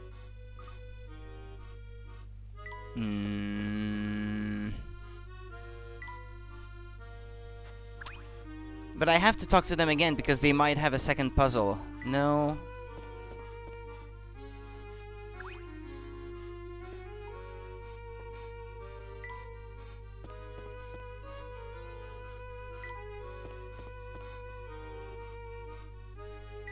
Spray is probably not a good idea to get too close to that again. Let's take the path on the left up here. The left? Will that way take us back to the Midland Road as well? It will, and in half the time.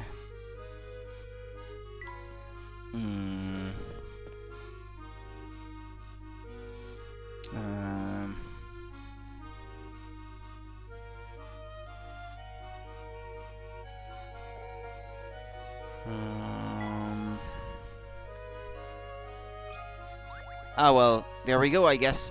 I should look for...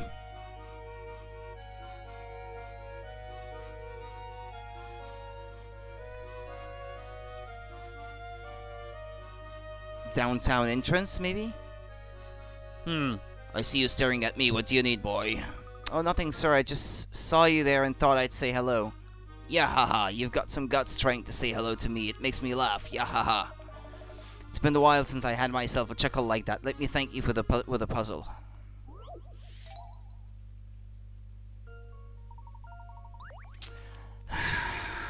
It's another one of these. The 4 children below were playing in the park when they suddenly realized that they had to go home. In their haste, however, they mixed up their coats. I left my coat in the park. A. A's name is written on this coat, says B. Who's wearing D's coat? Okay,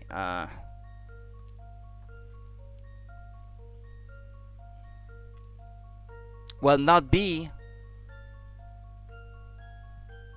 I guess. So that's one we can cross out. C. Oh no, I didn't bring a coat out with me, but now I'm wearing someone else's. Okay. Well, A isn't wearing one. C is wearing someone else's. And D says, this coat isn't mine. Well, it's not D wearing his own coat either. And if he says I left my coat in the park, it means he's not wearing any. So I guess D might have picked up A's or something. No, B picked up A's. D might have picked up B's, and C is wearing D's. Okay, yeah, if that makes sense. It's probably hard to follow, but... This one's as good as solved. Okay. No puzzle can stop Layton's apprentice. Yeah, this way. Just like that. That leaves B and D's coats, but since D isn't wearing his own coat, he must be wearing B's. Yeah, blah, blah, blah, blah, blah, blah, blah. I know. Let this puzzle be a lesson to you. If you're careless with your things, you'll lose them. Here, take this. I found it over there. You must have left it behind the last time you were here. Okay.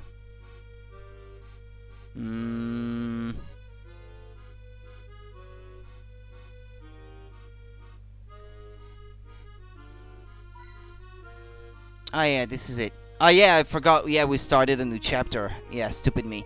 Tap on the right pillar into the park. Alright. Layton games get kinda tiring after playing for a long consecutive time. Yeah, a bit. Tap on the cogs on the roof of the house in the upper left. Okay. There we go. I bet the view from the observatory is out of this world. It is rather nice, but we don't have time to stop. We must press on to the clock shop. Midland Road is just on the other side of that door. I'll go and open it.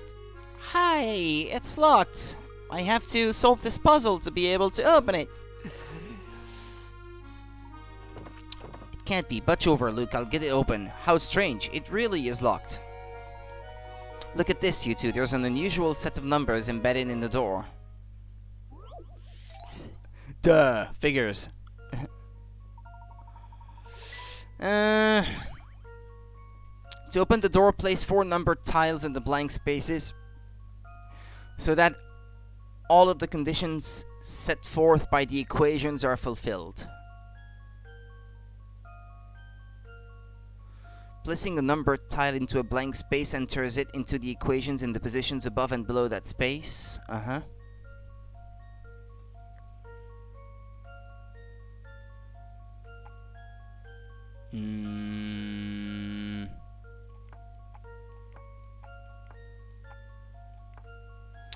Three times 2 equals 5 plus 1. 3 plus 2 equals 5 times 1. I think that's correct, isn't it? I think I've got it. A bit of luck helps sometimes. I do believe I've got the answer. Yeah, the first thing that came to mind was the right thing. I think not. I was gonna try different combinations, but I guess I didn't have to. Here is one possible solution. The right and left halves of each equation are interchangeable. Additionally, since each half of the equation involves the addition or multiplication of a pair of numbers, the order of numbers in each pair can be switched without affecting the overall result.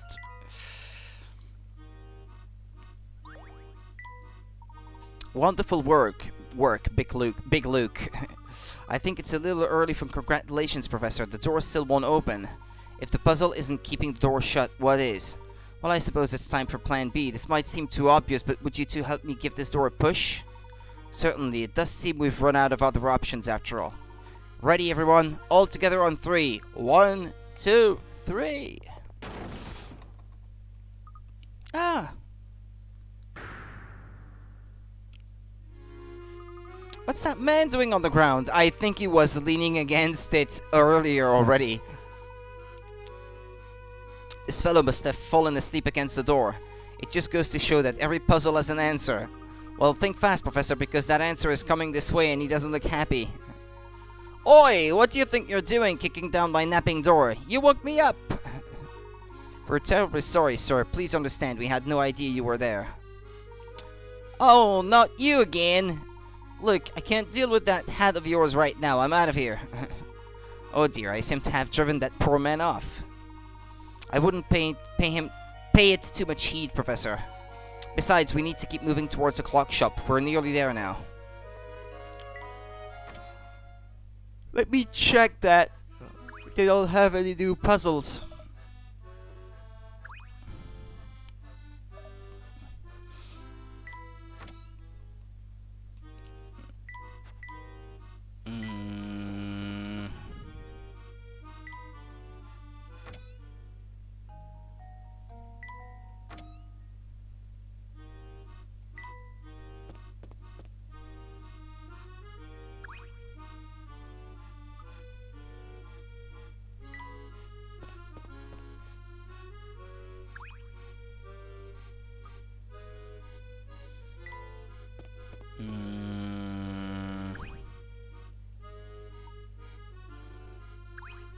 No.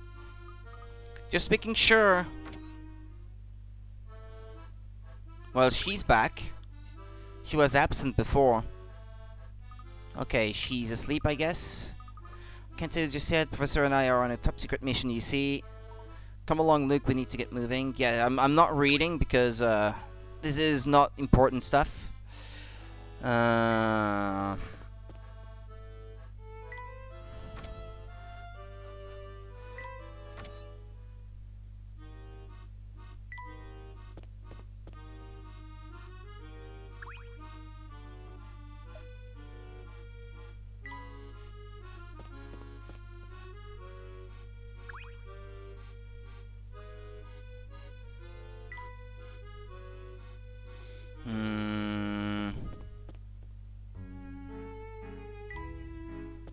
Well, no, I guess I shouldn't venture too far, I suppose. I just came from the north, so I shouldn't have to go back there either. Okay, well, let's keep going then. Solved 42 so far. Oh, this guy maybe? Thanks for fixing that board problem. Yeah. There's the shop. The door was locked earlier and no one would answer it when we knocked. That's because you didn't know the secret knock. Watch this. Come on in. Go on, try the door now. Aha. Looks like no one's here. Tee-hee-hoo. Well, look who's back. Gah! What are you doing hiding there? I see you've learned the secret knock, dearie. Actually, I was the one who did the knocking spring. Is Cog around? There you are, Luke. Cog's in the back room. Oh, so you know the owners of the clock shop, Luke? I must have forgotten to mention that earlier, but yes, Spring and Cog have been helping me. I think Cog can explain better than I can, though. You should ask him. Alright.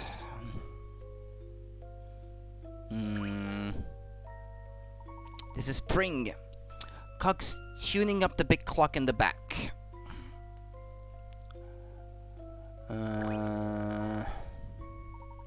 Cog's in the back room. He'll fill you in on how all this time traveling began. Sorry for keeping you in the dark. It was never my intention to deceive you.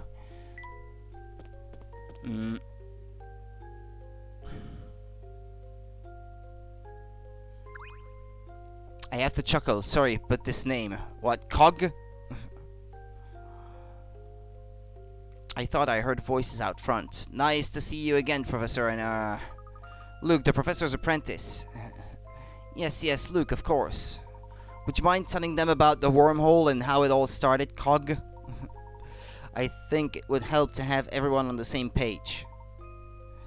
It'd be my pleasure. Now then, Luke. The smaller Luke, that is. Yes? Tell me, lad, what does this contraption behind me look like to you? A big old clock? Right you are, but by my estimate, this clock is well over 100 years old. The old girl needs a lot of TLC to keep chugging along, so I spent quite a bit of time on maintenance. I was right in the middle of oiling her gears one day when two family thugs burst in.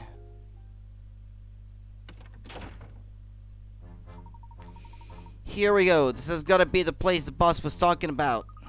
To your right. Hey, boss, there's a big clock here, just like you said. It's a proper antique. Look. Hey, you, what do you think you're doing barging into my shop? Get your hands off my clock. Shut it, you old codger. You don't tell us what to do. Don't you know who you're dealing with? I'm dealing with a load of clods who won't get out of my shop. I'd keep a civil tongue in my head if I were you, Granddad. Now get out of the way. We've got a schedule to keep here. What are you clowns waiting for? Get to work. If we don't get a move on, things won't be ready in time for you-know-who. Sorry, boss. We're doing our best, but Granddad here has got his knickers in a twist. Then throw him out into the street, you numpty. Let me go, you villains. We're just gonna go for a little walk, alright, Granddad? You keep your filthy hands off my clock, you hear me? We're just about on schedule, but we have to wait until the exact time the boss said to turn this thing on.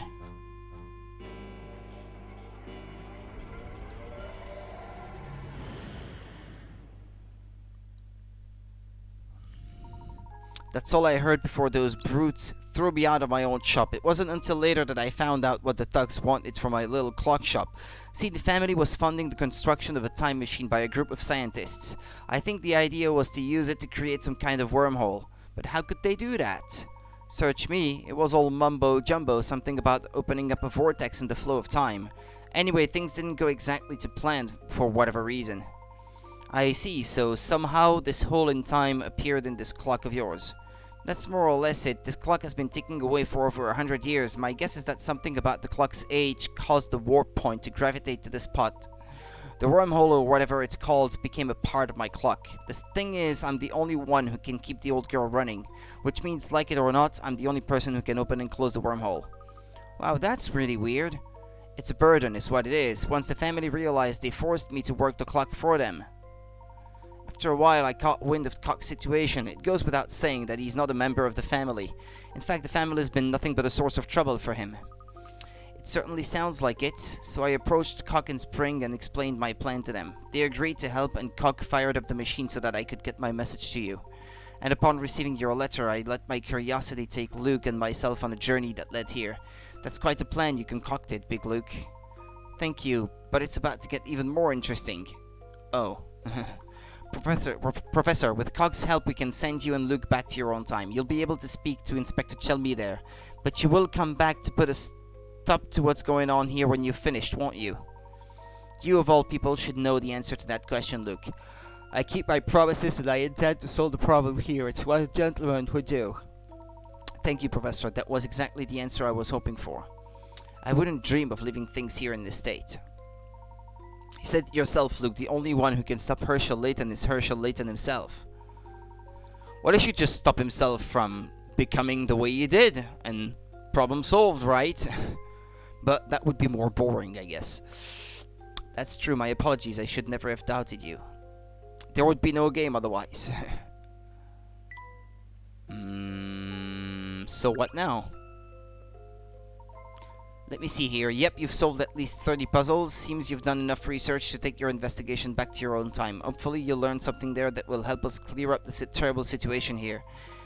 Yes, I hope so. Now then, Cog, if you would be so kind as to start up the clock. I hope you'll understand if I stay here. I don't wish to risk distorting the events of the past any more than necessary. I agree. Besides which, the poor inspector's eyes would likely pop out of his head if I turned up with 2 Lukes. Wow, that actually sounds quite funny. Too bad you can't come, Big Luke. Okay, she's all ready to go. Let's get going.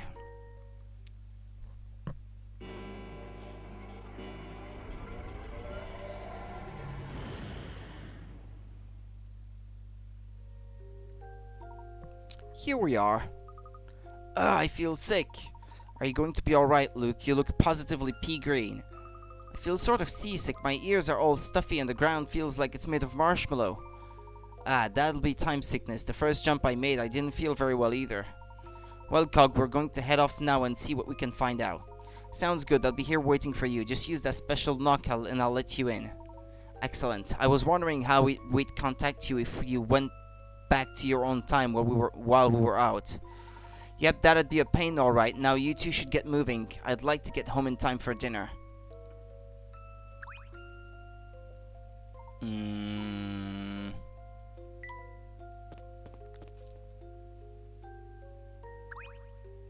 Hello, lady. Okay, never mind. There's no doubt about it, Professor. We're back in our time. The surroundings here certainly do seem familiar. All this time travel has really worn me out, you know. Yes, I could do with the rest myself, but we mustn't keep Cog waiting. You're right, so shall we go and find Inspector Chelmy? That will be our second stop. I'd like to drop by my office at the university first. For a quick rest? Not quite. I need to check a few things before our meeting with Inspector Chelmy. Preparation, my boy, is the foundation upon which every good investigation is built. Right you are, Professor. Now that we're back in our own time, we can reach the university in a matter of minutes by bus. Let's go, Luke.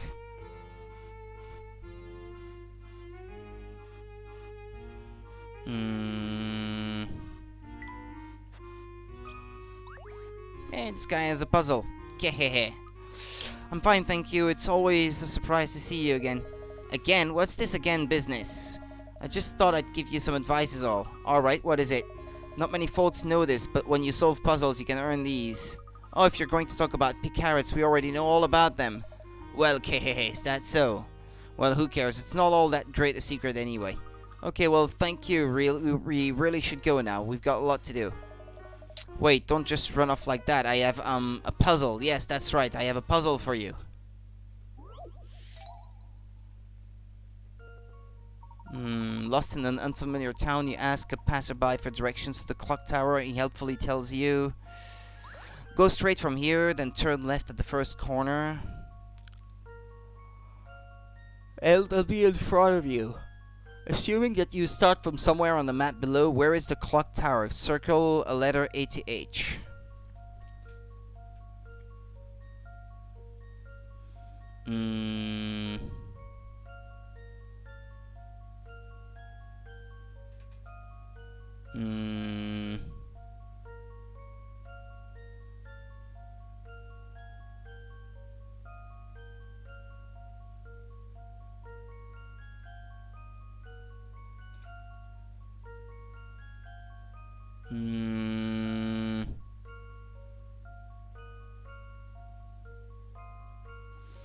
So it's left, right, left. You need to pick a starting position where these conditions would work. It's left, right, left. Imagine you start from F, you turn left, then right is not possible, so that can't be F. Imagine it's from here, left, right, you can't turn left, so that can't be it, unless he's going this way maybe. Go from here, left, right, no, that doesn't work either. From H, left, right, that doesn't work. From E, left, no, that can't work.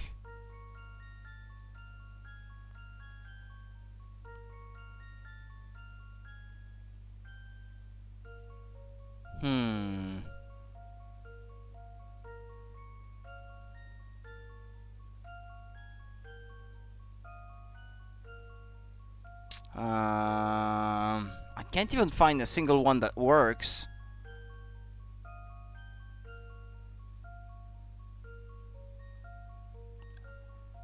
From where would you start for left, right, left to work?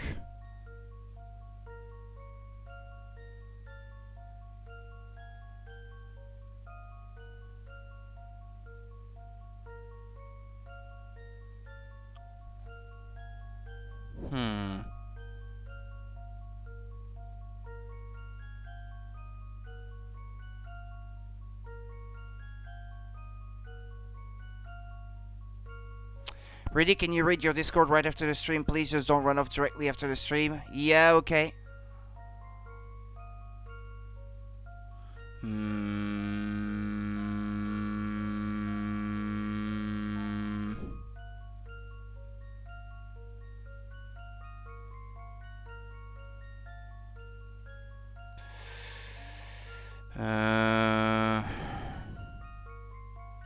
No, I don't want to redraw my circle.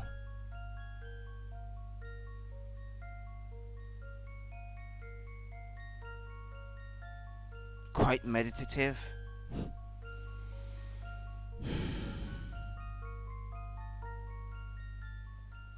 I can't find a single thing that will work.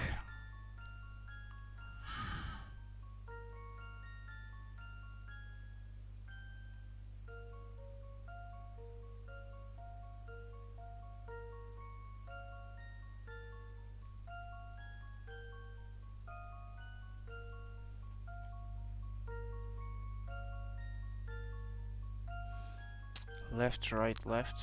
I don't know.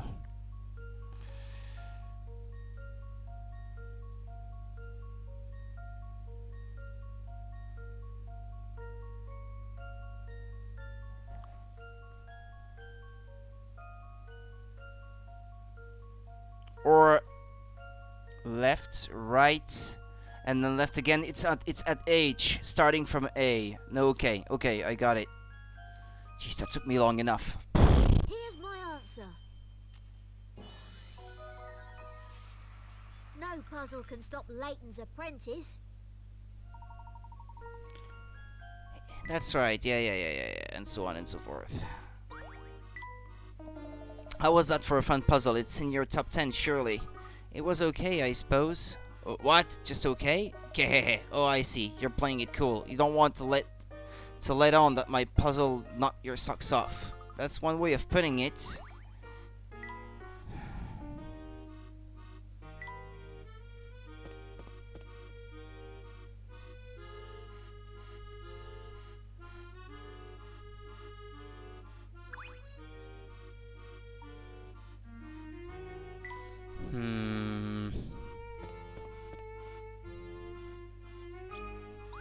Another puzzle. Hi there, Squirt. Yeah. Hi there, Squirt. What can I do for you? I noticed there's a bus stop up ahead. London still has a bus service, doesn't it? Of course, we've got more buses than you can shake a stick at. What an odd question. Brilliant. Did you hear that, Professor? The buses are running. I heard, Luke. Your exuberance is appreciated, but we don't want to unsettle our friend here. Crikey, I've never seen someone so chuffed about taking the bus. Well, if you like buses, you're going to love this little number.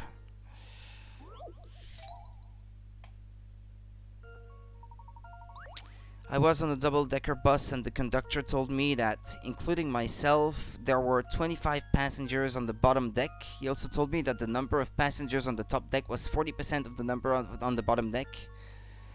Okay.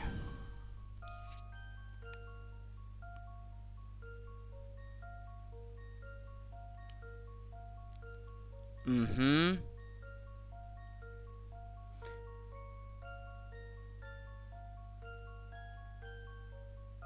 $25.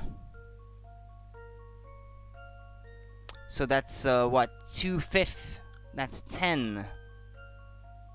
Plus 10. So that's passengers. But there's also the conductor. And there's the driver, I would assume. It says how many people in total? Isn't it 37?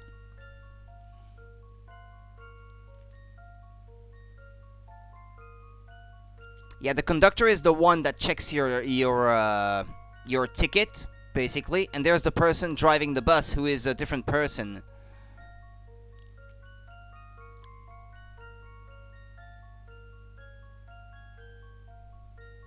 At least I think so, anyway.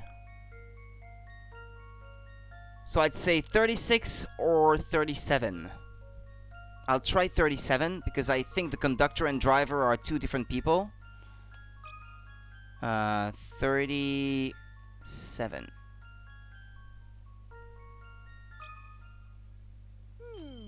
How about this? Okay, well that was correct. No puzzle can stop Layton's apprentice. Yeah, there were 37 people on the bus, 25 passengers on the bottom deck, and 40% of that, or 10 passengers on the top deck. This amounts to 35 passengers. If you had the conductor and bus driver, you get 37 people in total. Okay. Yeah, not too hard, this one. You know, I'm something of a bus aficionado myself. The old double-decker's mind. None of that bendy business. Bendy business.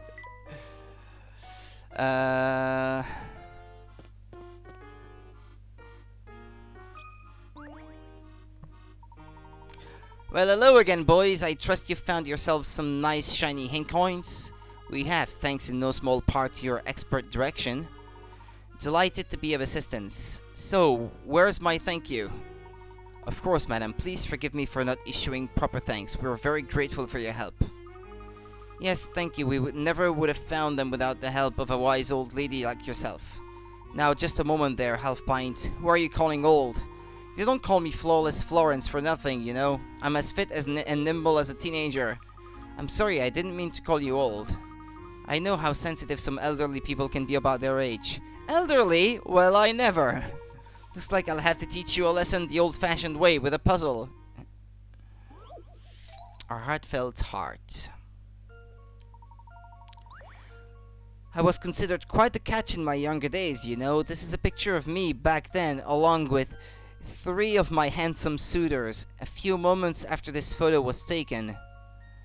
One of these gents expressed his love for me by presenting me with a heart. Which one of these men, A to C, is the suitor in question? What?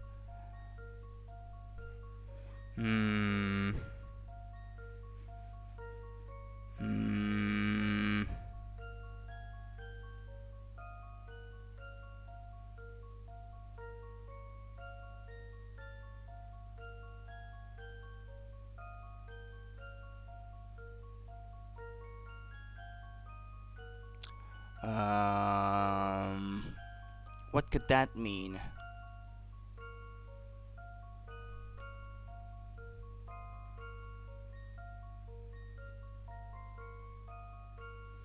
Is there like a hidden meaning in what she said, presenting me with a heart?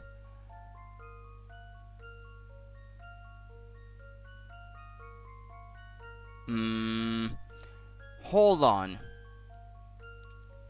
Is it possible that the guy in B, because you only see one of his hands, the guy in A is holding his magazine with 2 hands, so he can't be holding a heart. The other one is holding his violin and the arche. I don't know how you call that anymore. And then you've got B. I guess maybe he's hiding one behind his flower bouquet. Let's see. This one's as good as solved. No, I guess that's not it. I guess it's back to the drawing Violin and board. bow. Okay, bow. That's it then.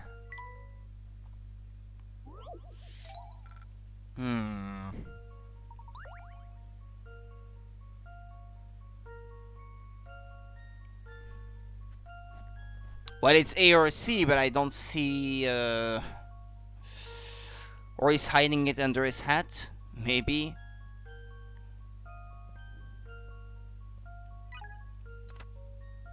He's holding something different. Concentrate on these items. Yeah. The heart she's talking about isn't drawn on anything that the gentlemen are holding. She must be referring to something shaped like a heart. How can you make a heart shape?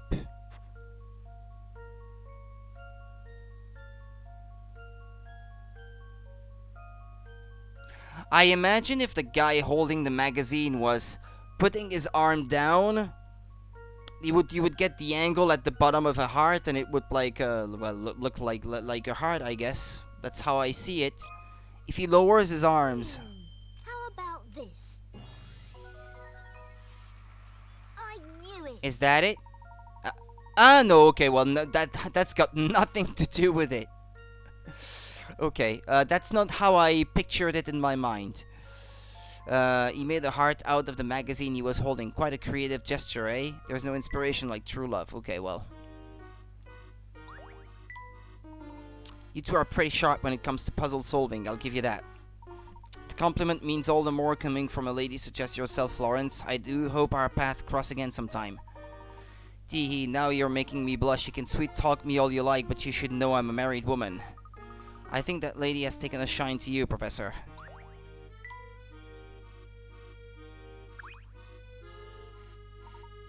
Let's make our way back to my office now then. Which bus goes to Gressenheller University?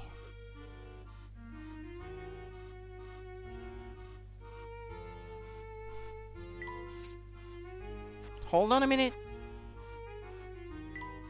Ah, I can't go any further. Okay. I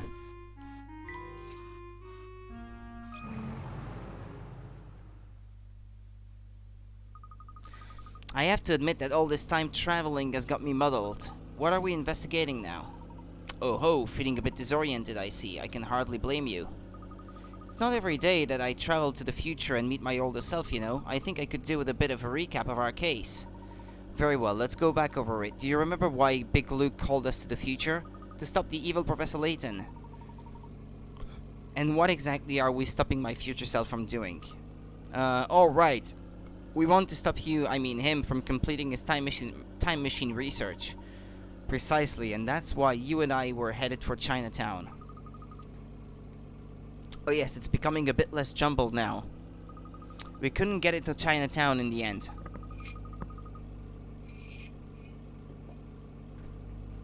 It was at that point that you said it would be useful if we could talk to the inspector. Yes, but at the time I had no idea we'd be able to jump back to our own time to question him. In that sense, I suppose we were pretty lucky, eh?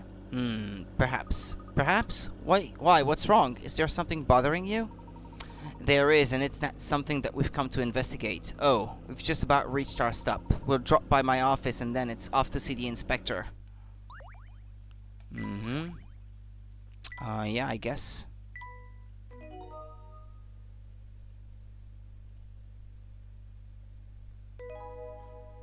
I seem to have missed at least 9 hint coins.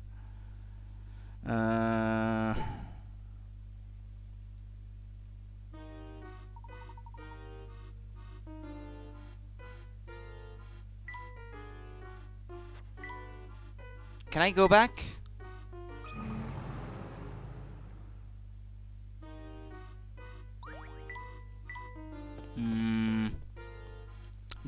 No, I missed 9 hint coins. From locations. I left them in the future, it seems. Yep. Lookout platform, the watchmakers, big clock room.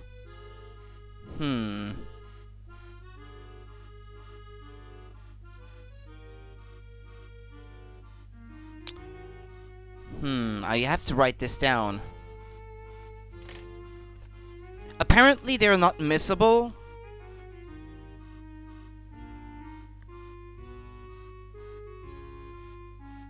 So I should get another chance at picking them later, hopefully. Okay then,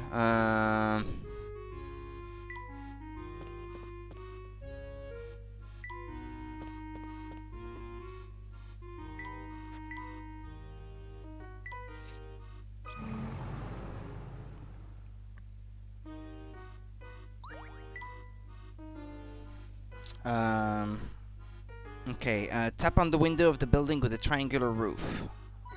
Okay. The upper right corner. And this one, okay. Hey, aren't you the guard we bumped into at the presentation? What are you doing here? Well, as you may remember, there were a few hiccups at the presentation. When the dust settled, the management decided it would be best to cut me loose. I'm sorry to hear that. Incidentally, I don't believe I've properly introduced myself yet. Please, sir, there's no need. Dean Delmona filled me in. It's an honor, Professor Layton. I've actually been holding on to a puzzle just in case you happen to come by. Care to hear it?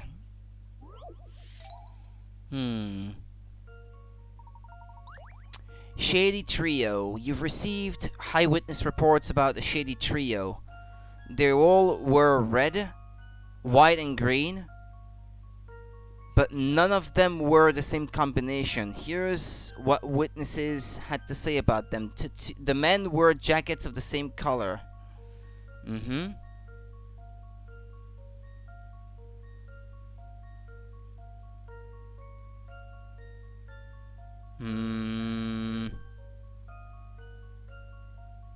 Okay, so it's 2 men and 1 woman.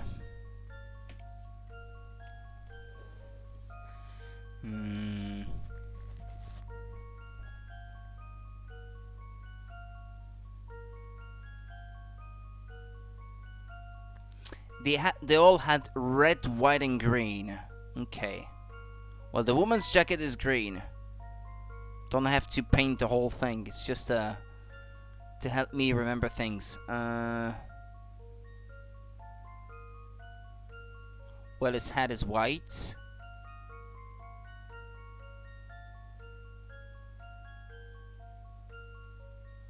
So they must have red and green. They say different combinations, right? How many different combinations can there be anyway? I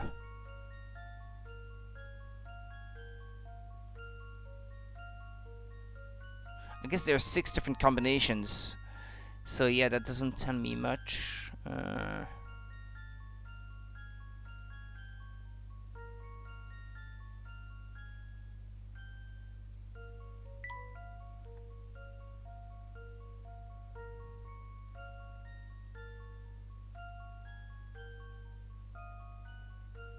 I'm going to try a combination to see if it works. So he would have green here, I suppose. He would have green here, so that this combination would be different.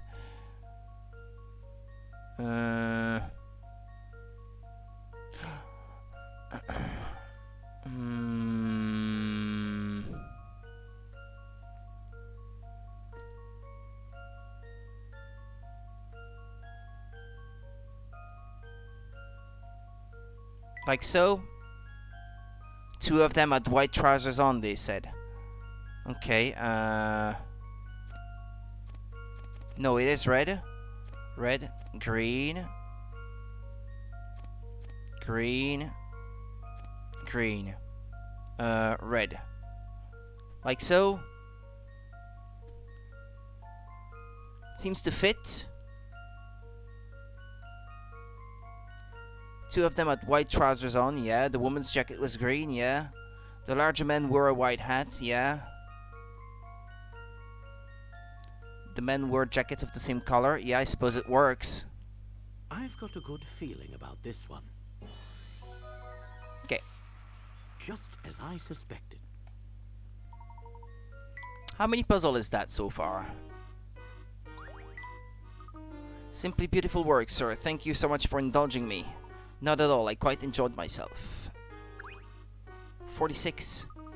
There you are, Professor L. I see you've cancelled our lecture again this week. Let me guess, you're off investigating another strange mystery, aren't you? Ah, Miss Stone, hello there. Yes, I'm afraid that something rather pressing has come up.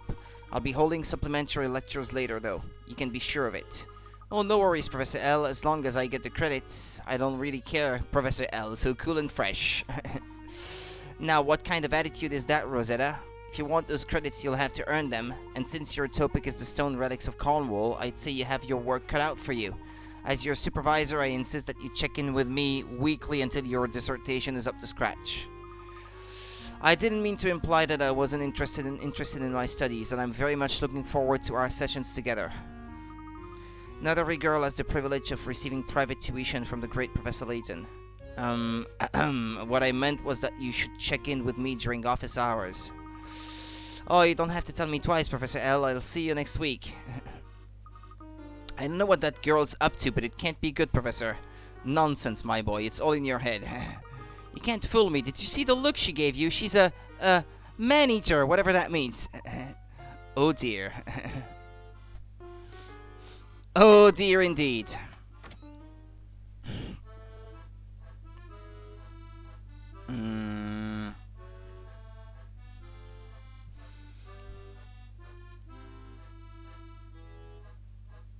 Tap on the light on the ceiling at the back. Tap on the upper right display board. Okay. Tap on the things at the back of the hallway. Ah, this. Okay.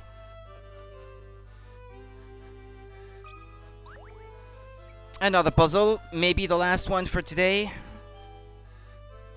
Depending on how long it takes me.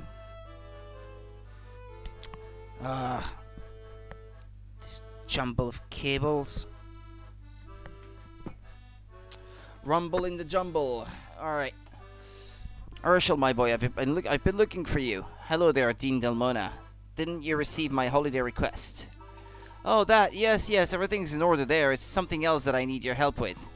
Well, in that case, please tell me how I can be of assistance. Come a bit closer, my boy. What I'm about to ask you. Well, I wouldn't like anyone else to hear it. The thing is, I have this puzzle that I simply can't work out on my own. My darling granddaughter brought it to me, but I can't for the life of me solve the blasted thing. I can see how that could be rather vexing. Vexing would be putting it politely. It's hard to feel like the king of your castle when you can't even solve your grandchildren's puzzles. This is a rather serious issue for me, Urshel. It certainly sounds like it. Yes, so I take it I can count on you to help me work this one out. But of course.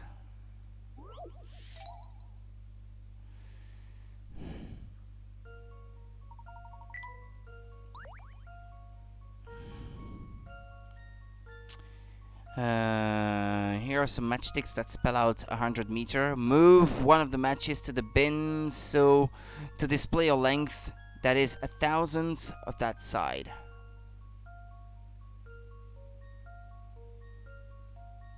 Hmm.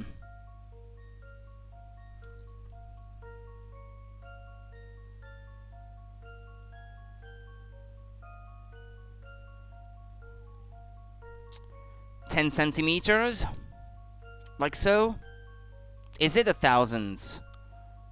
100 meter is well, 10,000 centimeters, and 10 centimeters is yeah, I think that's it.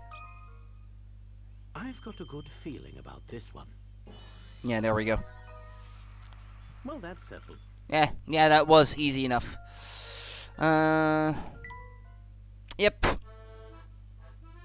Okay, can we have another one? Maybe? My granddaughter is going to be over the moon when she hears how clever her granddad is. But you didn't solve it yourself! Not for Imperial scum, though. I don't know, I imagine the puzzle must be different in the North American version. I know there are sometimes some differences between the two. Between the two versions. Likewise. By the way, Urshel, do have one more small favor to ask of you. Certainly. Let's keep the fact that you helped me with this puzzle between you, me, and the wall, shall we, my boy? Of course, you may count on me. After all, you've a reputation to maintain with your granddaughter. Perceptive as always. And what about you there, young man? Can you keep a secret? Of course, my lips are sealed, sir. Splendid. For that you have my thanks. One last thing, Gershel. There's a young lady in your office. She said she's waiting for you. I see. Professor, you must be talking about Flora.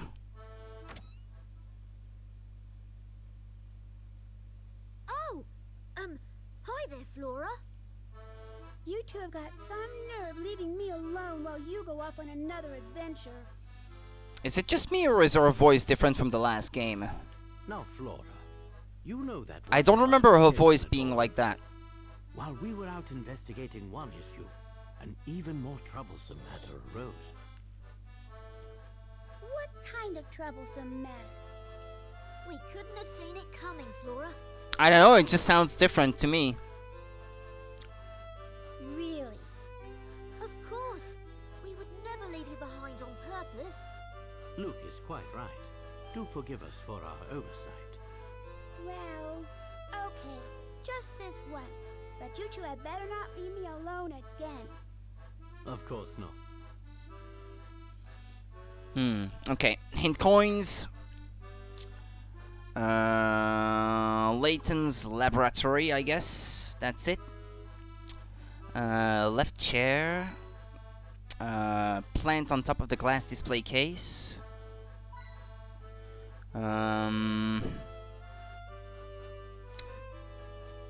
Tap under the round coffee table. Okay. Good. An English gentleman should have a spare hat ready at all times.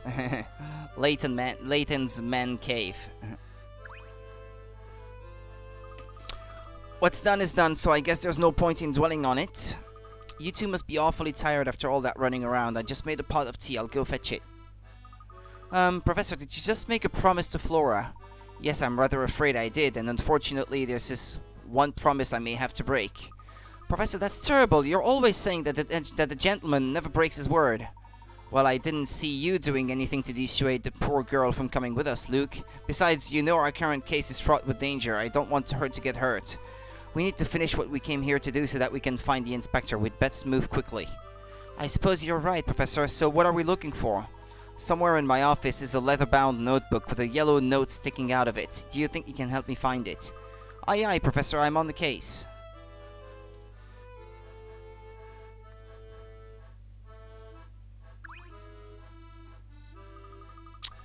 Is this the notebook you were talking about, Professor? Why, yes it is. Let's see. Notes on the explosion at the Institute of Polydimensional Research. Did you gather the information in this notebook, Professor? But these notes are missing. I did piece by piece. Sadly, most of its contents have been removed. Hey, you're right. Most of the pages have been torn out. It's been a while since I last opened it. Let's see. Well, the newspaper clippings are still intact at least. How old are these articles, Professor? I'll explain more on the bus. First, we need to get out of here before Flora returns. That's so mean.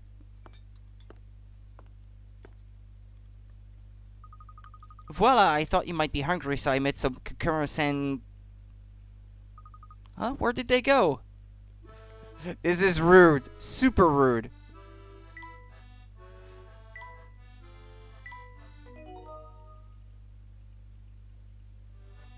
No, the sandwiches! You can't go back.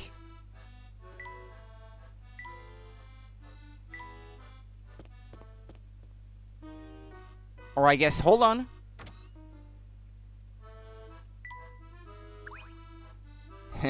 Flora will spot us if we go back there, Professor. Okay.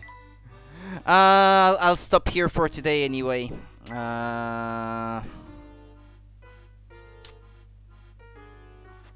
Yeah, I should stop here. Okay. I didn't make quite as much progress as I hoped I would in terms of completing puzzles, but yeah, I was hoping I would be further along already by this point, but well, it is what it is. I got stumped by a few puzzles, I have to say.